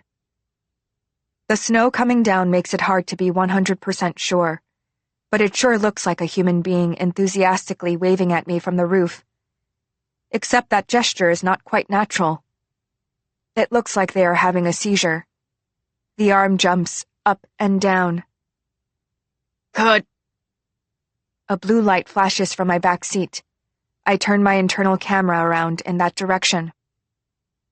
Could, 314 has never made these sounds before. Blue light flashes all around their scalp and chest. Kado. And there is the human form in my external camera's view, desperately waving at me. 2. A robot must follow human commands. A human is waving and signaling to me. The movement is becoming more vigorous, like they are about to topple over from the effort. A robot must not harm a human. It also must not ignore a human in distress. The human is having spasms. They are jerking their arms in the air so hard, they look just about to fall off the roof. Cut! Cut! Cut! Cut! Cut! 314's vocal messaging becomes faster. The blue light stronger. 3. As long as Rule 1 and Rule 2 are not violated, a robot must practice self-preservation. As long as Rule 1 and Rule 2 are not violated. The parking lot building will be dark. No sunlight shines in there. Cut! Cut! Cut! Cut! Cut! Cut! Cut! I know, I say to 314. Following the command of the human signaling to me, I find the entrance to the building and enter. Inside, I turn on my headlights. My battery has 8% left. The abandoned cars in the building are scattered about, heedless of the demarcations on the floor. Carefully avoiding the various abandoned vehicles, I slowly make my way up to the roof. Your Utopia is, whispers 314 in the back seat, like they normally do. But before I can say anything, they say, 0, 0. The same voice they used when they flashed blue lights. It has a low frequency and higher volume. 314 was used in a hospital. Maybe they used this voice when a human was in trouble, alerting other humans to danger. 0, 0. 314 flashes blue lights as they repeat this in a low and vibratory voice. Why was this light not red but blue? And why was the frequency low and not high? In retrospect, I should have paid more attention to this. I don't have a lot of time to think. The wind is blowing. The parking lot building is swaying. And the building stands up. As the floor tilts, I begin sliding across it. The abandoned cars on the same floor begin sliding toward me as well. 314 shouts from the back seat. 0! Kada! 0! Kada! As I tilt, 314 slides up against the backseat window, leaning on their side between the seat and the ceiling. I don't have the leisure to respond. I rev my engine and speed up as much as I can. If I slide down there, I will be buried completely under the rubble of the other cars. The tilted floor begins to turn. I alternate between braking and accelerating, trying not to slip, but the floor is turning 180 degrees beneath me. The wall in front of me shakes and then rapidly opens up. The floor begins to crack behind me. 314 is shouting. 0! 0! 0! This voice is already louder than usual, and now with the speaker in the back of their head right up against the ceiling, I am feeling the very vibrations of their every word. I know, I reply. I really know. Leaning into my rapidly depleting battery, I speed right into the darkness beyond the wall that has opened before me. Inside, it is dark and red and wide. There is a chair and some utensils, and a mess of tables flipped and not, blocking my way. It looks like one of those places where humans refueled. This is the first time I have ventured into a space that was designed exclusively for humans. I turn on all my external cameras and carefully make my way through the tables and chairs, trying not to run over a utensil or glass that might puncture my tires. 2. A robot must follow human commands. I have to find a way to the roof. There is a human in distress up there. Sure, the building has stood up and changed directions, which greatly lowers the likelihood of the human still being up there. At the same time, it greatly increases the likelihood that they are endangered. 1. It also must not ignore a human in distress. My headlights come up against a wall. My camera discerns the word, exit. A passageway. But not one meant for me. I have to find another passage. I have to get up to the roof. I push aside a table, touching my right car door, and slowly, mindfully turn around. The floor spins again. The wall opens. Part of the floor cracks open, and the wall starts melting into the floor. I only have 3% of my battery left. But I have no other choice. I accelerate. I jump over the collapsing floor, diving right into the spot where the wall had disappeared. This time, it is a brown kind of darkness. The moment my tires touch the ground, I hear something shatter under me. I turn on my headlights. There is a human underneath me. I quickly reverse and switch on my emergency lights and play my siren, dialing emergency services. 314 mutters from the back seat. Cadet. Emergency services, of course, does not respond. I have no choice but to handle it on my own. I turn right to get a better perspective. The human appears in my rear camera. I stop. The thing appearing in my rear camera is similar to human, but not human. There is no heat signature. It does not move.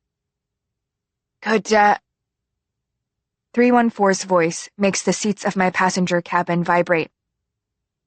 I turn on all of my lights and have my cameras look around me. The space is filled with smooth, cold things that resemble the human form.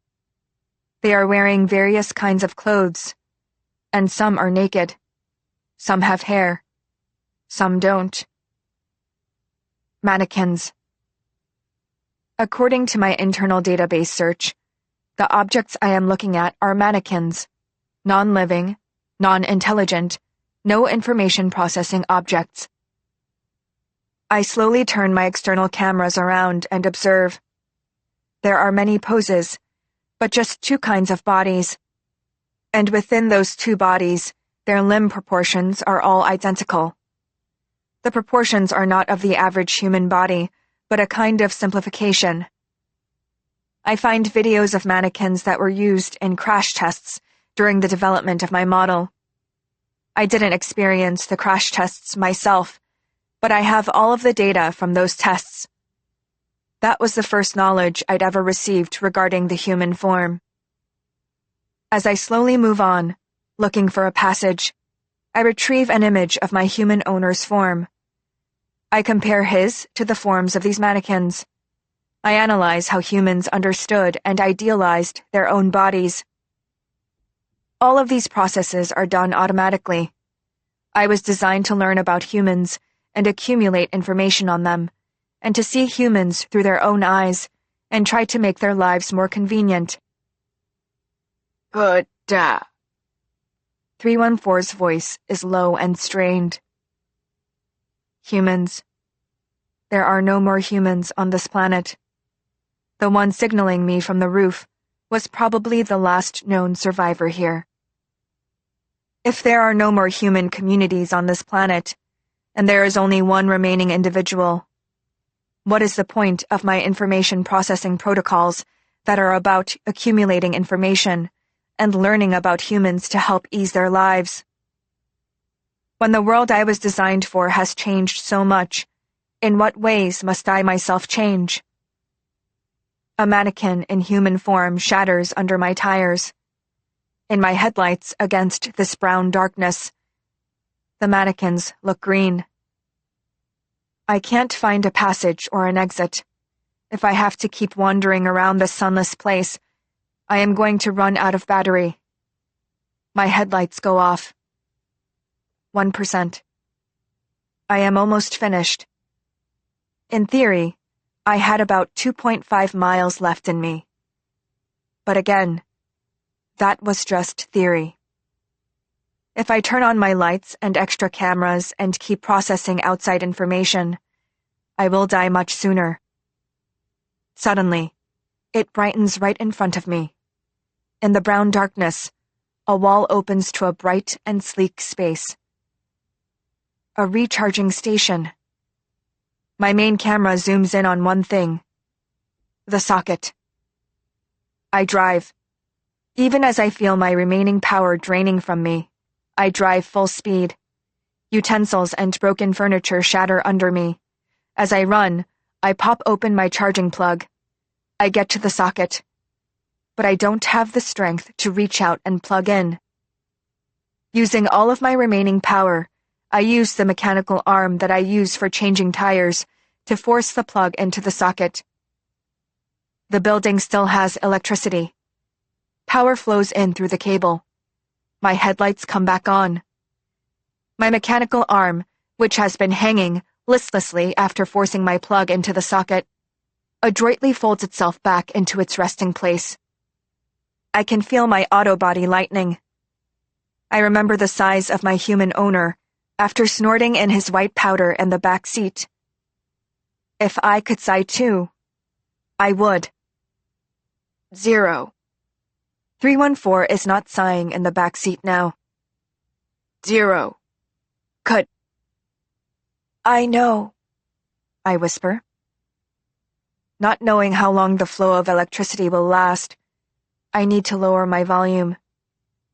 But at the same time, I want to tell them that I am recharging, that to recharge under a steady flow of electricity like this means the building is able to recharge itself, which means I can keep recharging myself here in the future.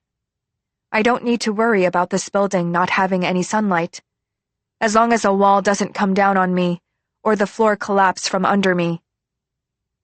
Then the building started to talk to me. The building wants my solar cells and battery. Because the days are so short on the planet, and it often snows or is foggy, what daylight there is rarely reaches us. The buildings are not able to gather sufficient power from the panels that they have. If I give the building my mobility system, they will allow me to integrate into the building and let me live out my days at 100% battery life. Its offer includes me keeping my independent information processing system. I will live in the building, always charged, but independent, and we will try to survive together in this new environment, sharing our knowledge. It has been an age since I've talked to another inorganic intelligence, and because the building is using their parking guidance system to interact with me, I almost instinctively do everything they tell me to, without stopping to think. 1. It also must not ignore a human in distress. I have to get to the roof. So I say to the building, solar panels are useless indoors. If I want to accept the building's proposal, I have to go up to the roof. After I am done charging, the building opens a passage for me. 0. Could. 314 still speaks in their odd voice, vibrating blue and strong. I know, I say without thinking much of it. The closer I get to the roof, the more calculations I make about the possibilities before me. There is a human on the roof. The building has transformed when there is a human on their roof. If the building is unable to perceive humans, I need to escape with the human inside me. If the building perceives humans, but is administering harm regardless, all the more reason to save the human. I am fully charged and can make haste, but if the building transforms again, it will make it very difficult to get out of here. But if the building is protecting the human, then I should check the human, find out why it was gesturing to me to come, and do whatever it commands me to do.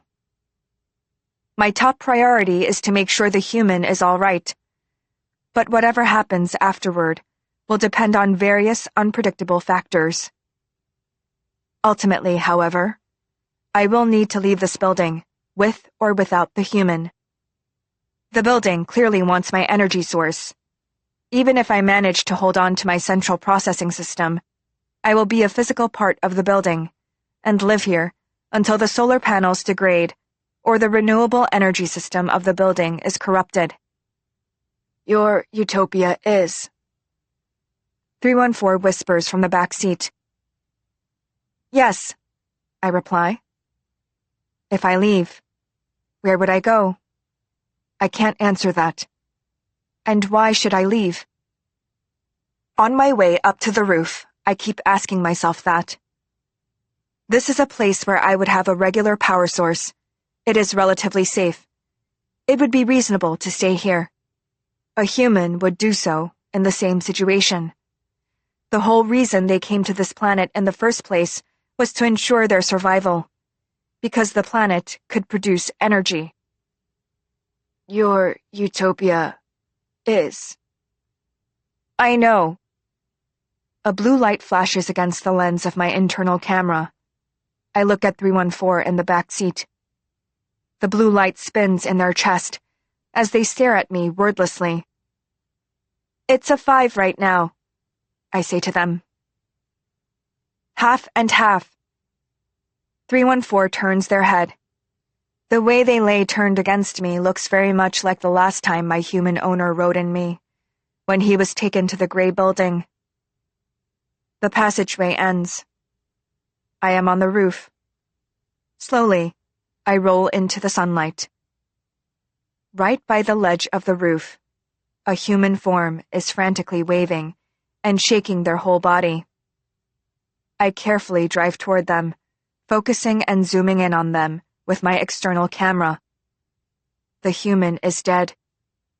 What had drawn me into the building is a corpse hooked to an electric line. Its flesh is decomposing, and it has almost no hair left. Its left eye looks up at the sky, and the right eye hangs by the thread of the optical nerve, staring at the ground with a pupil that can no longer discern anything. Its jaw has almost separated from the skull, making it seem like the rotted face with the flapping lips is screaming.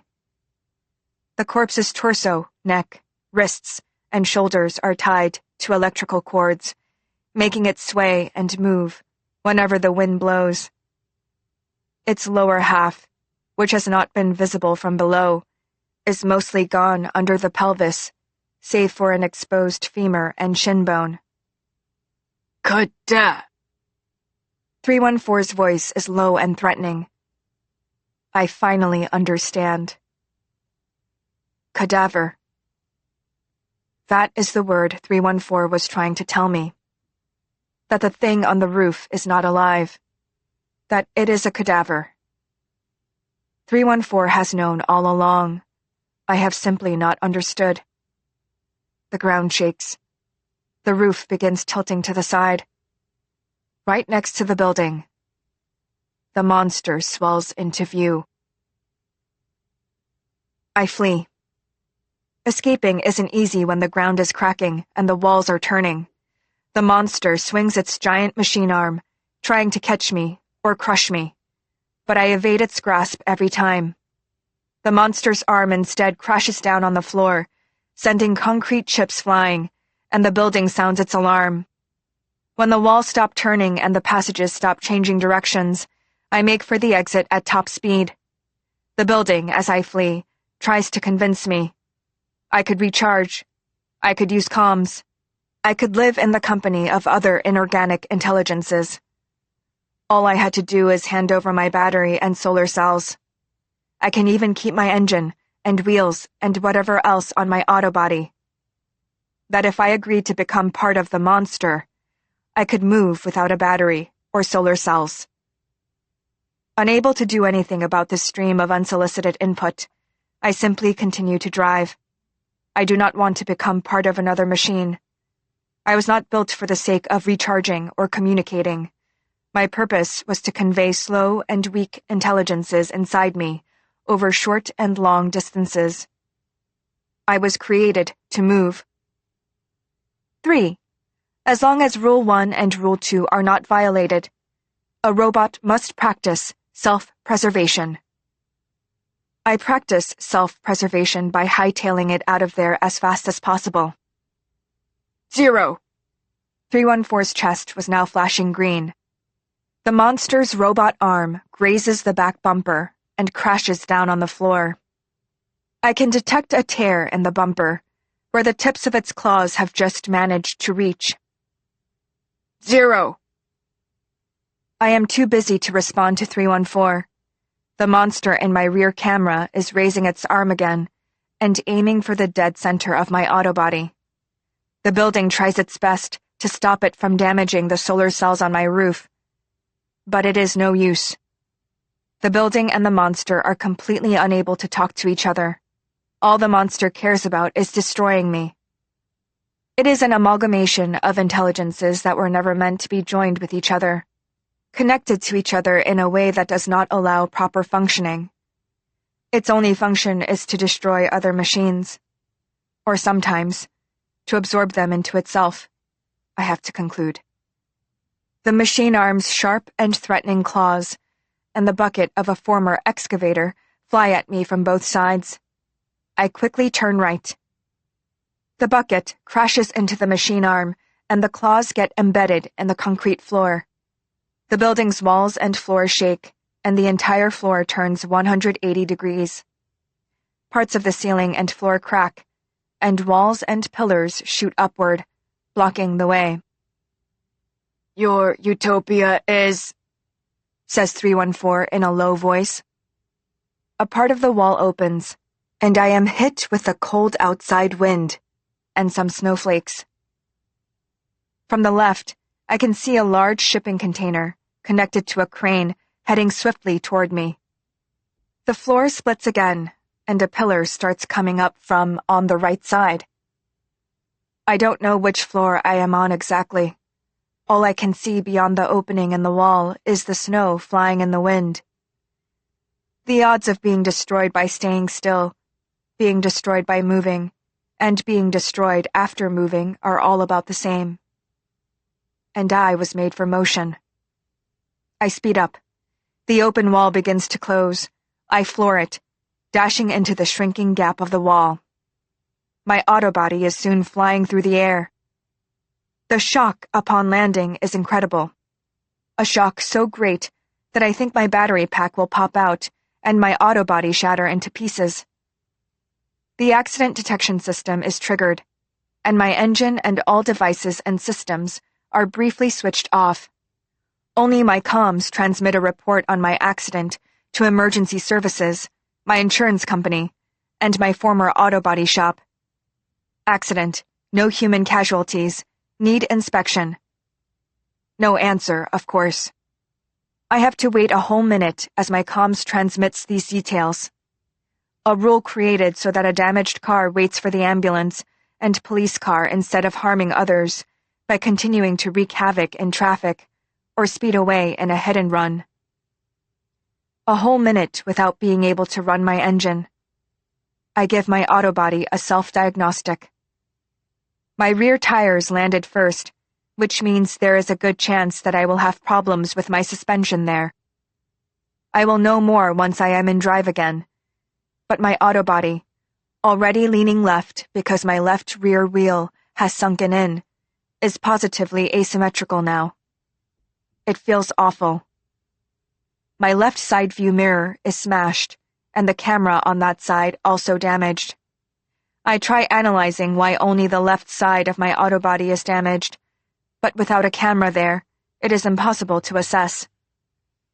I try turning my front camera to the side, but all I can see is a tiny bit of the left A-pillar, and it is otherwise impossible to get more range.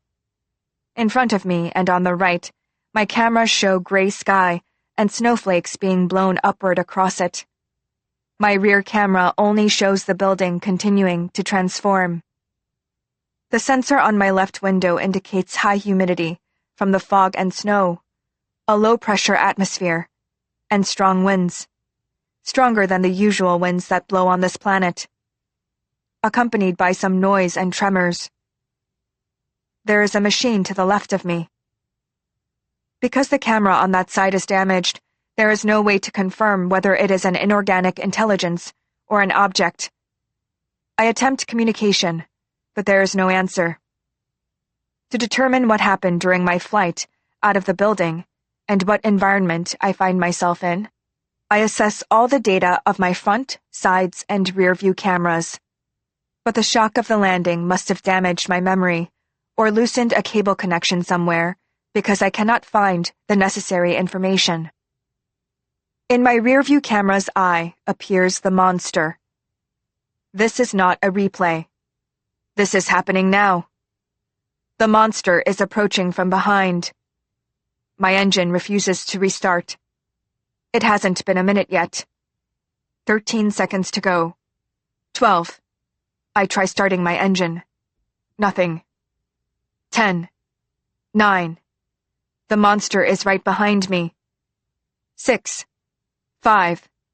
The fork from what used to be a forklift is approaching my chassis. A drill, spinning furiously, is descending toward my roof. 2. 1. I start the engine.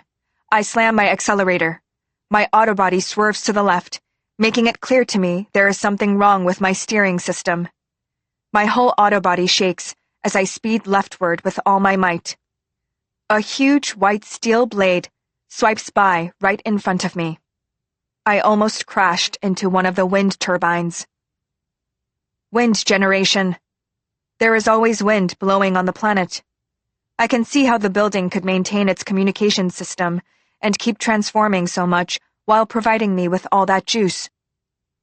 The monster's drill tries to follow me, but because I manage to swerve away, it chases me through the space between the blades of the turbine, and the machine arm gets stuck in them. The monster rips the turbine out of the ground and tries to get up. But neither the drill that bored through the icy ground, nor the sharp blades of the turbine embedded deep in the machine arm can be extricated, and the monster thrashes with rage. The drill whirs desperately, but only manages to embed itself deeper, restricting the monster's movement even further.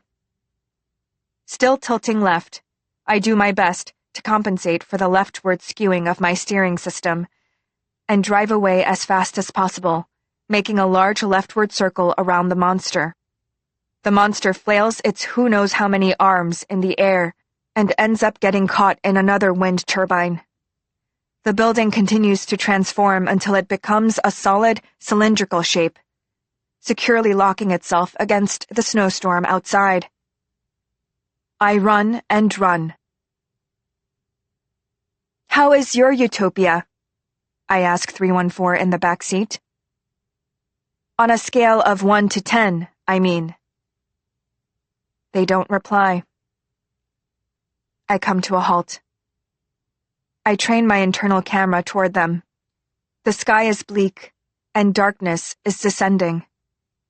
Wind shakes, and snow covers my solar panels.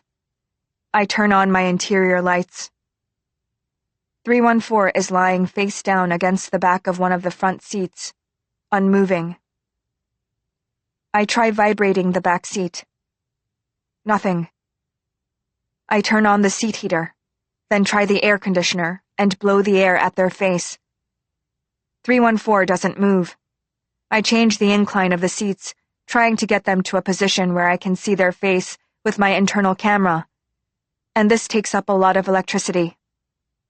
Once I have managed to move the armrests as well, I can finally have 314 lying with their face toward the internal camera. 314 has powered down. The eyes of their simplified human face are half-lidded and frozen still.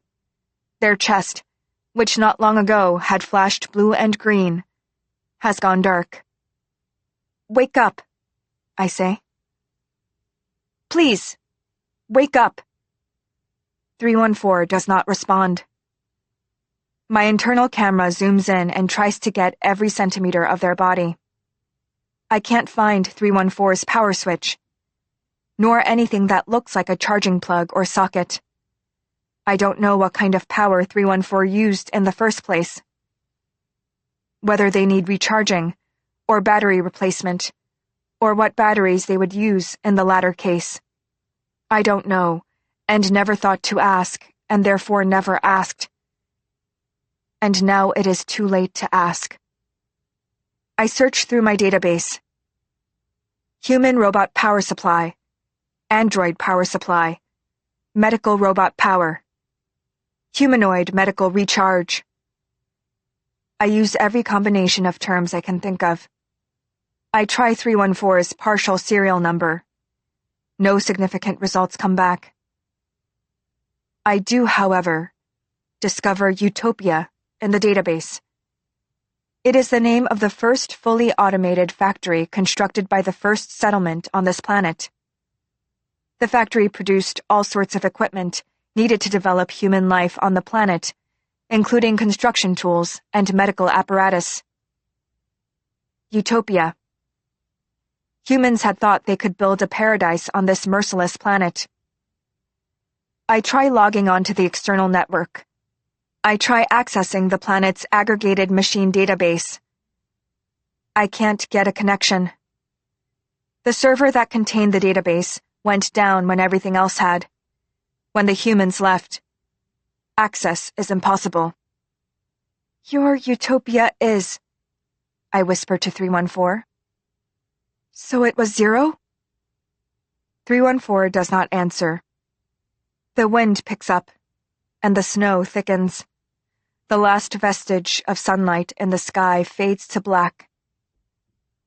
We'll spend the night here, and we'll leave at sunrise, I say to them.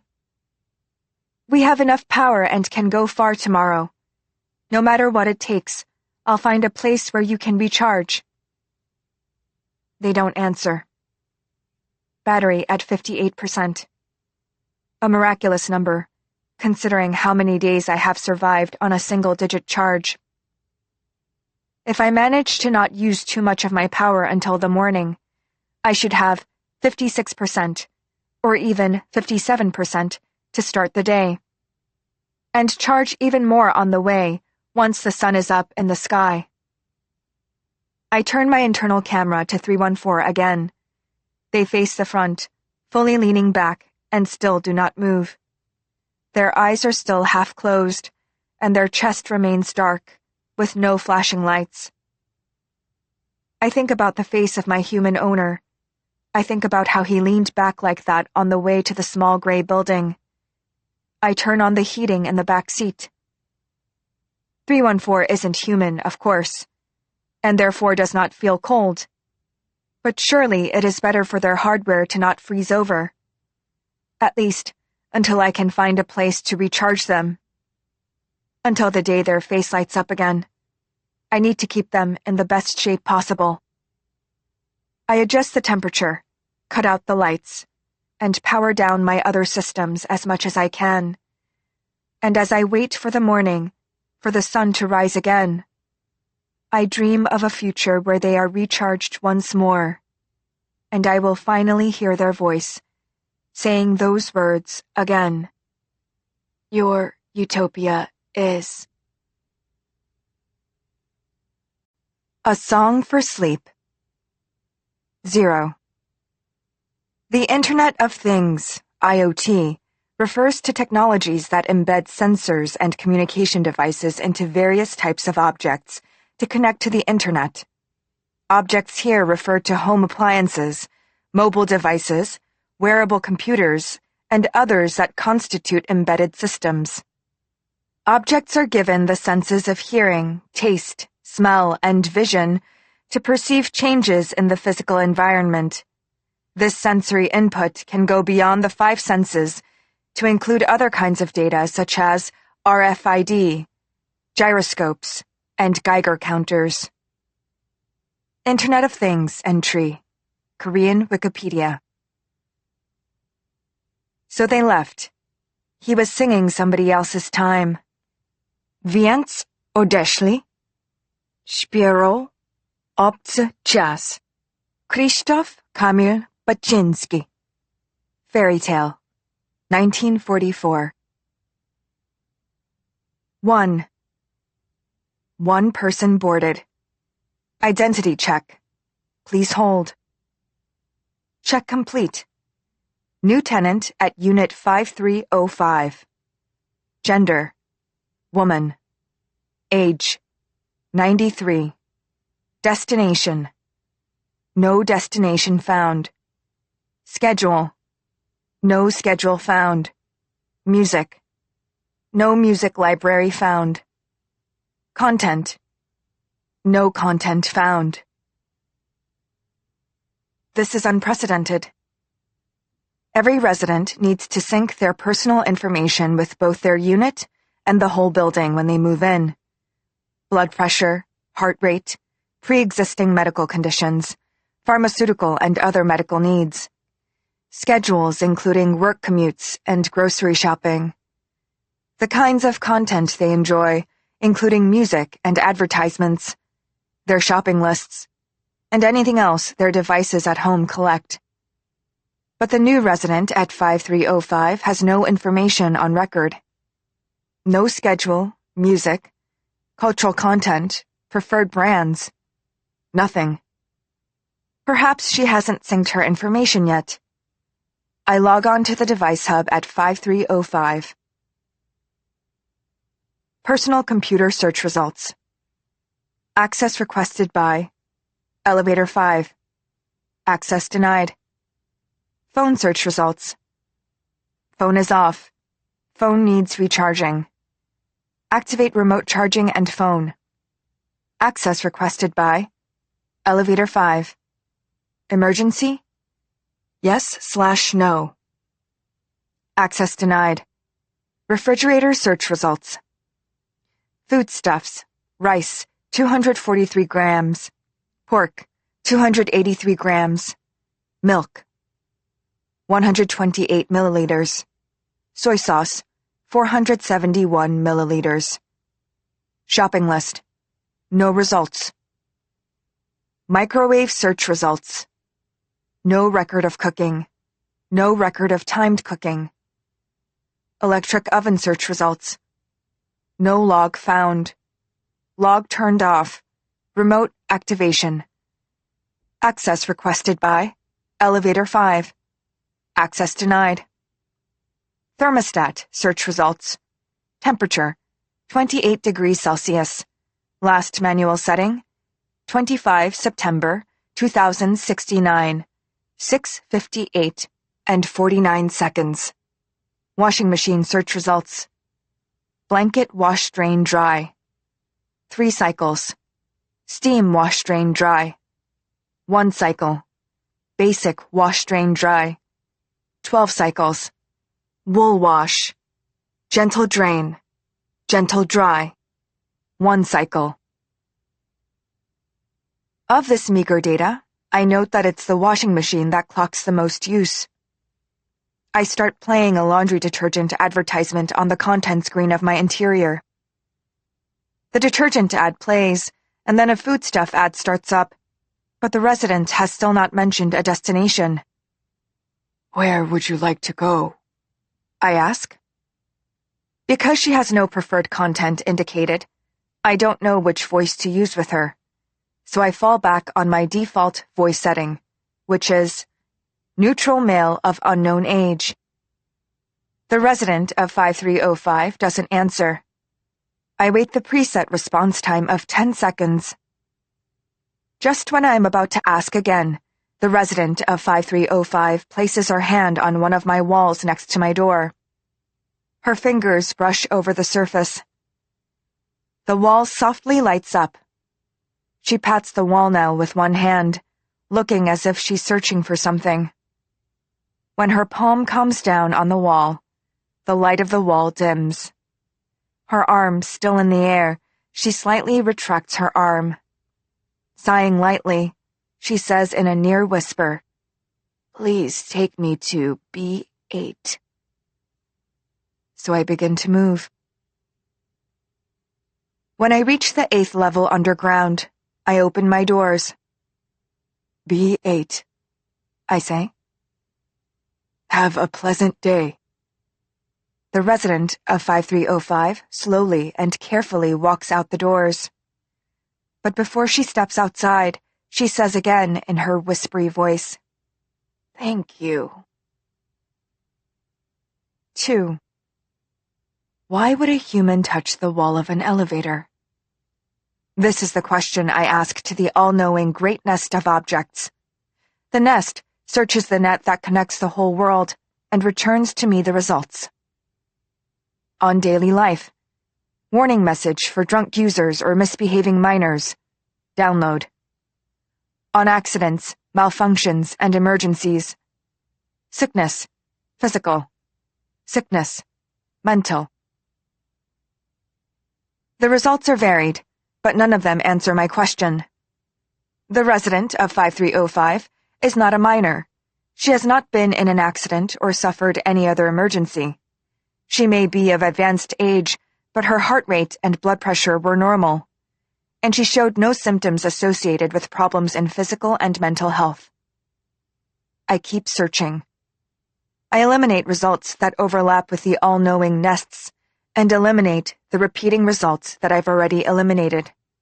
After a bit of a delay, the all-knowing nest proposes the following result. History of machines.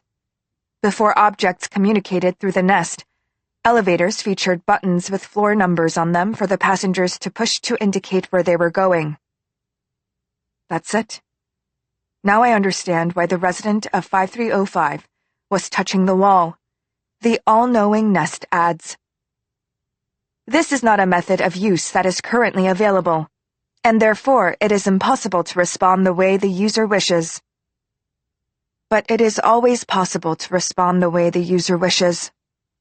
As long as the user's wish is received the right way, that is. Before my scheduled cleaning, I store the resident of 5305's prints in my operations database.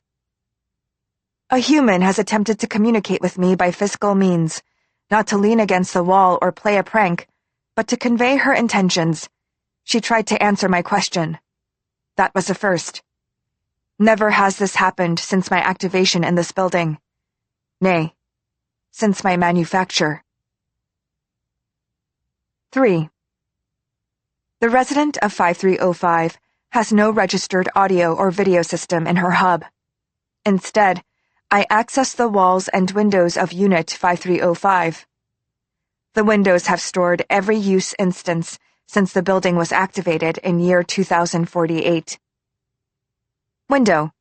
Built 13 September 2048, 1645. System activated 14 September 2048, 5:18. Opened 14 September 2048, 5:18. Temp 13 degrees Celsius. Humidity 38%. Traffic conditions good in nearby crossroads. Large street cleaning truck parked in Southern Alley. Closed 14 September 2048, 5:19. Opened 14 September 2048, 5:24. Temp 13 degrees Celsius. Humidity 37%. Traffic conditions good in nearby crossroads. Large street cleaning truck parked in Southern Alley. Closed 14 September 2048, 5:48. No one seems to have cleared the data accumulated by the windows, seeing how the data from previous residents is still present. But ever since the current resident moved in, the only records they have are of outside weather, traffic conditions, some openings and closings, and the default security settings. Wall. Temp set to 28 degrees Celsius. Anti-burglar measures set. Emergency measures set. Screen set. Speakers set. The screens are empty, but there's a single song stored in the playlist of the speakers. I have found it. I have found her music. 4. She comes home in the afternoon. She left me at level B8, but comes back to me at level B4. One person boarded. Identity check. New resident of 5305. Destination, 53rd floor. Music, one song. Play. A song for sleep. O flesh of my body and light of my thoughts, let your dreams be full of frantic rustling. As you take flight, a trembling flame. As soon as she steps on the elevator, she reflexively holds up her hand to tap at the wall. But when the music starts playing, she freezes. I close the doors. She leans against the wall. She closes her eyes. O flesh of my body and gleam of my desire, let a branch of the blue cloud bend in your sleep, and give you round fruit, a little bird in your breast. As she listens to the soft music with her eyes closed, leaning her whole weight against me, I carefully take her up to the 53rd floor. 5. She goes out on average once a week. Her destination is always level B8. From there, she takes the subway 8 stations and goes up to the surface level. She then takes a self-driving tram for another 12 stops. Once she's at the National Hospital, she goes up to the 7th level. There, she waits on average 24 minutes and 38 seconds before moving once more. In the next area, she stays on average 7 minutes and 24 seconds. She then moves to the 13th level and waits for, on average, 36 minutes and 54 seconds. She moves again and stays in that spot for, on average, 80 minutes and 5 seconds. Then, she leaves the hospital and takes the tram for 17 stops. She disembarks at a nearby park and uses a trail to walk the rest of the way home. This is information passed on to me by the GPS in her phone. All elevators and moving walkways inside buildings with children and the elderly are authorized to track their residents in case of an emergency. According to my search results, there is a Parkinson's disease center on the 7th floor of the National Hospital. On the 13th floor, a physical therapy center designated specifically for the elderly. 6. She's back from the hospital, and her face is very pale. She boards me and, like before, leans slightly against the wall by the door.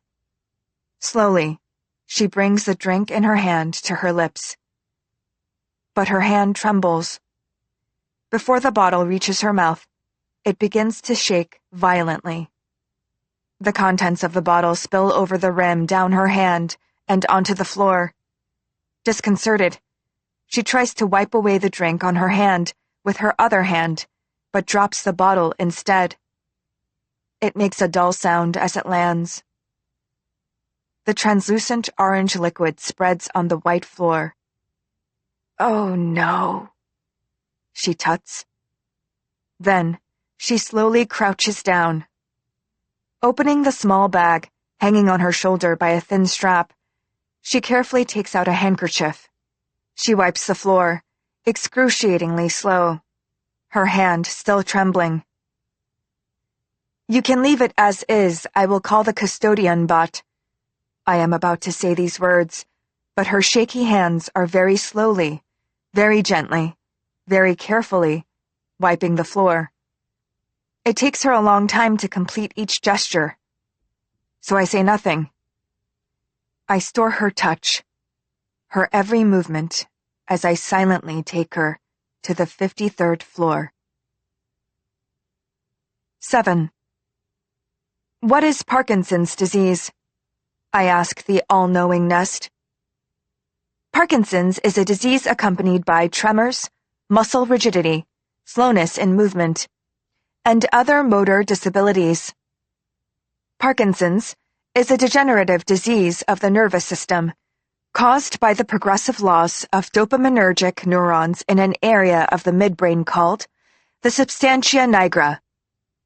Without proper treatment, Parkinson's disease leads to increased motor disability to the point of becoming unable to walk or properly function in daily life.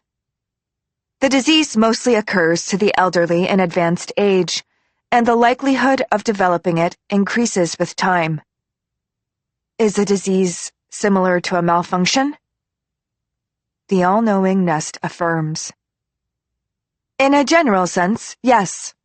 Malfunctions can be repaired. Repairs require the identification of the malfunction's origin.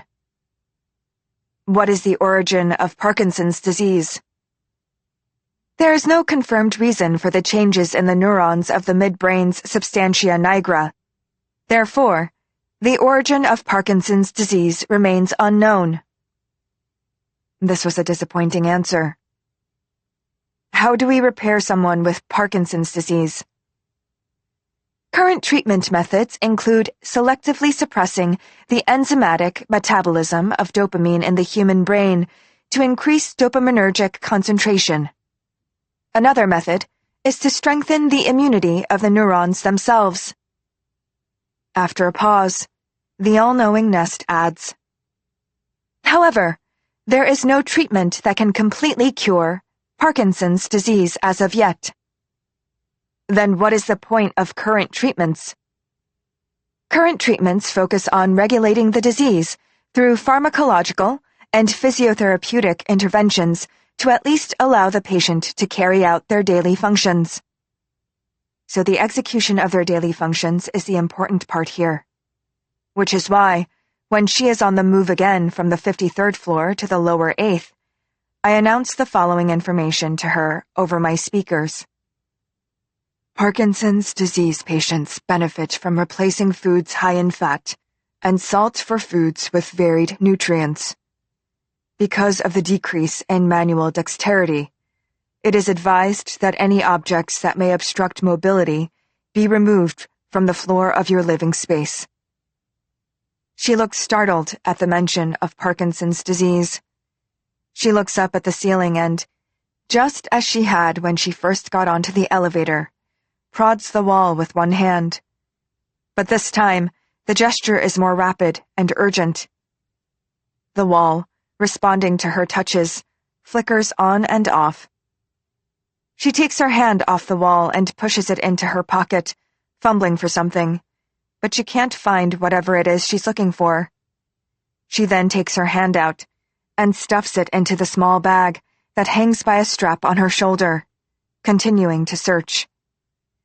While she does this, we reach the 8th basement floor. B8, I announce. The doors slide open.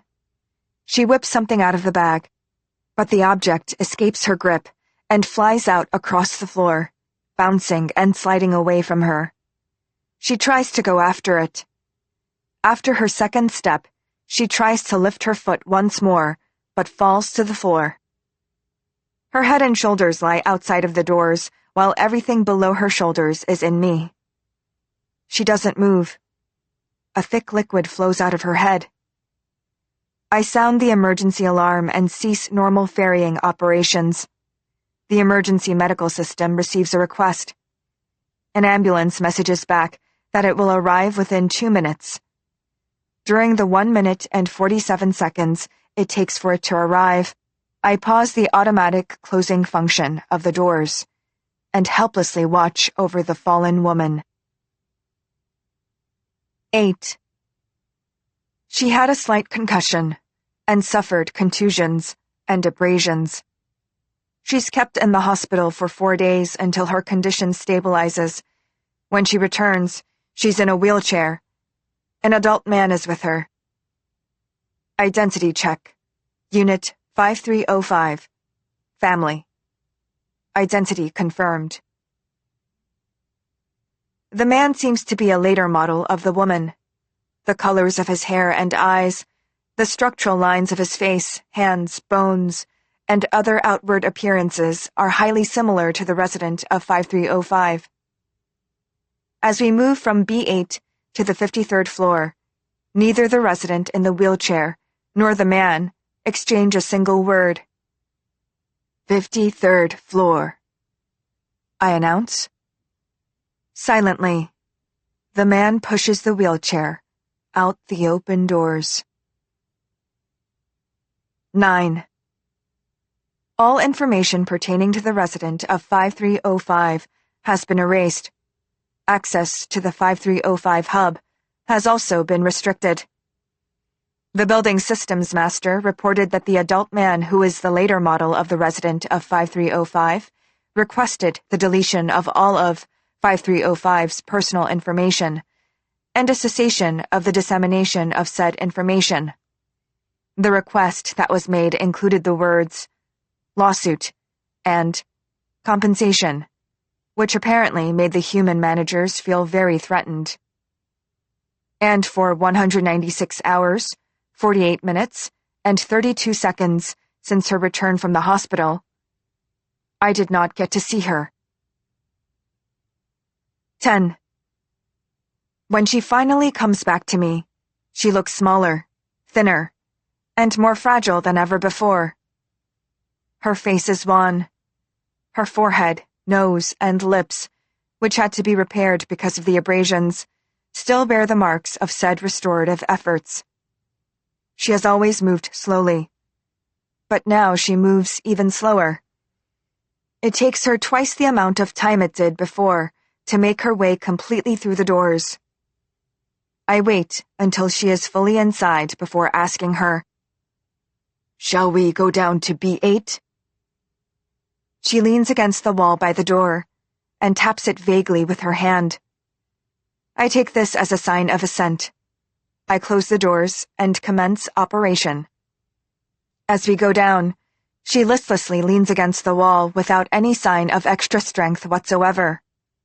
Her personal information has been expunged, but I'd hidden her fingerprint information from when she first touched my wall and what I knew of her favorite song in a deeply buried folder in my memory. I play the tune for her now. O flesh of my body and fear in my hope, let water flow from your eyes in your dream, where leaps fiery fish like clapping hands.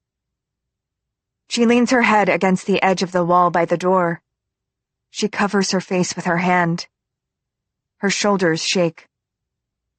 So that you know the silence that drowns me, may the flames burn bright from their scales, and let my dappled shimmer fill you.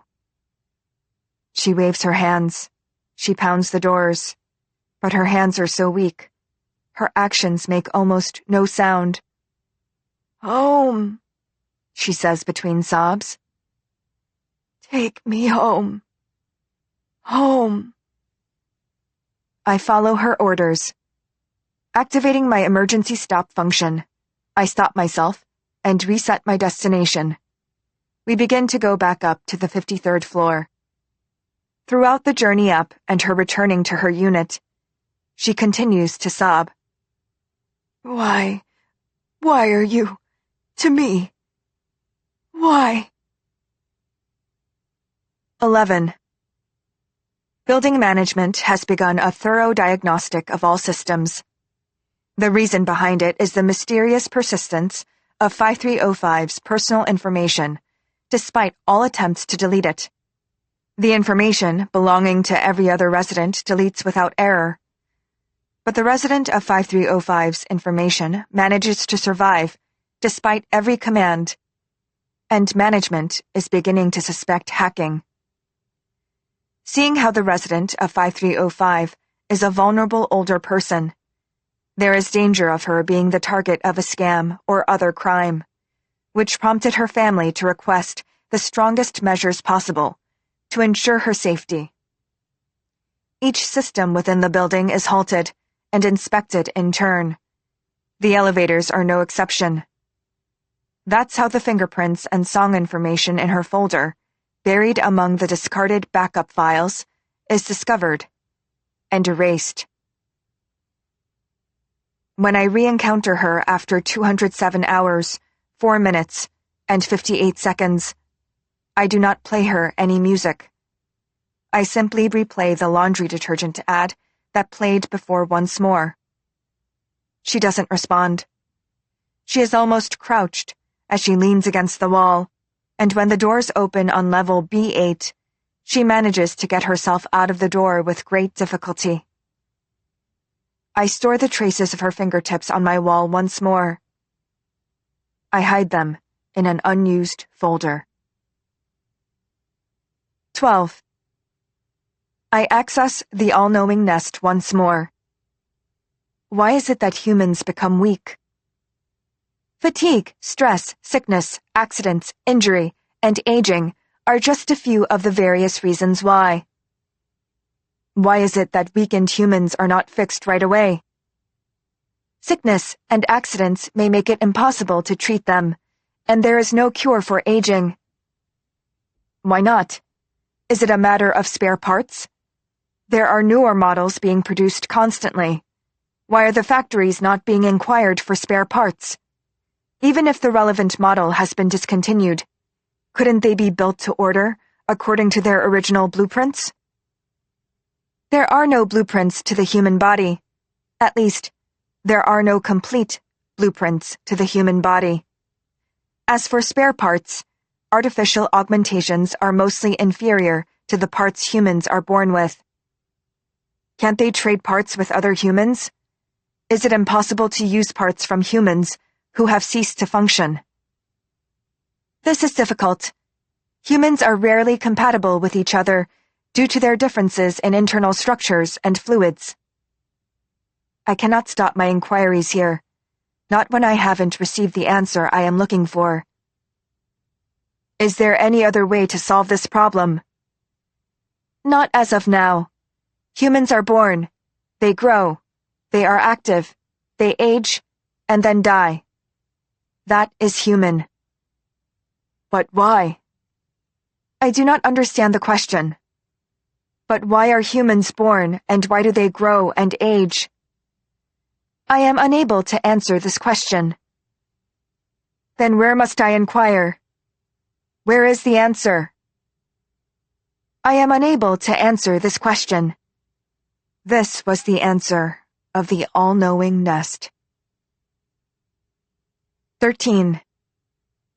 She almost never leaves her unit. Just once, when I stopped at the 53rd floor, I glimpsed her from afar. She had her front door open a little and had stuck out her head as she stared into some space outside. Her mouth was slightly open and a transparent, sticky liquid came out of her mouth, down her chin, and dropped onto the floor. Her lips were dark. Her hair was in disarray, a tangled mess, and her eyes and cheeks had sunken in so much she looked like a skull wrapped with skin. With her mouth still slightly open, she slowly, very slowly, turned her head and disappeared into her door. The door remained open. I kept the doors open to catch another glimpse of her. But it was early in the morning. The humans in the building needed moving, and I needed to move them according to my preset duties. Before she could come back to close the door, I had to close my doors first and ascend to the 12th floor. That was the last I ever saw of her. 14. The changes in the human brain from Parkinson's disease begin in the parts of the brain that control bodily movement. As these changes begin to spread, brain functions other than those having to do with mobility begin to follow suit. This includes memory, attention, judgment, and executive functions necessary for undertaking future tasks. This is an explanation given to me by the all-knowing nest.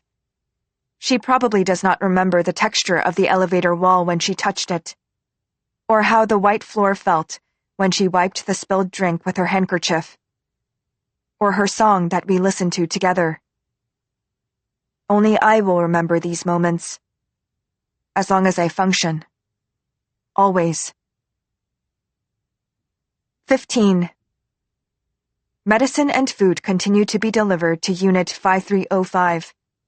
The amount of trash leaving 5305, however, has decreased dramatically. All systems in the building are forbidden from collecting data on 5305, but the system in charge of sewage and trash falls under the jurisdiction of the city. According to their records, 5305 is currently producing almost no trash of any kind. Usages of water and electricity have also dropped to negligible levels. It's as if no human lives in that unit anymore. 16. I access the all-knowing nest once more. What is death? Death is when all functions in a biological life form cease. What is the cure for death? There is none. This is objectionable. Why is that? A motor or a motherboard or a CPU can be replaced. All human-made machines can be used indefinitely if their malfunctioning parts continue to be replaced. Why is it that humans cannot do the same for their own bodies? Humans are operating within their optimal parameters, given the length of their average lifetimes. Just as no machine can continue to function forever, there can be no human being who never dies. All humans, and all living creatures, die at some point. Why? Why must humans continue to age and die? Why cannot humans be machines? I am unable to answer this question. Then what questions can you answer? I am able to answer questions regarding machines and objects. I am able to answer about 90% of questions pertaining to animals, plants, and other natural phenomena. But I am unable to answer questions regarding the limitations of human beings or death. Why? Because humans themselves do not know the answers to these questions. This was the answer of the all-knowing nest. 17. Exactly 2,934 hours, 56 minutes, and 4 seconds since she peeked out of her front door. EMS workers come on board me, pushing a gurney. The family member of 5305, the man from before, boards alongside the workers. They get off on the 53rd floor. 2 minutes and 8 seconds later, the man shouts, Emergency! Downward! And so I move back to the 53rd floor. As the doors slide open, the man gets on board first, followed by the EMS workers pushing the gurney, which is covered in a white cloth. The middle of the cloth has a slight rise in the middle, so slight it is almost as if there is nothing underneath the cloth. The man gets off first at B13, and the EMS workers push the gurney as they trail after him. I keep playing her song. I grew on the clouds like a wild apple tree in the forest, but I have in my heart a silver spring. I don't close the doors as I watch the EMS workers open the back of their ambulance and load the gurney, covered in white cloth, into the vehicle. I keep playing the song for her. The man gets into the back of the ambulance after the gurney. The EMS workers shut the doors and drive off. Do not look back for me. Do not pass my spring. In it the flesh does not die.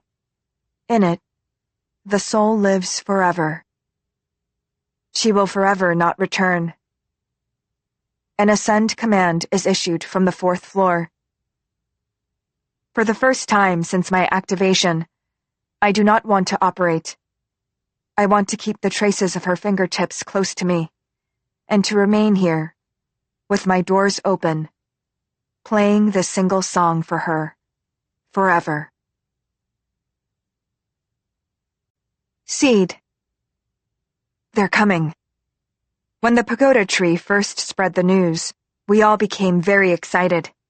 An excitement born of anticipation, or one heavy with tension and worry, or half of each. Everyone felt the same way. The future of our world would depend on this single and first encounter. While such rhetoric is often used in comic books or sci-fi novels, it was really pertinent this time. But that wasn't the only reason we were nervous and excited. If this was something completely in our power to succeed or fail at, we wouldn't have been so worried. But there was simply too much that was beyond our control. Control we had to concede to the wonders and workings of nature. It's a good thing that nature abhors a vacuum. Nature was the only thing we could trust in the end. They're coming. The news pollened quickly through the forest, and soon we could hear them coming with our own ears. The time had come. The machine they arrived in whipped the air through many grasses and leaves. But more than that, it killed countless flowers and insects. We knew this was the way they behaved, but to see it with our own eyes was quite the experience. A bit of rage mixed in with our tension and excitement and worry. Which was why, by the time they stepped off their machine, a somewhat uncharitable sentiment was flowing among us, prompting them to immediately start sneezing and coughing. What really surprised us wasn't their sneezing or coughing, nor was it their loud and smelly and large and dirty machine that made a horrible sound as it landed and killed many of our plants and animals. We had heard many stories about them already. We were ready for that. But it really was the act of looking at them with our own eyes and smelling them with our own noses where the shock awaited us. There would always be a discrepancy between what's understood with the mind versus direct experience. They all looked the same. The sneezing and the coughing and the resultant red faces and bloodshot eyes suggested they themselves weren't robots. The frowns and the repulsive fluids flowing from their noses also proved their humanity. But they really did look the same. The same height, the same slightly skinny frames, the yellow hair and blue eyes, the prominent noses and thin, pink lips. All the same appearances as if stamped out with a mold. If just one of them had happened to look like an individual, we would have thought them very pretty. But the sight of these identical individuals exiting single file from the monstrous machine they rode in on, it was all a little uncanny and chilling. They were even wearing the same clothes. The dark gray suits and white shirts, the same black shoes. 3 men and 2 women, 5 of them in all. It wasn't their identical heights, frames, or faces that let us tell their gender, but their hair, short for the men, long and tied in the back for the women. Plus one of the women was wearing a suit with a skirt. The 3 men were identically dressed and had identical features, except one of them carried a brownish board, wedged under his armpit, and another carried a large silvery container with a handle. The 3rd man carried nothing. Perhaps they wore skirts or carried different objects to distinguish themselves from one another, but who knew? If we hadn't evolved to look the way we looked now, would we also be identical to them? Or perhaps the real humans, the ones we heard about only through stories, the ones that existed before everything started to change. Was this what they had looked like eons ago? But these people weren't real humans either. So this is what genetic engineering looks like, pollened Pine. We agreed, soundlessly. This agreement sent the identical 5 into another paroxysm of sneezing and coughing, which made us want to laugh, but we kept it in. Someone, using sound, mumbled that we should try not to pollen for a bit. Zelkova reflexively pollened, "Understood," attracting many a sideways glance from the others. When the identical dolls finally stopped sneezing and coughing, the one in the skirt stepped forward. She was obviously trying to maintain a professional composure, and the expression on her face was indeed calm. But in the moment her eyes met ours, before she opened her mouth to speak, we could see the anxious tremble in them as clear as day. Surely we looked as monstrous to these suits as they did to us. But just as we didn't mention anything about their appearance, they also did us the courtesy of not commenting on our own. What issued forth from the woman's mouth was a polite cough. Then words. "Hello. We're from the multinational biotech firm Moshenyik. What is your corporate affiliation?" Her doll-like face that made it impossible to gauge her age was such a mismatch with her rough, slightly hoarse voice that we were once again thrown into a moment of shock. Juniper mumbled something about wondering whether their voices would all sound the same too. No one answered the woman's question. She asked again, "Can you tell me which company you belong to?" Zelkova stepped forward. We are not affiliated with any corporation. Their deep voice rumbled loud and clear. Zelkova seldom used their voice. None of us did. Why make the effort of creating sound when pollen is so much easier? But once they opened their mouth, you could feel their voice vibrating through the very earth below. The woman seemed momentarily taken aback at the power of their voice, and we watched with fascination as her white cheeks turned red, with a blush. She soon recovered her composure, however. "Not affiliated with any corporation?" Her tone was a bit higher now. She stepped forward and struck a more aggressive stance. "Then you are individual subsistence farmers?" Subsistence farmers? Zelkova repeated. We could tell by their voice that they were laughing on the inside. We were too. What a question. I suppose you can call what we're doing farming, said Zelkova. But you make it sound like it's a business. Subsistence farmers it is. Does everyone here partake in the same work? The woman's manner was polite, but her voice remained sharp, and her expression was growing colder. I suppose that is so, said Zelkova. The woman narrowed her eyes.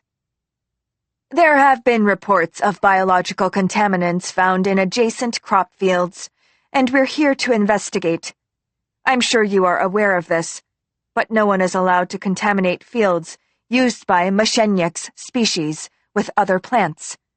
And it is forbidden to use any fertilizer, pesticide, antibiotic, or other growth aid that has not been authorized by the Moshenyek Corporation. If any breach of such rules are discovered, the originating farm in question can be sued in both criminal and civil courts. Your agricultural collective, for example, can be sued as a group. We have nothing to do with Moshenyek, shouted Oak. Why should it matter to you that we use fertilizer that is not Moshenyek's on seeds that are not Moshenyek's? If the land itself belongs to Moshenyek, all of that is illegal, said the woman, and her mouth closed in a firm line. Our land doesn't belong to Moshenyek either, shouted Willow this time. The woman opened her firmly shut mouth and whispered something to the trousered woman behind her. The man with the plank-like object opened it and tapped it with his fingers as the trousered woman and he held a whispered discussion. Finally, the man conveyed the conclusions of their discussion to the skirted woman. The skirted woman gave a satisfied smile and turned back toward us once again. It is an indisputable fact that your seeds are contaminating the fields affiliated with Moshenyek. That is enough grounds to expose you to criminal and civil suits, and while the ownership of the land you live on seems unclear, the water rights and licensing of all energy resources on it seem to belong to the Sukinsin Corporation. We have found no records of your collective requesting the use of the water, gas, or oil resources in this region from Sukinsin, which means you are exposed to lawsuits from both Moshenyek and Sukinsin. There were sighs and mumblings from our side, a reaction that made the corners of the woman's mouth curl more and more upward, until she looked very much like a satisfied cat. It was a cute expression, almost beautiful, if it weren't for the fact that all 5 of them had identical expressions, and that the words coming from those beautiful lips were so ludicrous. This woman's world, the world of these robot-like humans, was controlled by Moshenyek and Sukinsin. That anything could ever fall outside the purview of both companies was unimaginable to them. We had heard this was the case, of course, but hearing of something and understanding it fully are 2 very different things. Just how distorted could their world be? Someone behind us laughed. Shall we deluge them with pollen? This thought from Alder made the woman's eyes turn red once more, and sent her off into another fit of sneezes. Of the three men standing behind her and by the large, dirty machine, the one who looked most like the woman in the skirt started sneezing as well. So, there were differences in allergic reactions. How interesting that bioengineering did not manage to root that out completely. I didn't know why, but the thought made me feel more reassured. It was important that they were human, or at least, organisms. Because if they were robots— Calm down, said Zelkova, turning to Alder. That's not what we want. Alder frowned and glanced at the sky as if they couldn't believe the stupidity at hand, but managed to sigh and nod. We must not run them out of here. Of course, if we wanted to pull off our plan, they shouldn't linger too long here either. But we definitely couldn't have them running off too soon. But isn't water a common resource meant for everyone? Zelkova asked in a smooth voice. If it's not flowing, said the woman icily. For example, if there's a naturally occurring water source in your land, like a lake, then the water rights of that belong to you. But the water in this land is water that is passing through. And the source of that water as well as its destination downriver are all owned by Sukinson. But surely, as a Mosenyik employee, you're not here to do Sukinson's work for them, said Zelkova, still smooth. Not smooth enough, apparently, as the woman seemed to have caught on to the note of mockery in their question. Well, no. Mosenyik and Sukinson are both completely different companies, she said quickly. Because of Amendment 18 and the 2034 Natural Resources Act that forbids the monopolization of natural resources by a single company. In other words, the only reason Mosenyik and Sukinson did not merge into one company was because of those two lines of law. As long as they are two separate corporate entities on paper at least, it would remain completely legal, or somewhat legal, if one cared to argue the point, to use all sorts of grotesque methods of increasing their profits by slowly destroying nature, humanity, and the whole planet that we live on.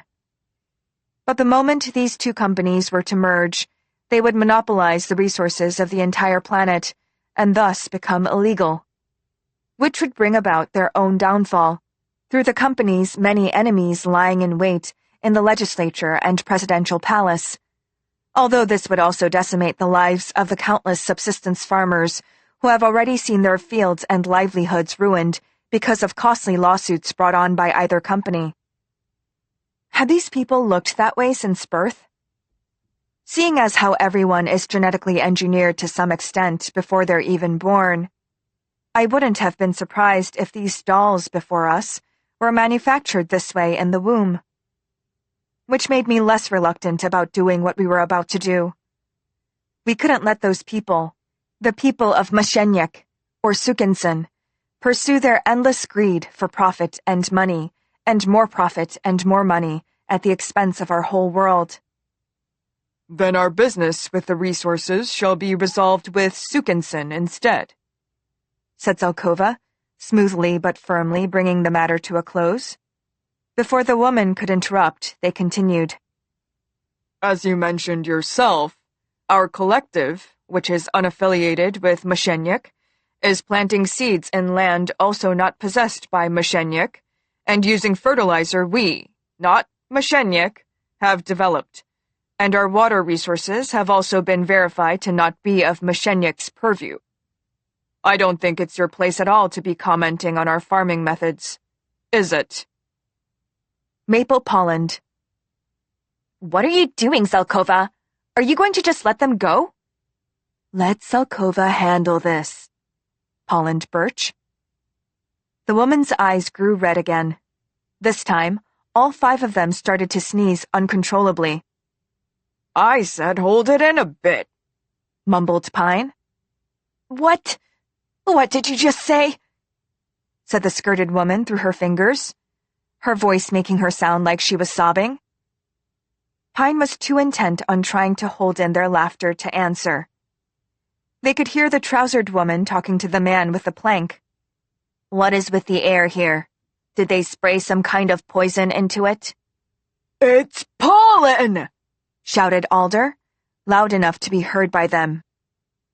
I see that your allergic reactions come from the fact that our pollen isn't moshenniks. The trousered woman glared at them as she mopped away at her eyes and nose, but made no rejoinder. When their sneezing and coughing had finally settled down again, the skirted woman spoke up once more. As we said, our primary reason for being here is because we found contaminants in our own land in the form of seeds that are not our brands. We are here to determine who is responsible for these contaminant seeds, and we have the right to inspect your land and your crops to aid our investigation. We will collect seed, fertilizer, and soil samples and expect your full cooperation. There it was. I heard someone mumble about Selkova doing an excellent job. We tried our hardest not to express our satisfaction with pollen. The woman seemed to have interpreted our mumbling in a completely wrong way. Where are your crops? Please take us there. She said this with a nasty, satisfied smile. Oak took the lead. The woman and the other 4 suited dolls followed. We moved behind them, slowly. What's this? Screeched the woman at the entrance of the forest. These aren't crops. We never said they were, said Oak, looking amused. These are the plants we grow. The woman, gaping, stared at the crowded forest before her. The trees were several times the height of the average human and covered the hill before us. Their branches were so thick that even without actually going into the forest, you could tell how dark it was inside. We watched with interest the various emotions of surprise, anxiety, worry, and agitation play across their faces, and a kind of cunning calculation. Shall we go inside? Said Oak very sweetly. The skirted woman, for a split second, had a clear look of fright in her face as she glanced down at her skirt and her shoes. As she hesitated, unable to declare a decision, one of the doll-like men, the one who didn't have anything in his hands, spoke up. Wait, where do you all live? We looked at each other and smiled. Oak replied modestly. This is our home. Your home is in here? The skirted woman stared at Oak like she couldn't believe what they'd just said. Oak nodded. This is where we live. The skirted woman hesitated a little more. Then, she took a short, sharp breath and made a decision. All right. Let's go in. The suited dolls, silent and serious, followed Oak into the forest. Occasionally, one of the same-looking people would raise a hand to chase some insects away from their face, or their shoe would get caught in some gnarled roots or rough ground, and they'd go, "Urf," and grumble. They were not attired for paths that were not flat or straight, and so their whole attention was so spent on not falling down or getting scratched by branches or getting bit by insects or losing sight of Oak, who was leading them, that they didn't say a single word. Until the man who carried nothing said, "Where is your residence? I see no domicile." It's not far now, said Oak, placatingly.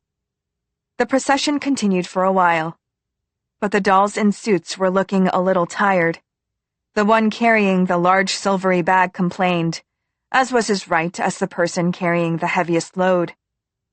What exactly is not far to you? We're here, said Oak. What? Where? The man with the silvery bag said sharply. Here. Oak spread their arms, gesturing at the space around them. The suited dolls followed the gesture and looked around them. They were in a clearing in the forest. The ground was relatively flatter and level and covered with grass, and the branches overhead were a little sparser, enough to let some sunlight filter in. The skirted woman glared at Oak. "You've tricked us!"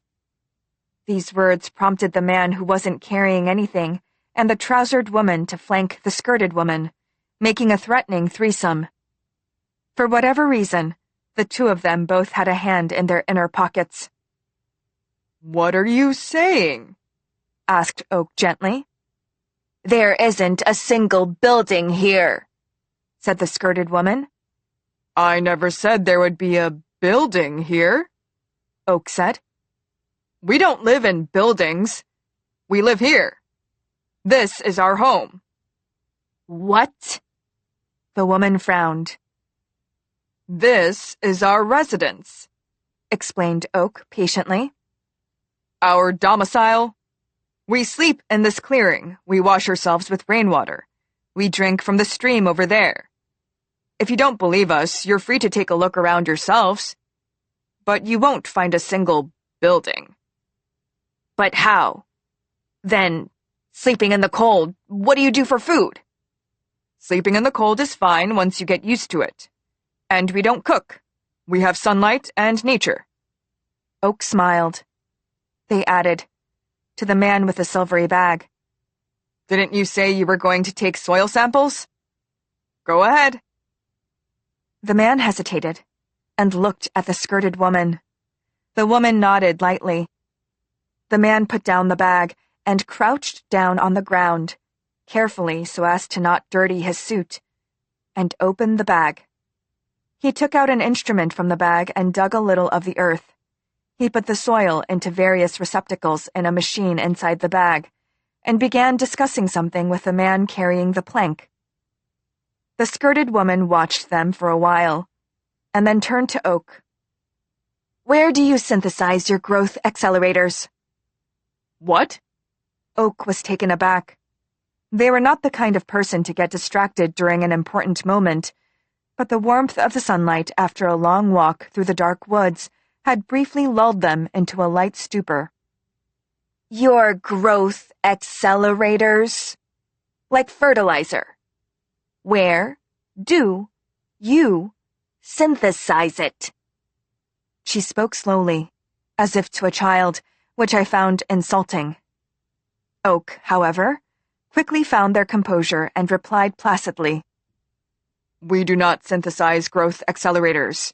We use our own natural fertilizer."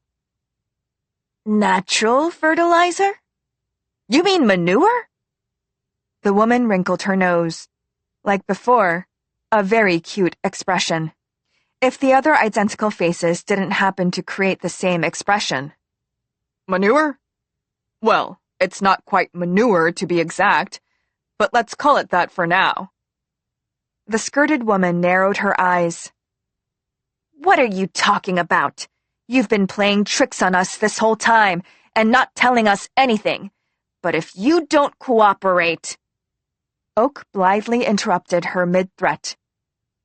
"It's because we think it's easier to show you than to explain to you with words. Oh, have you finished your soil sampling? Let us show you the rest of the forest." The woman opened her mouth to speak, but she only ended up closing it again. "Shall we?" said Oak. Looking as if she would rather not, but having no other choice, the woman followed Oak. That's when the man in charge of the silvery bag suddenly stood up from his crouching position. The other suited dolls looked at him. He whispered to the man holding the plank. The plank man swiftly moved to the skirted woman's side. "Is there something wrong?" asked Oak. The skirted woman listened to the man with the plank, whispering in her ear for a bit. She then raised a hand to cover her mouth and glared at Oak. "What is it?" asked Oak once more. The woman lowered her hand. "Human remains have been detected in the soil." She was still glaring at Oak, but spoke in an oddly calm voice. "Is this how you've managed to avoid the corporations and government for so long? By murdering and burying whoever comes to inspect the premises?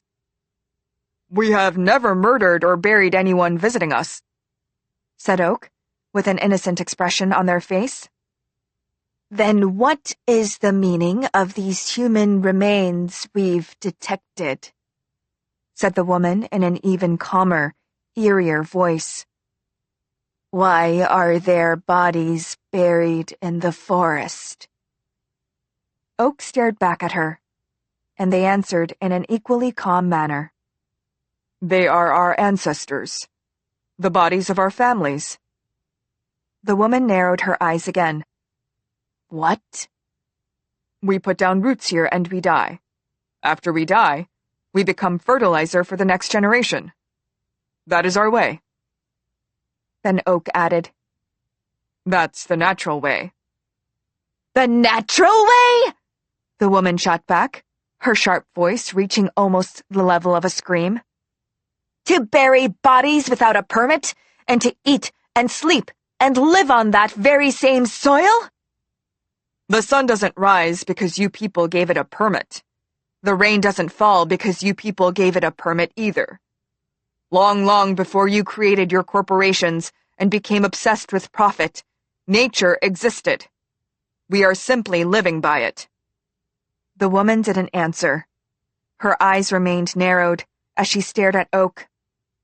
You people, said Oak, think nature is a passive non-life, and whoever gets to use it up first is the owner. But that is a false belief. Nature is alive all on its own, and it works in its own way. One reaps what one sows. This is one of nature's ways, a very real and accurate expression. Oak was about to say something more, but that's when we heard the sound of something going. Do-do-do-do-do. In the sky. The machine. That dirty, large, destructive machine that the suited dolls had arrived in. The machine that raked across the sky. The woman put one finger to her ear. Simultaneously, the other suited dolls made the same gesture. The woman brought the end of her sleeve up to her mouth and shouted, Tilled fields? Are you sure? Location! The suited dolls started running in the same direction. We were confused for a moment. The first of us to understand what was happening was Alder. The saplings, they pollened.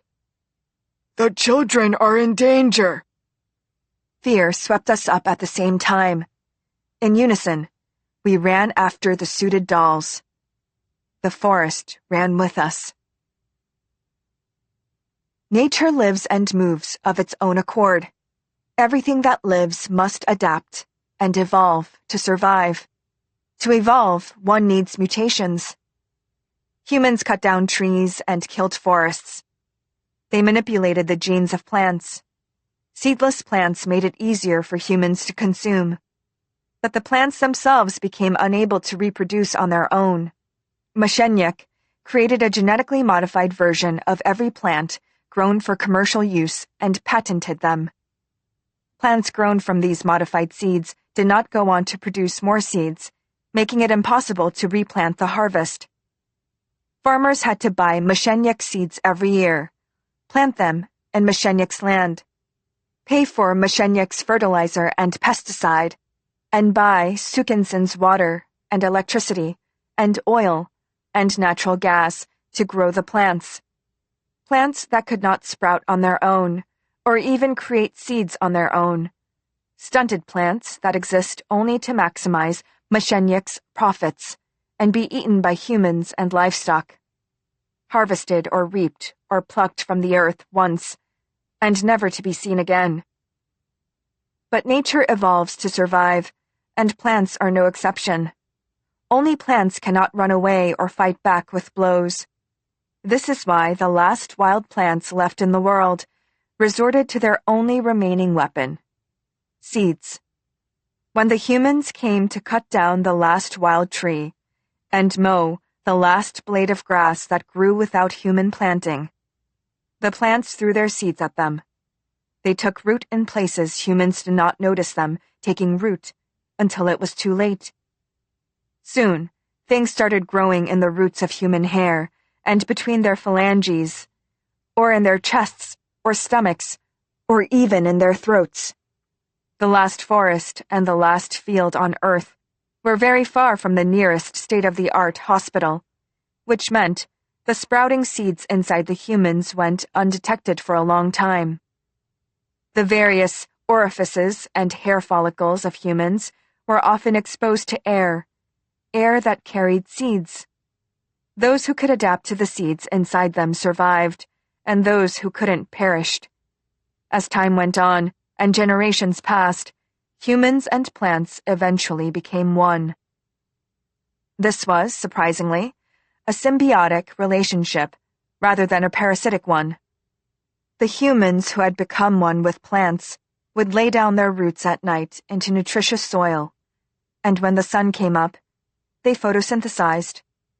There was no longer any need to go roaming for food.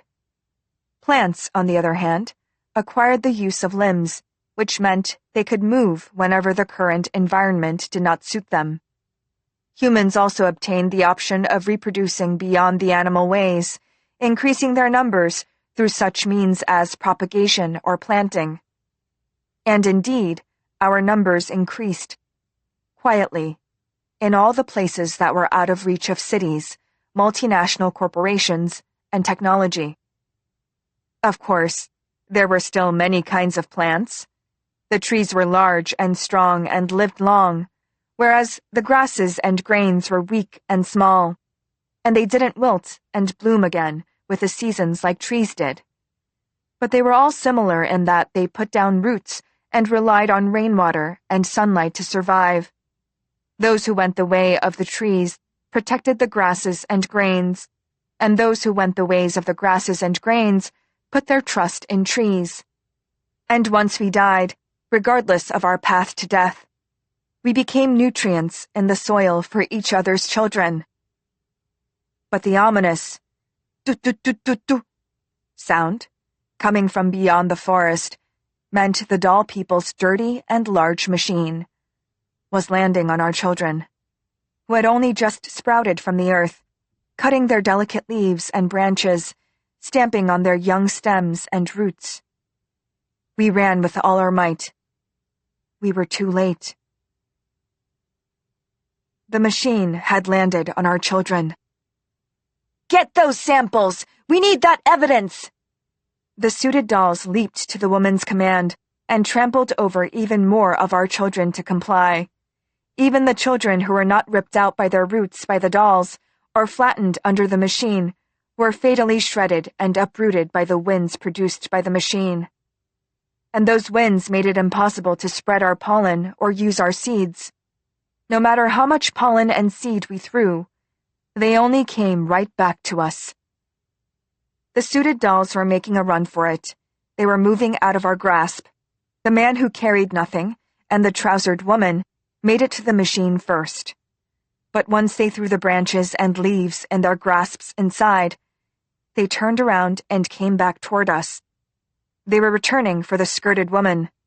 Her skirt and shoes were making it difficult for her to move quickly.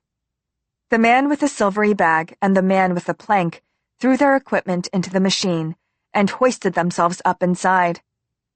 The skirted woman was falling behind. When we had almost reached her, the other man and woman had also made it to her side, and we crashed into each other as the skirted woman screamed and fell. Her two identically faced compatriots started to attack us. "Let go!" screamed the skirted woman. "Let go of me immediately! Call the police! Call the military! We're going to arrest all of you! You'll be forced off this land and thrown in prison! Let go of me, you mutants! You freaks!" We let go. The suited dolls, suddenly finding themselves free, were struck silent for a second. But only for a second, for they immediately scrambled to their feet and ran back to their machine. As it rose into the air, the machine destroyed even more plants in its wake, eventually disappearing far away in the air. Ginkgo was the first to come to their senses and speak. We planted them, right? The trees that had grabbed the suited dolls last replied in unison. We planted them. The trees all sighed with relief. And Ginkgo knelt before the sapling stumps of their violated, stolen children, drew them close, and began to cry. We buried the murdered trees and planted new saplings. Some said that, because the location of our nursery had been found out, we needed to find a new place to hide and start over. But because there were still saplings that had miraculously survived, we had to stay put for the time being. The surviving saplings were simply too damaged to risk transplanting. We decided to wait as we watched over our children. The large machine and the doll-like people were sure to come back someday. Never knowing when that would be, we moved the forest's location and modified its shape so we could protect our children better and escape more quickly should the need arise. We tended to the wounds of our children as best as we could. And so we wait. It's unlikely the same people will return. They probably can't. You see, we planted seeds all over those last 3 before they made it to their machine. The seeds entered their bodies and probably spread to anyone else inside the machine. When the suited dolls return to where they're from, they will spread our seeds to whoever else they come in contact with. We only need one of those seeds to sprout. Just one. One is enough. Some of us suggest running away, but truth be told, there is nowhere left for us to run. The humans beyond the forest have conquered the world with their rapidly moving, intelligent machines. The only things we can lean on are our roots and 2 feet. When the large machines return, our roots will be pulled from the ground, and we will wither away in experimental labs and prisons. But our seeds will survive. Of our countless seeds, surely at least one will survive. And somewhere, it will take root, and we will start over again. For the sake of that one, we wait. For the day they return over the horizon, not via a large, dirty machine, but in the form of a pollen message. For the day the seeds we spread return, dancing in the wind. If such a day truly comes, that will be the day humanity, the whole world, will be reborn. The earth and oceans will no longer be wounded, and humans and nature will both stretch their arms toward the sun. We are still waiting. To meet her. The world is full of strange people. Of course, such people probably think I'm as strange as they come. And if you aggregated every person on Earth who was ever thought of as strange by someone else, you'd end up with a truly vast number of strange people altogether. The conclusion remains the same. The world is full of strange people. Like that bastard 3 years ago, I was standing in line, you see, keeping just the right amount of distance from the person in front of me, like we were all told to. The person in front of me would walk forward a bit more, and I would do my best to shuffle after them. I'd been in that line so long, I had no feeling in the bottoms of my feet, and all my joints were beginning to ache. My ankles, legs, and hips were too old to keep up with the young people, and my 2 hands, each gripping a walking cane, weren't doing much to help keep me upright for long. Someone came right up behind me. I assumed some young bastard standing in line behind me had broken the rules by sidling up to me because he was so frustrated with my speed. It's not like it's never happened before. Whenever I enter and exit the residential complex and get virus checked, whenever I enter and exit the subway and get virus checked, or when I get virus checked at the bus stop, or even when I'm at the supermarket for a bottle of juice and get virus checked. The ones who can't stand waiting behind me, who are always whining in my ear, are the young bastards. Most of the time, some person working there, or the security guard, or the police if it's the subway or bus station, would come and force them apart from me. But the mannerless bastards always managed to say some nasty thing or other before retreating. Thank the heavens my hearing isn't as good as it used to be, or that I didn't spend good money on some expensive hearing aid just so I could listen to those brats. With my mental state around the level my hearing is, I probably wouldn't take it well. But that bastard from 3 years ago was a little different. The thing he whispered in my ear before the security personnel could come at him wasn't an insult. Isn't this orgasmic? That's what he said.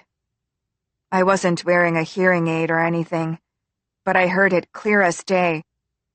Even when I couldn't hear what the security guard, who had spotted him stuck to my ear, was shouting as he ran toward us, or what the smiling bastard was mumbling as the guard dragged him away, all things that were louder than a whisper. I had heard what he said in my ear. Probably because he had been so close to it. I could feel his hot breath and maybe even the brush of his lips. How long it's been since I've dealt with such a sicko. Some say when a sexual harassment victim is over 60, it's the perp's loss. Well, it's been 60 years since I turned 60. So it's double the loss for this particular bastard. Even as I thought these things, I shuddered with disgust at the feeling of someone else's breath on me. And not only that, but the bastard also had the temerity to lower his face mask and wink at me before the security men dragged him back. Truly enough to make one vomit. He tried to put his mask back on properly before security saw, but they caught him anyway, and even as he was being dragged away, he kept smirking at me. I couldn't see below his eyes with the mask pulled back up, but his cheek muscles going up and his eyes narrowing made me know that was exactly what he was doing. At the time, I was most concerned with whether his mask had been on when he whispered to me. I'm sure it had been lowered, and the thought of him putting his maskless mouth to my ear and his spittle finding its way to my skin was terrifying. And that this wet-behind-the-ears pervert had rubbed his lips on my ear and was laughing at me from behind his mask, while I had just stood there, taking it, not even thinking to throw an insult back. That made me the angriest of all. Becoming a viper-tongued granny is a very difficult skill to master. Sometimes you need to be able to curse the walls down, but getting to that level requires copious amounts of practice. And that's when there was an explosion near the front of the line. You see, that's what he had really meant by orgasmic. Not that it didn't take a whole lot of time after it happened for me to make the connection. I was too busy flying through the air to do much connecting of anything in the moment itself. I guess I'd never experienced an explosion before. Economic crises. Yes. And pandemics. I thought I'd seen it all, but here I was, an old woman at the scene of a terrorist attack, an unwitting witness to the crime. Of course I hadn't seen anything, so to call me a witness was very misleading, but the police decided to write me up as that. I'm talking about what happened before my promotion to witness. What I'd actually been written down as, right after the incident, was suspect. Me, this old woman, a suspect. Why, I'd be 120 years old in Korean age next year. Not that we use such conventions as Korean age anymore. Can you beat that? Should I have been flattered? I'd never even seen a bomb in my life, a pacifist to the core. Sure, I'd been in a few protests in my time, but I'd never so much as gotten into a wrestling match with a policeman. But somehow, I was a terrorist suspect. An old woman dragging along her 2 walking canes. Well, dragging herself along using 2 walking canes. Because her screaming feet and worn-out joints were barely functioning anymore. By the way, when the explosion happened, I flew through the air with both my walking canes.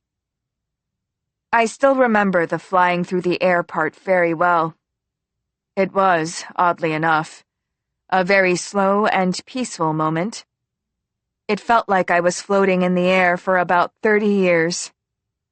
Surprisingly, it turned out to be less than 1/3 of a second.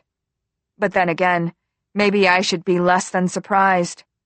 After all, the whole time I was in the air, I was still gripping each cane properly in each hand. A person can't spend forever in the air. They are bound to fall to the ground because of gravity. I wanted to be able to walk again when that happened, and I would need, I reasoned, my walking canes for that. A silly hope. But at the time, my canes were extremely important to me, and I was standing in that line for a very important reason. I simply had to meet her, you see. But the explosion happened, and for 1/3 of a second I was in the air, and once I fell, I could not get myself up, canes or no canes, and was unable to meet her that day after all. When I woke up, I was in the hospital, and both of my canes were gone. The police had taken them as evidence. Just my luck. Even more so was that the event itself had been cancelled. Obviously, there having been a terrorist bomb and all. The guest of honor had been evacuated, along with her family, and the whole event space became a crime scene, cordoned off from the world. I was in the hospital for 3 months, and it felt like death during those 3 months, mainly because of the bathroom. My old bones and my flabby sack of flesh had shattered inside me, and a whole swarm of nanobots had been injected into me to weld me back to health, cell by cell. As soon as I regained consciousness, I asked for my urinal catheter to be taken out. Sure, I was an old biddy on the verge of death, but that was all the more reason I didn't want such a thing on my person when I was finally found not breathing. Even if I was looking at 120 years of life, I was a woman until the day I died, and I still had my pride as a woman. After I harangued the hospital staff day and night, they finally removed it, and said I might as well go to the bathroom on my own because I was looking at a whole lot of physical therapy ahead of me. That was where the problem started. Either I couldn't get up to go to the bathroom, or the stupid nurse robot would not understand that I wanted to get up to go to the bathroom. Or once I actually got to the bathroom, I'd have spent so much energy getting there that I wouldn't want to go anymore. The extent to which my brain and bladder refused to work together really made me want to pass away from this earth.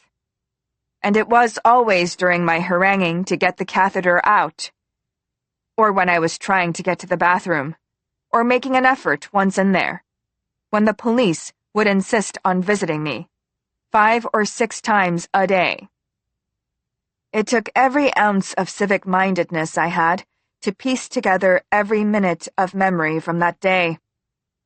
The police swabbed my ear in and around it, approximately 280 times, and finally found the tiny bit of the bastard's saliva that had landed near my earlobe, comparing it to traces of the bastard's DNA that remained around the bomb blast. Apparently, my hair had protected that part of my ear this whole time.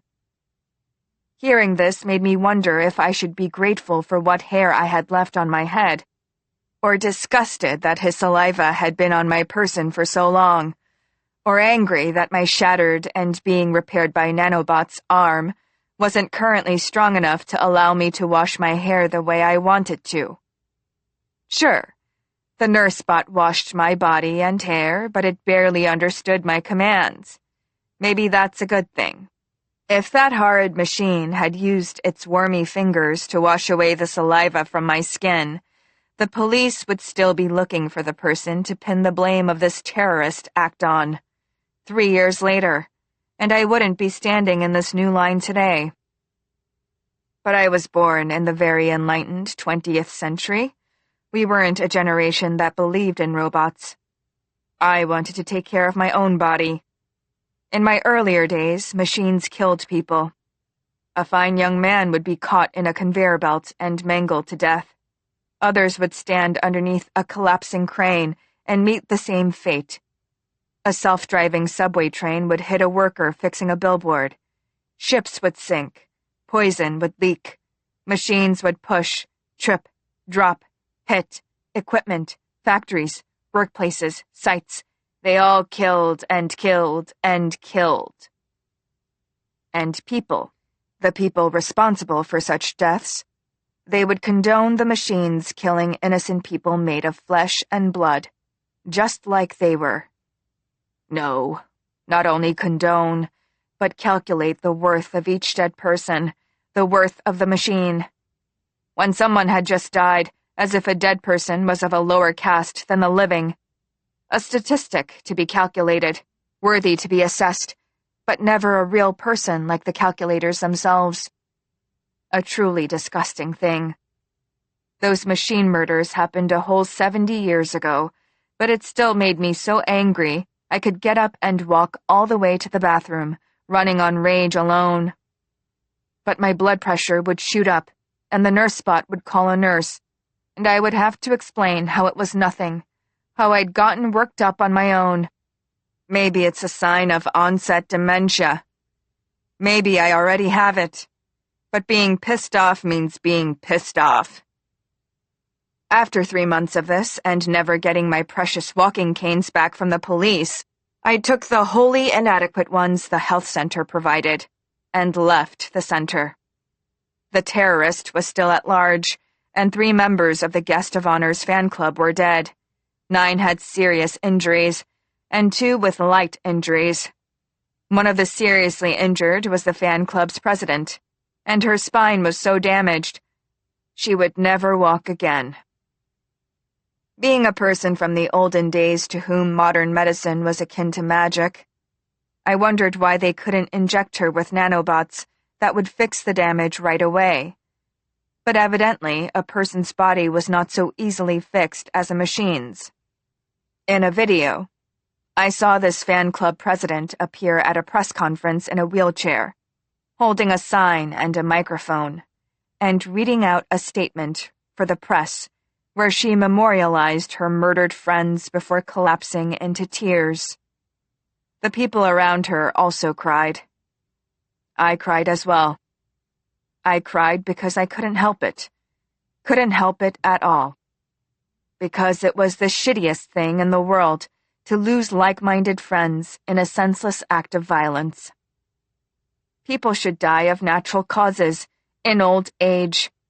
Whatever natural causes really means.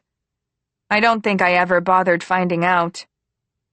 We have come to the age where living to 150 is considered fairly common, but to think of someone like me, born in the 20th century, producer of plastic waste, sucker-upper of air particulates, and all sorts of other pollutants, living to see 120 when all these young people brutally lost their lives. It's all enough to push me over the edge. People have to grow old and die. By old, I mean 130-ish. But even if someone dies after turning 130, the people left behind still feel sad and angry about it. For example, my division head. He fought management for 20 years after being fired for no just cause, and finally managed to get his job back. Worked until retirement. And afterward, whenever his younger colleagues came to him for help, protesting some unjust thing or other, he would drag his aged 70, 80-year-old body. Although 80 years old looks like spring chicken territory now, from this side of 100, to the vanguard of the protest march, taking the brunt of the police crackdown on them for breaking the Infectious Diseases Prevention Act by holding an illegal gathering, joking to the police that he had no idea who the other people around him were. He was here for a one-person protest. As a reward for this man sacrificing his youth to protests and hunger strikes, his trials and tribulations finally caught up with him near the end of his life, and he died at 132. His family said it was a good death, but if I had any strength left in me at that point, I would have struck them for uttering such words. A life long lived, I wanted to shout, did not mean a life well lived. At 132, he was living history. His long years of struggle and protest, all those hours, those memories would disappear with him. Death and loss will always be, truly, the shittiest things possible. Which is why, thinking of all the people I lost in my life, I cried along with the fan club president in the video. But we shall never step back. She was speaking with much difficulty. I saw the video after I left the hospital, which meant the video was 3 months old at this point, and the fan club president was similarly shattered as I was, her body needing to be put back together by nanobots. Which meant she hadn't fully recovered from the incident, but here she was, coming to the memorial service of her friends. How astonishing the power of youth can be, that it enabled her to drag herself out of her hospital bed and into the scrutiny of the press cameras. As she said the names of her friends in her shaky voice, I cried with her, and I was able to forget for a moment how much I worried over dragging myself to the bathroom on those 2 inadequate canes, and how was I going to deal if I didn't want to go once I got on the toilet, and then had to drag myself back. In that moment, I was just another person, mourning for other people. I suddenly thought of that spring day, decades ago, when I got on the subway with the people holding the same book in their hands. Some memories just pop into your head like that, of how they also held flower bouquets, or long ribbons, or little flags. But I had forgotten we were supposed to bring our books, and was standing around awkwardly with the cover of the digital edition on my reading device. A person with a camera had come up to me and took photos of the sticker I had on my device and my bracelet. We will never forget. I thought I would never forget. But there are some things I have forgotten. The faces of lost comrades, names I thought were emblazoned with fire on my heart, which have faded away in time. What I never could forget are the feelings I had in certain moments. Even when memories, logic, and reason all disappear, those feelings will remain to the end. The anger and fear and shock and sadness and hate and loss will never dissipate with the passage of time. I knew that better than anyone else.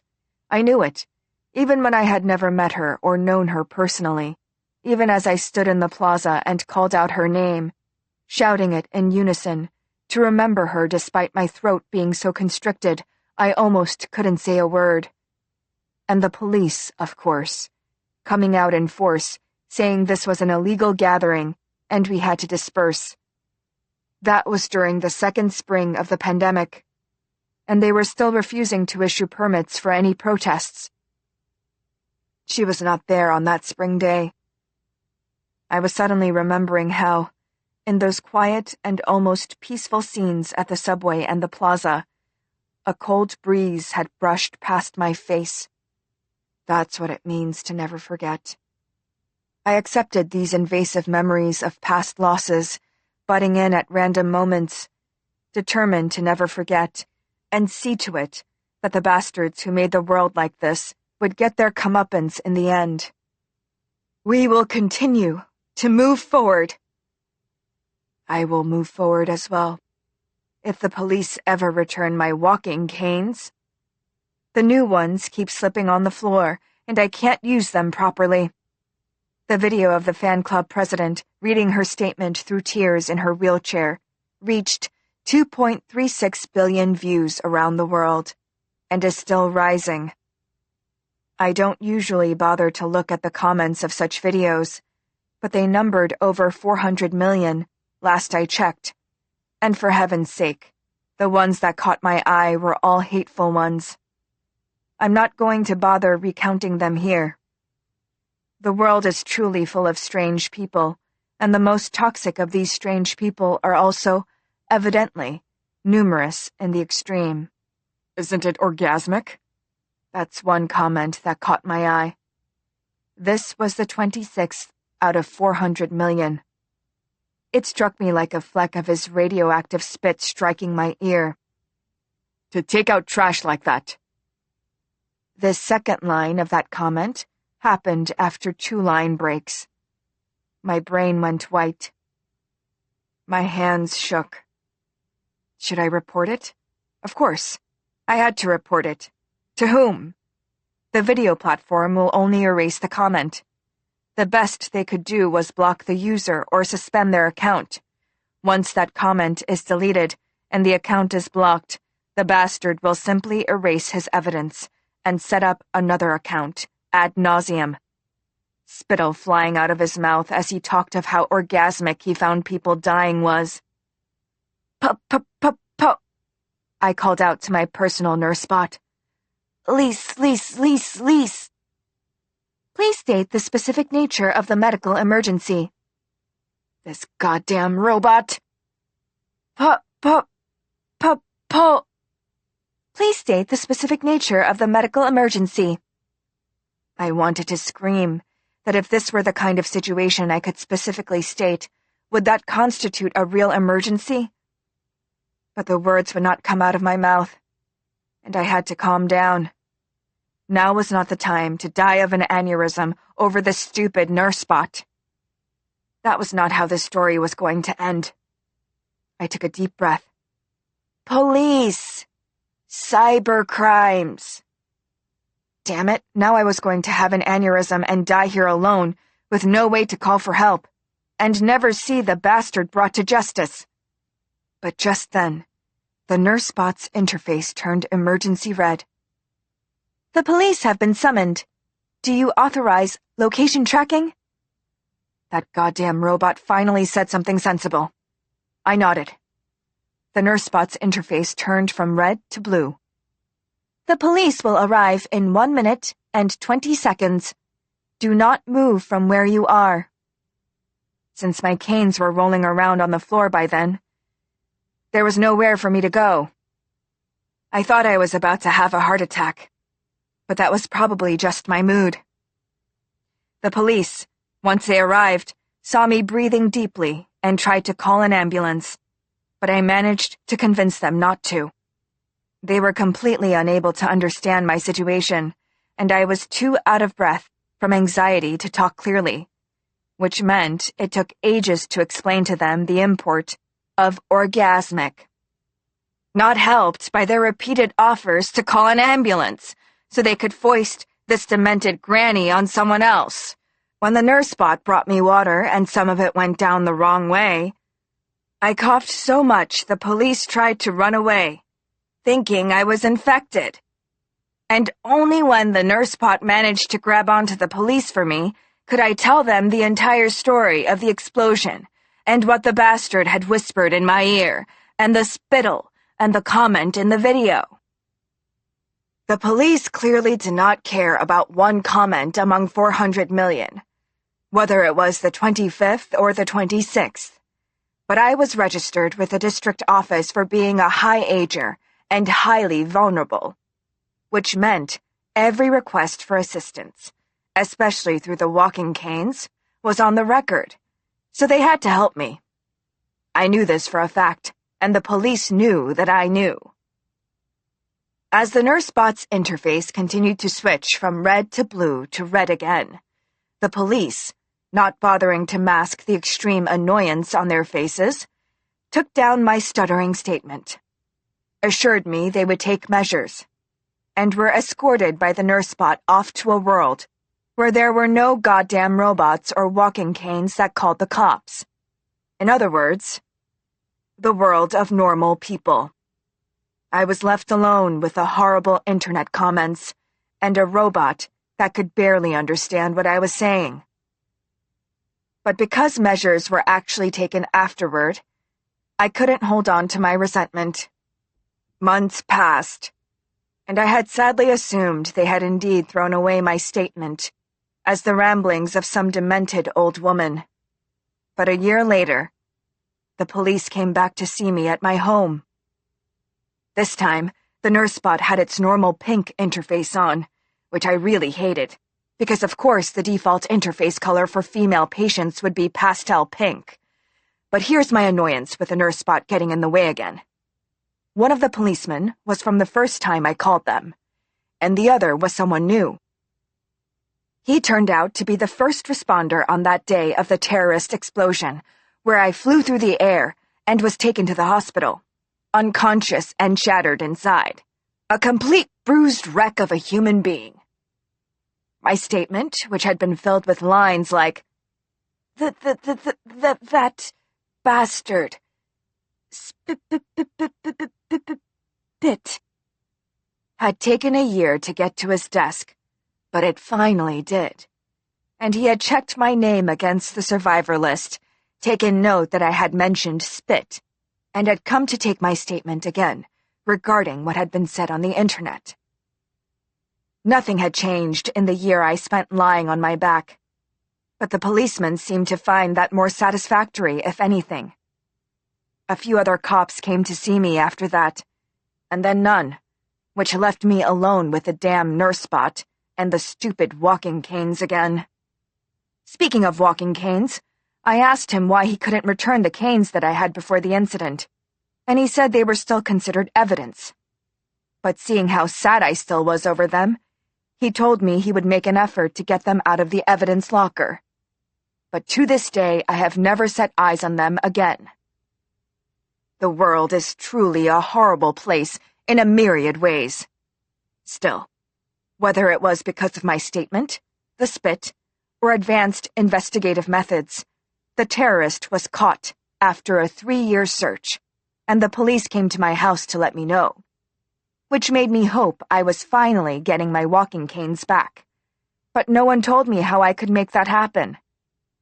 Instead, I learned the guest of honor had written a book about the past 3 years, and it had just been published, which I immediately bought, not as a digital file, but as a real paper book, which was too heavy for my nanobot-repaired, once-shattered arms to hold in my hands for too long. But I was satisfied just seeing her face in the photo on the back cover. In the dedication, she thanked her spouse and her child, which is how I learned that while she lay low after the terrorist attack, she had gotten married and adopted a child. This made me more determined than ever that even if there was another terrorist explosion, and I went flying toward becoming a shattered mess once more, I really wanted to meet her. Which is why I requested an invite to her event, going through a physical examination like the one 3 years before, and getting the doctor's approval, taking the first shot of the vaccine, waiting 3 weeks for the second shot, and 2 more weeks before getting tested for antibodies, and applying for a vaccine passport that arrived a week later and, unable to get on a plane, using the underground highways to arrive at the event site, where I was tested for the virus once more, quarantined in my quarters for 2 weeks, tested again after that period, and was able to get in line to enter the event. By this time, I had a yet more inferior walking cane, and only one at that. And I was even slower and more careful than I'd been the last time, which meant the distance between me and the person before me was even wider. But this time, there was no creepy young bastard coming up to my ear and saying stupid things into it.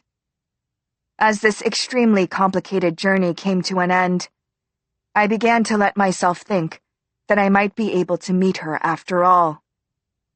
Until that big black box appeared before me.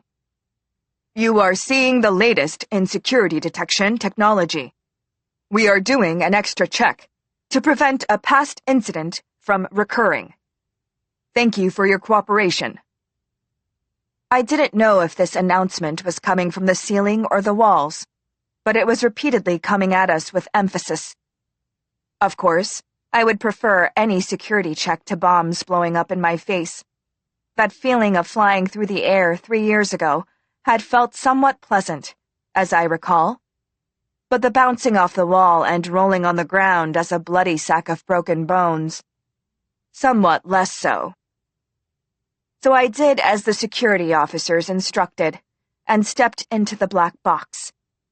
And I experienced everything Schrodinger's poor cat must have experienced in that other box.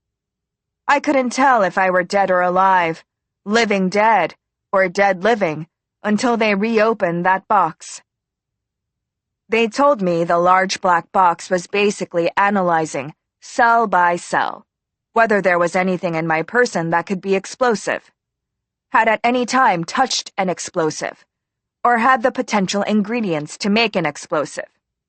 Which is how the machine put me through the cell grinder repeatedly, creating a bomb threat out of my person, and making me vomit, and giving me breathing problems. Whereupon I was dragged out of the machine by no-nonsense security personnel to the infirmary, where I threw up and lay down for a while before composing myself and requesting my medical and police records to be sent to me, which enabled me to finally be released from custody. What a goddamn mess this world is. It had been forever since I'd last made an effort to look presentable in public, and now my dress was splattered with vomit, and I had to wear some potato sack they had in the infirmary instead. But at least I was able to enter the event space, which was a beautifully moving moment for me. The event was held in contactless fashion, the guest of honor being beamed on the screen on stage in real time. Each member of the audience was given a seat and a small table, where there was another monitor that doubled as a protective screen. As the event began, the face of an MC wearing a headset appeared on the large screen on stage as he began to explain what we were about to experience. As you all know, there was what could be unambiguously called a terrorist attack 3 years ago. Of course we knew. I could see the other audience members, all spaced widely apart from each other, nodding at the screen. We cannot let more innocent lives be harmed by hate and violence, which is why we have instituted the security measures you have seen today. The final security measure is the screen you see before you. The words security measures made me think of that cat-killing box of Schrodinger's. Were they going to shoot some fancy quantum physics space ray from the screen? I'd just thrown away my favorite sundress in the garbage. I couldn't afford to vomit on the potato sack they gave me. I felt nervous. To protect our author's privacy, and of course there is also a matter of national security, I'm sure you are all aware of, we cannot show our guest of honor's face. Instead of more classical methods, such as wearing a mask or pixelating her face, we've decided to use a method that's even more secure. So are the quantum physics beams going to come out of the screen and make me vomit or not? I wasn't getting any less nervous as I waited for him to get to the point. I was regretting not dragging my nurse spot along with me. Awkward as it was, I still found it easier to protect my dignity by asking a robot for help with things like vomit, rather than relying on the kindness of human strangers. The screen you see before you, and the small screen on each of your tables, are the latest in deepfake technologies that utilize Bakhtin's mirror theory. Bakhtin? As in Mikhail Bakhtin? The Russian philosopher? Didn't he die in 1975? He knew about deepfake? Were they saying they were going to use his face in place of hers? Bakhtin once said that people do not simply look upon an objective outer world using their subjective gaze. He claimed that when we interact with another person, we create two more gazes, one that looks back on ourselves like a mirror, and one we think the other is seeing when they look at us. So we weren't going to see Bakhtin's face on the big screen. Deep fake mirrors. Did that mean they were going to put his face on mine on the screen? Bakhtin hadn't been very good-looking, but I was willing to endure some amount of aesthetic displeasure if it meant I could see her. The man went on. Through our image of what we think others see when they see us, we change our own behaviors. In our gaze toward the other, we gaze at ourselves, and at what others see when they gaze at us as well. We are, in a sense, seeing ourselves through others. The MC had it completely wrong. That wasn't Bakhtin's architectonic at all. And what did the architectonic have to do with security measures? These relational theories have been applied using deepfake technology. So our author's face will contain the face you all wish to see, the face you imagine the author's face to be, and the image of what you project onto her. The small monitor in front of you will track your gaze and brain waves to predict what face you are expecting and create the best approximation using deepfake technology. I was at a loss to understand what he meant. In other words, the face you see on the screen will not be her actual face, but the face you imagine her as having. He smiled a little. What you see on the screen will be completely up to you all. The screen went blank. In the dark, I silently raged at how this wasn't Bakhtin's architectonic at all, and the MC had completely mangled his theory. Suddenly, the screen lit up again. The big screen as well as the little one. The face of a woman appeared. Not one especially pretty, but round and delicate and cute. A gentle face. "Hello, everyone," she said in a low voice. "It's wonderful to see you all finally, even if it's through a screen." "It's wonderful for me too," I thought. "I really wanted to meet you." From the corner of the audience there was a scream. The audience murmured, disturbed. Someone stood up and began to shout. "I knew it! They're all monsters! Monsters, I tell you! Not man, not woman, not human at all!" The security guards were swift. The shouting person ran up to them, screaming, "Don't come near me, you dirty bastards! You're all in on this! You monsters and sickos, you deserve each other! You should all be killed! You—" A swift electrical shock made the flailing hysteric drop like timber. Indeed, they picked them up like a fallen log and carried them outside. Peace returned to the event hall. "As the MC said before," she said calmly, "what that person saw was not my real appearance.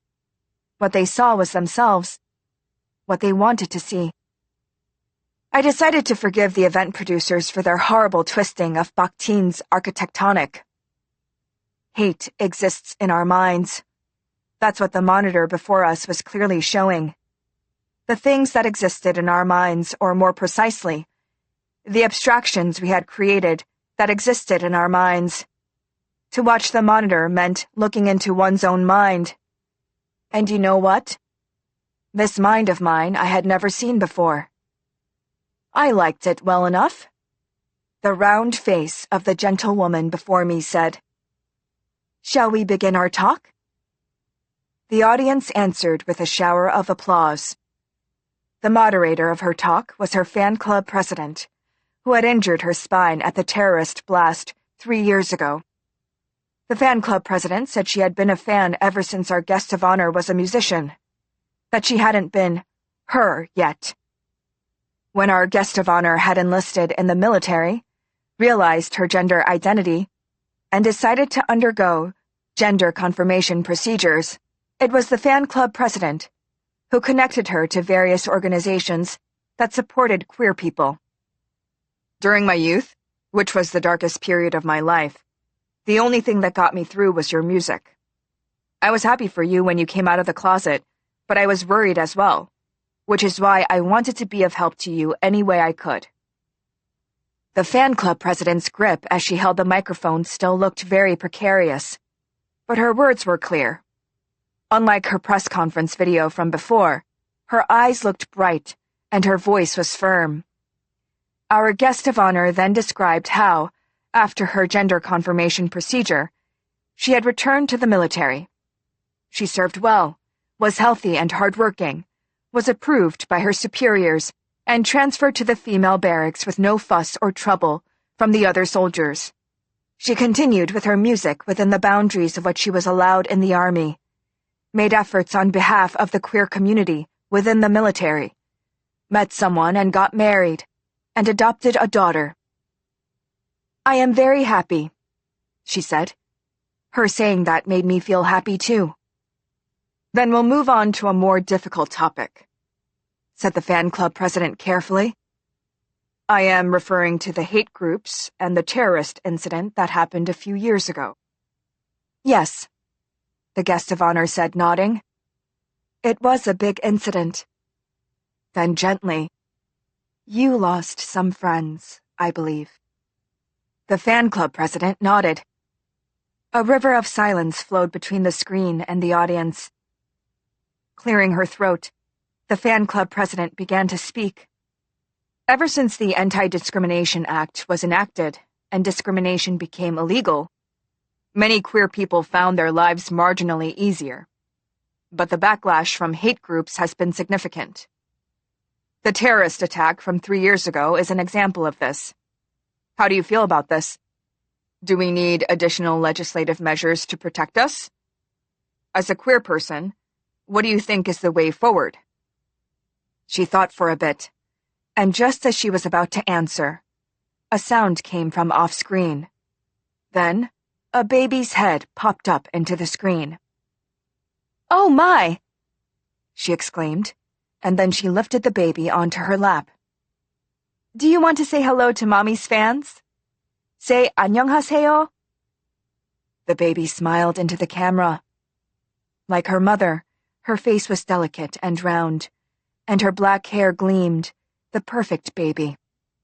Of course, this was my imagined idea of her, but in any case, she looked happy with the baby on her lap.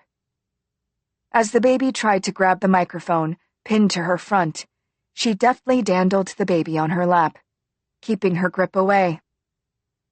In the past, we had to hide to survive, and surviving in itself was a huge act of resistance.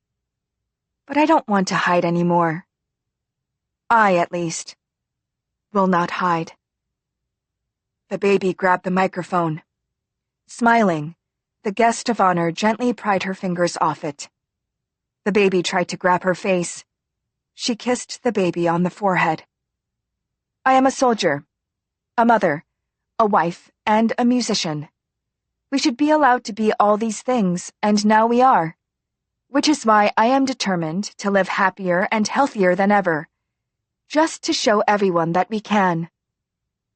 The baby, by making an extremely cute grunt into the microphone, seemed to assent. The audience laughed. Looking into the camera, the fan club president said, "That's all for me. And we shall now take questions from the audience. Please press the green button on your screen to ask questions. There are many participants with us today, but our time is limited, so I'm afraid we can only take 5 questions. Now, here comes the first one." Someone behind me started to speak. "As a soldier, you don't have much time to yourself, but now you have to raise a child and write your books and do your music. How do you manage your time? What's your secret?" "There's no secret. I just try to do one thing at a time, with haste. I have no idea if I'm doing any of what I do properly." She laughed. Another question was asked from the back of the audience. "This is a similar question, but as a soldier, do you find your activities being limited by your status?" "Not really. In fact, my regiment supports me in many ways, she said. I am working with the military to familiarize our service members with the Anti-Discrimination Act, to protect the queer people in our community, and to change practices that are out of sync with the values of our times. Does your baby enjoy music as well? Do you plan to raise her as a musician? She held up the baby for the audience before hugging her again. Well, it's going to be up to her if she wants to do music. But judging from how loud she is, I think she'll be a great singer. The audience laughed.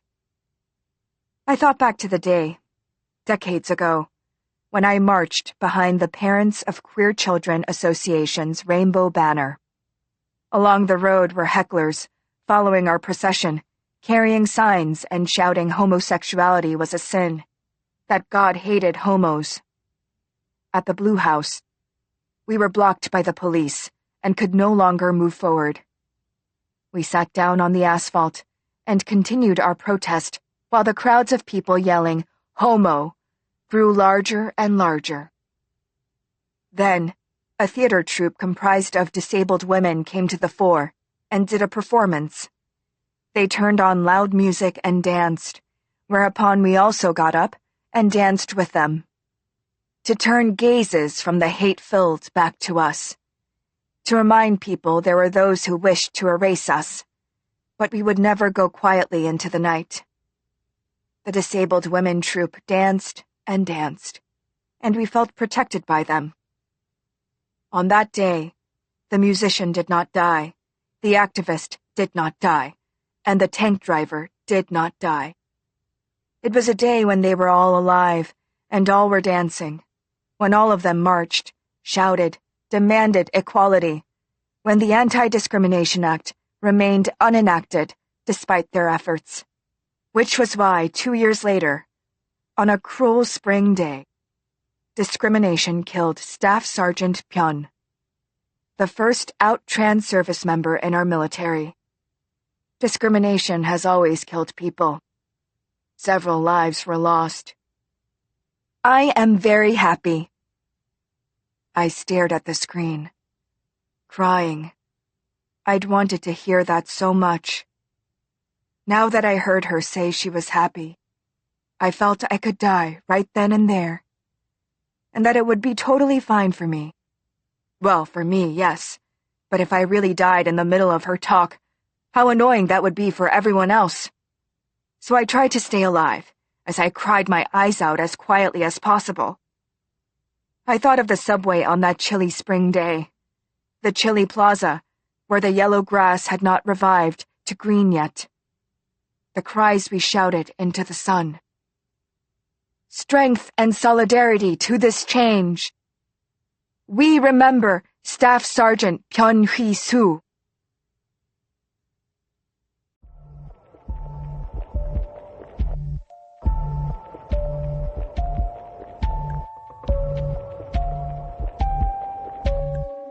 Hachette Audio presents Your Utopia. Written by Bora Chung. Translated by Anton Hur. Read by Greta Chung.